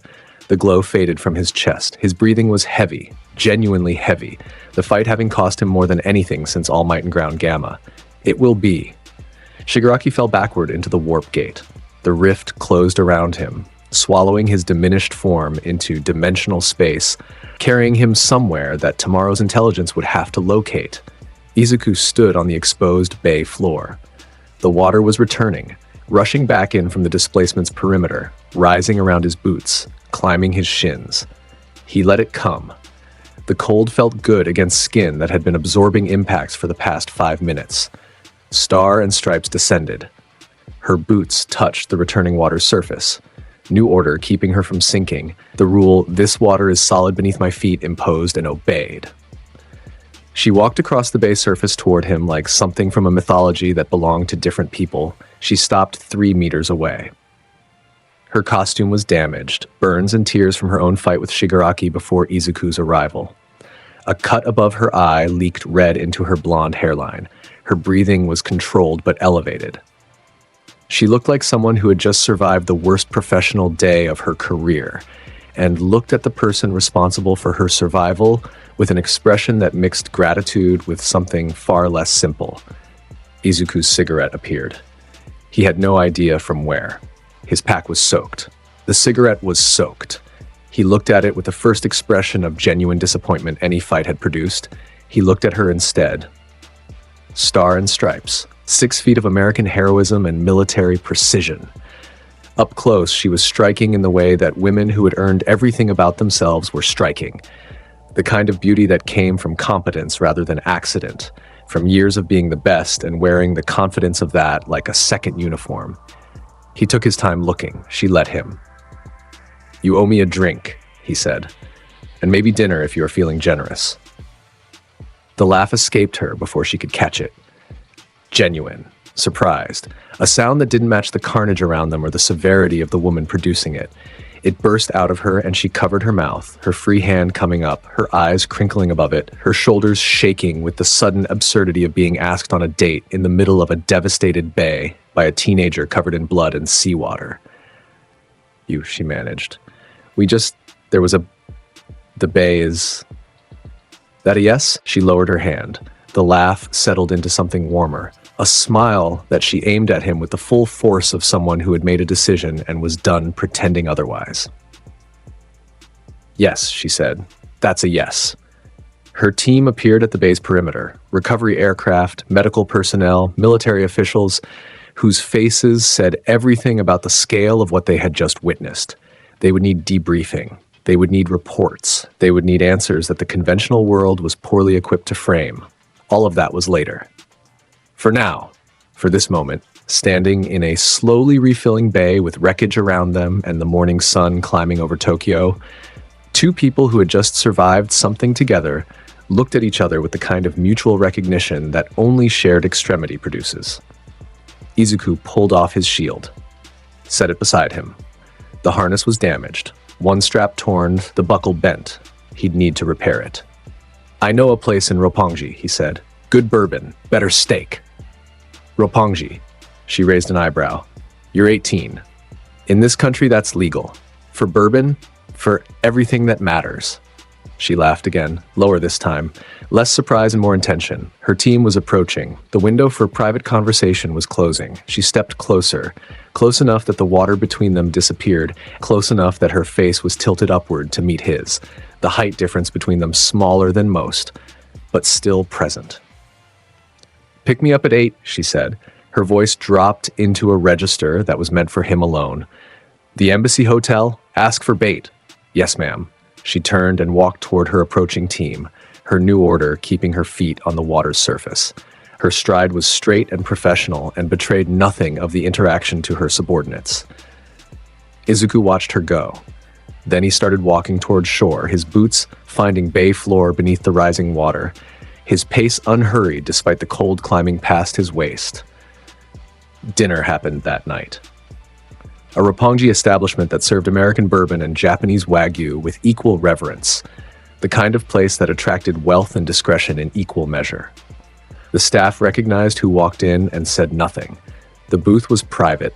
The lighting was low. Kathleen Bate arrived in civilian clothes, a simple dress that did more for her than any costume ever could, her blonde hair down, her face free of the mask she wore in combat. She was beautiful in the way that confidence made people beautiful, every movement intentional, every look aimed. Izuku was waiting. He'd found a shirt somewhere. Black. Simple. It fit him the way fabric fits a body it was strained to contain. His shield was absent for the first time in memory. Left at whatever temporary accommodation he was using, trusted to remain safe by the simple logic that nobody who knew what it belonged to would touch it. They drank. They ate. They talked with the easy cadence of two people who had survived something together and found that survival built a foundation stronger than small talk ever could. She was brilliant. Sharp. Funny in the dry way that military professionals developed over years of operating in environments where humor was armor. She told him about America, the hero system there, the way things were different, the way power was distributed and regulated and occasionally misused. He listened with the attention he gave to things that interested him, which was to say, fully, he told her about his power. In broad strokes, what it did, what it cost, how the blast worked. She listened with the same attention, a professional interest that lived alongside the personal one. "The quirk erasure," she said, her bourbon half finished. "Is it always permanent?" "Always." "And you've never met someone immune? Never met anything that survived contact with the full output, let alone stayed immune?" She processed this. "That makes you the most dangerous person in any room I walk into." He drank. "Including this one." She smiled. It was the kind of smile that said she was already fully aware and found it more interesting than threatening. They left the restaurant at 11. The streets of Roppongi were alive with nightlife, neon and noise, and the particular energy that Tokyo's entertainment district generated after sunset. They walked through it together. Two tall figures drawing stares from every direction, him for his size, her for her presence, both of them for the magnetic field that two extraordinary people created when they existed in proximity. Her hotel was a block away. "I had a good time," she said. They were at the entrance. The lobby glowed behind glass doors. Her team was upstairs. Her responsibilities began again in the morning. "Me too," Izuku said. The kiss was mutual. Who initiated was a question that neither would answer because both moved at the same moment, her hand on his jaw, his on her waist, the gap between them closing with the same violence that characterized everything they did. Her mouth was warm, her body pressed against his with the force of someone who had been thinking about this since a bay refilled around them. They didn't make it to the elevator without stopping twice more. The lobby staff developed a collective interest in their screens.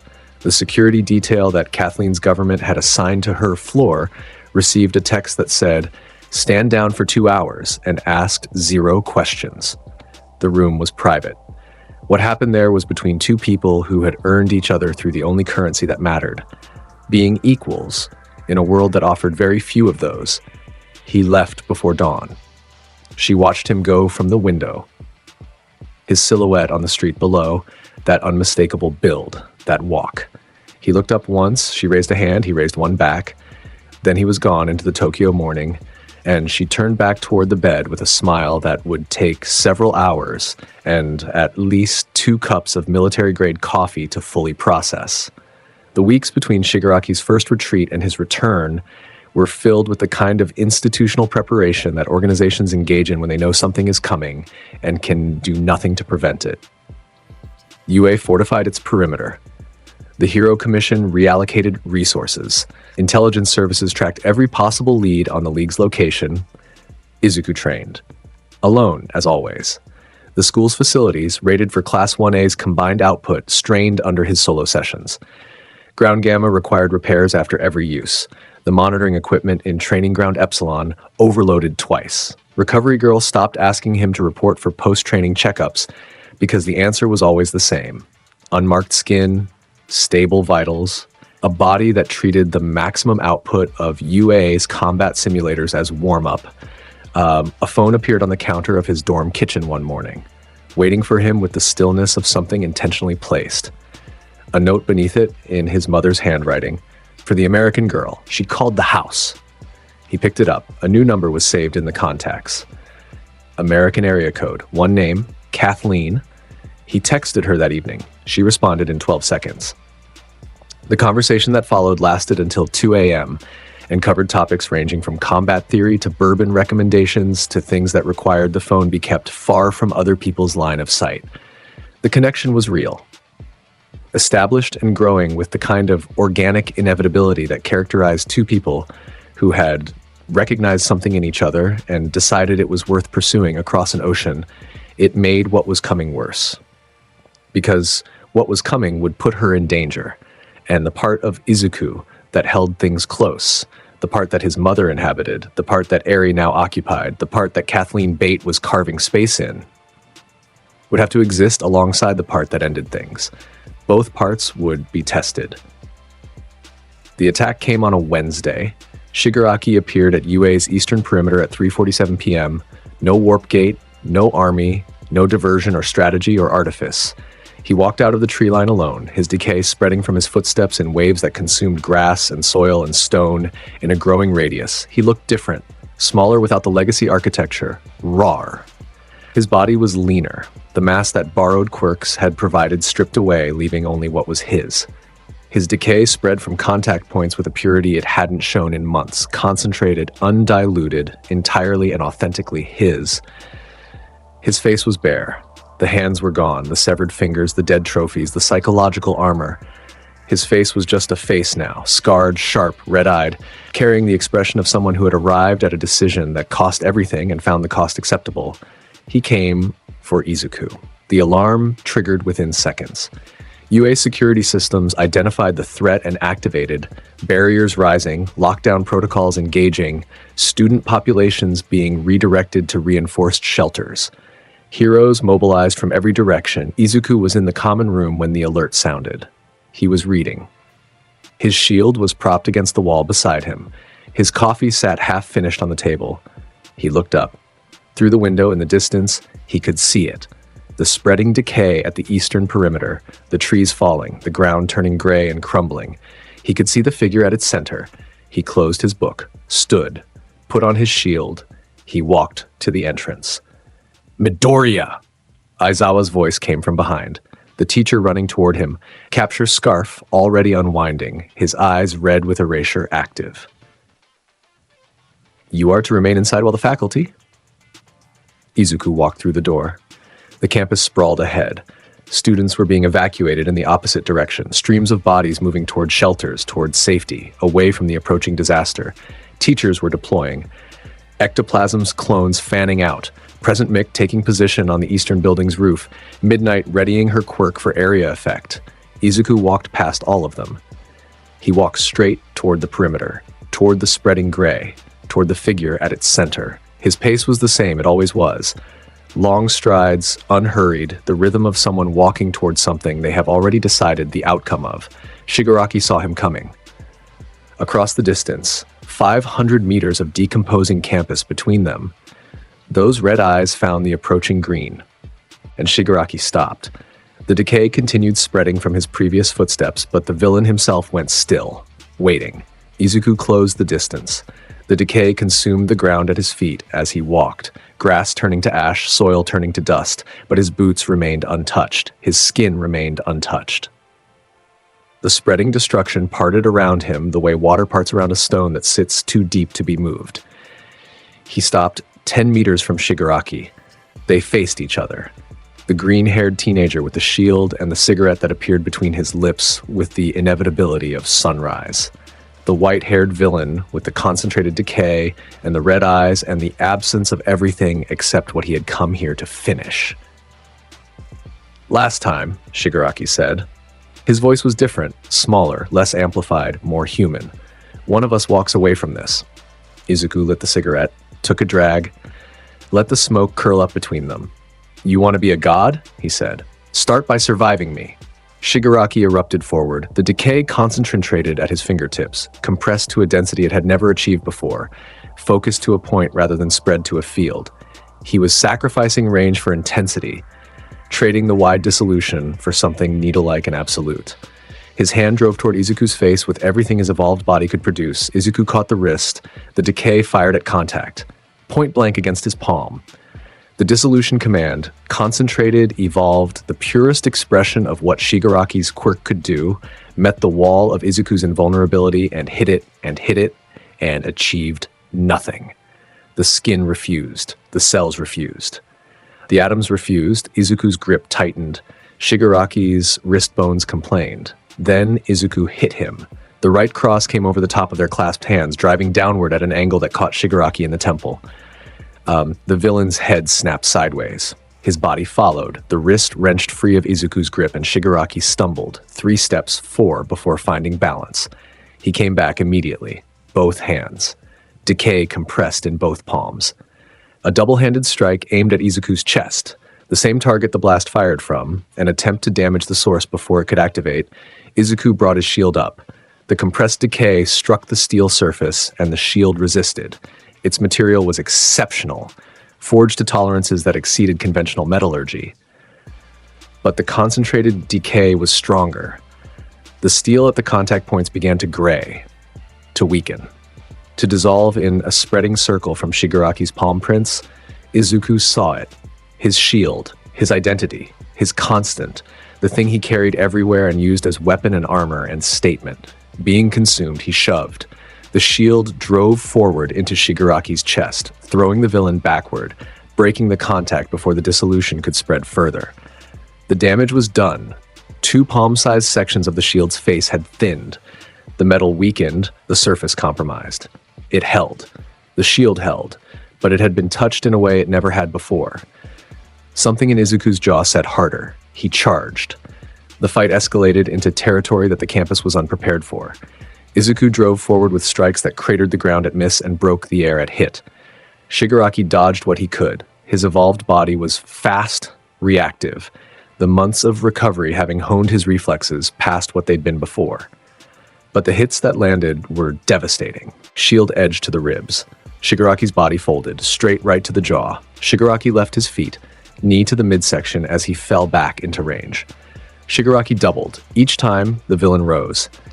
Each time, his decay fired in return. Each time, the concentrated dissolution struck Izuku's skin and failed. But the ground around them was consumed with every exchange. A spreading circle of gray destruction that marked their arena in the language of atomic collapse. Shigaraki landed his own hits. The concentrated decay struck Izuku's chest, useless against his skin, but the force behind it registered. A kick to the leg that Izuku absorbed but acknowledged with a shifted stance. An elbow that caught him under the jaw and made stars briefly visible in his peripheral vision. The fight was real. Shigaraki was the closest thing to an equal this story had offered. Every other opponent had been handled, dominated, ended within margins that made the outcome academic.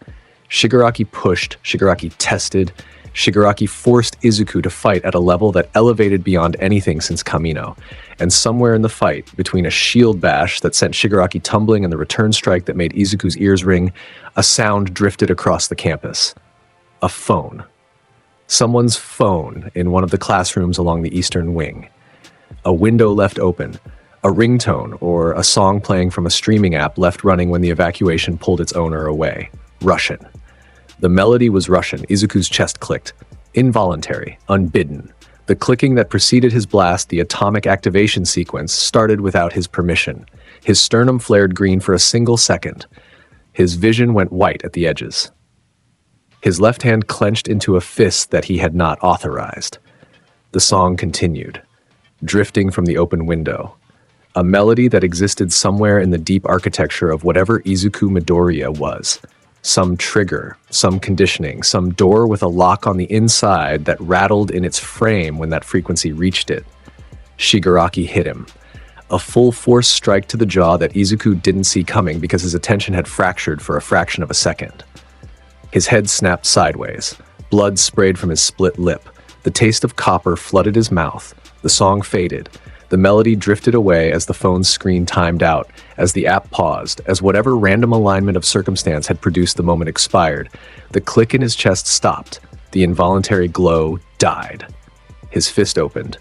He was back. Izuku spat blood, his eyes refocused on Shigaraki, who was coming in for another strike, taking advantage of the momentary lapse. Izuku's shield came up and met the incoming blow with a crash that shook the air between them. He drove forward off the block, turning defense into offense in a single motion, his shoulder driving into Shigaraki's chest and carrying the villain backward 10 meters. The door stayed closed. The lock held. Whatever lived behind it, whatever that trigger accessed, whatever history or conditioning or wound it represented, remained contained, controlled. But it had been close, closer than he would admit to anyone. The fight continued, intensified. Izuku pushed harder, the near activation having left something sharp in his chest, an irritation that translated into force. His strikes came faster, heavier. The campus around them was being destroyed in stages, buildings losing walls, the ground sinking into consumed earth, the landscape reshaping itself around two forces that exceeded its tolerance. Shigaraki was weakening. The differential was showing, each exchange costing him more, each return strike carrying less, each evasion coming a fraction slower. His decay was still active, still consuming everything it touched that wasn't Izuku. But his body was finite, his stamina was human, and Izuku's was something else entirely. Izuku seized the opening. Shigaraki threw a right. Concentrated decay at the fingertips, everything remaining committed to a single strike. Izuku caught the fist, twisted the arm, drove Shigaraki's body downward with the leverage and pinned him face first against the consumed ground. His knee went into Shigaraki's spine. His hand pressed the villain's head against the gray earth. His shield pressed across Shigaraki's back. The weight of it and the weight of Izuku's body combining into a pin that was absolute and final. His chest began to glow.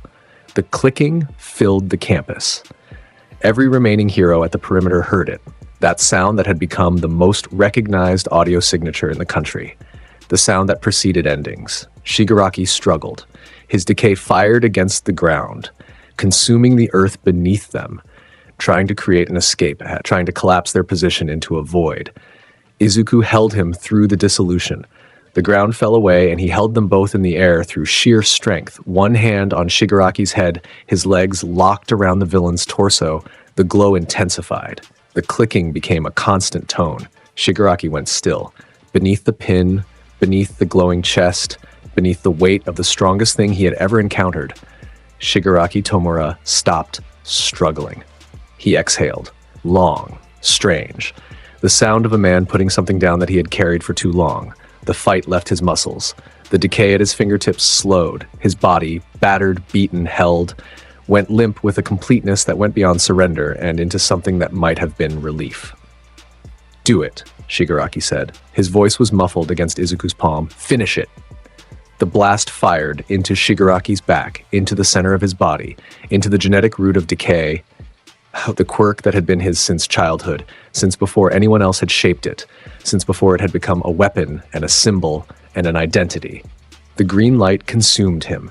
His body convulsed once, a full system spasm, and then was still.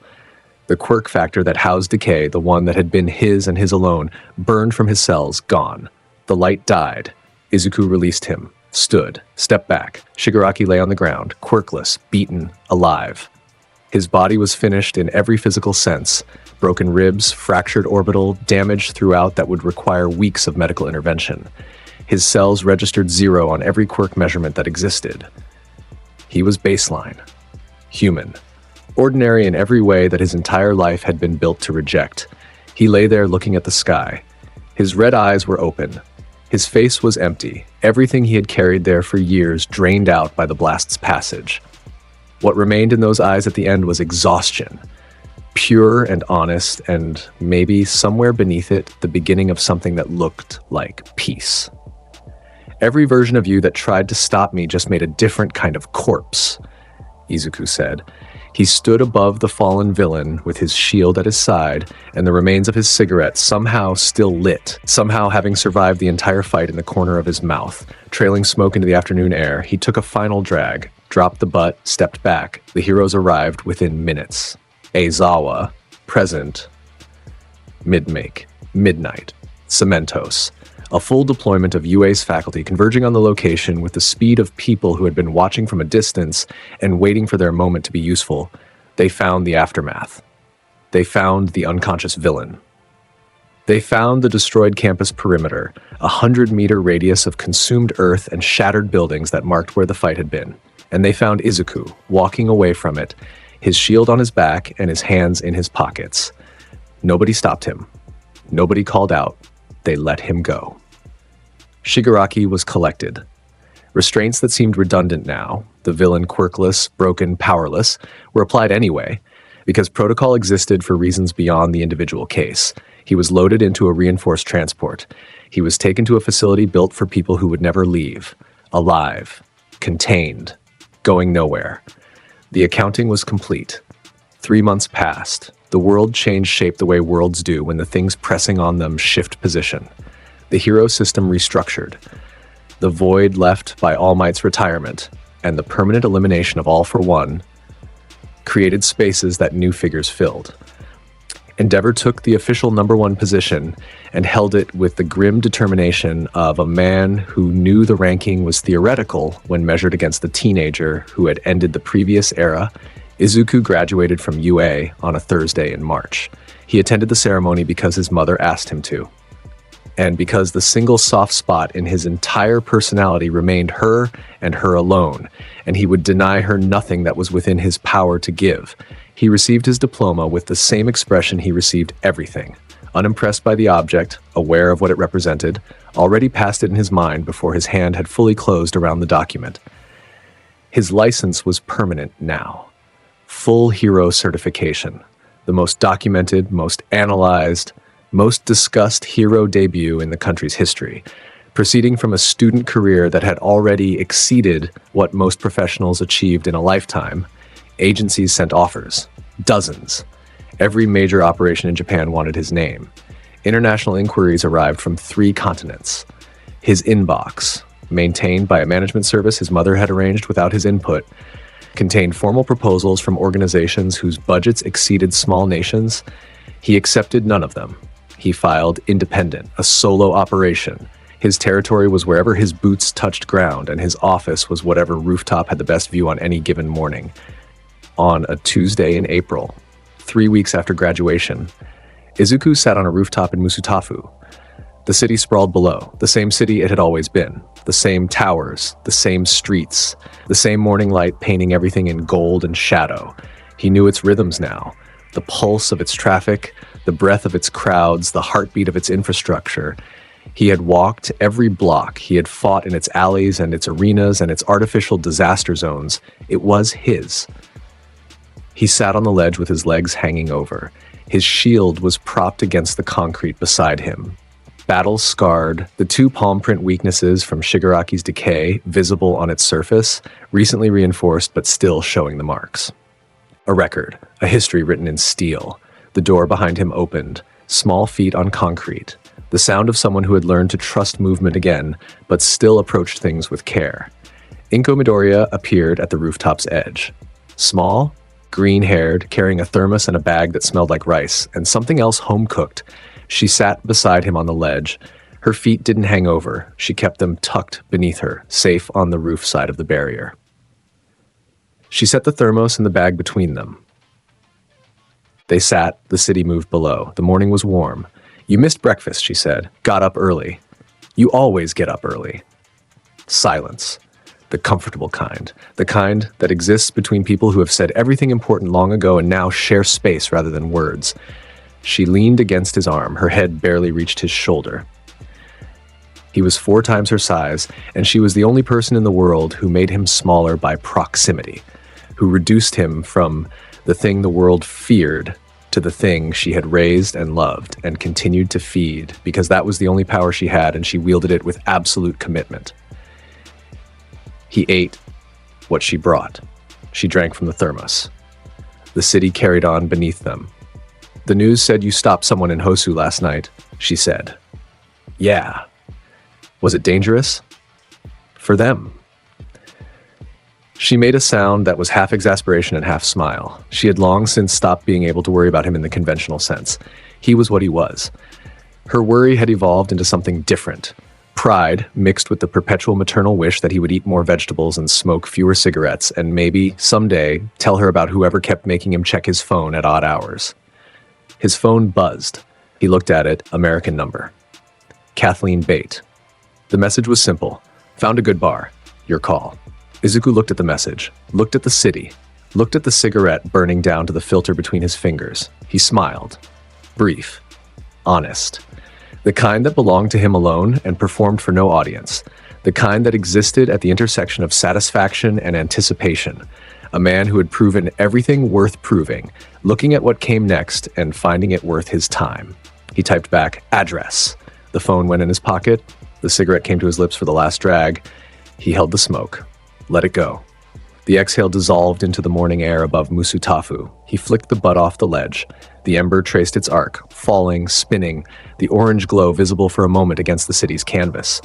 It dropped past floors, past windows, past the life of a city that carried on and would carry on regardless. The ember went out. The city stretched below him in every direction. The morning climbed higher. The shield sat beside him, scarred and repaired and waiting.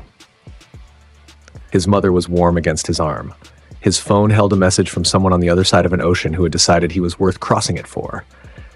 Izuku Midoriya sat on that rooftop and looked at the future the way he looked at everything. Without urgency, without anxiety, without the need to name what came next. Standing when it arrived, always standing. The hero roster. A massive salute to the legends backing this journey. Your support is what keeps the momentum at an all-time high and the dream moving forward. You guys are the absolute best. Pro heroes. The elite front line. Stepping up and setting the pace for the whole community. DA. Fire 05.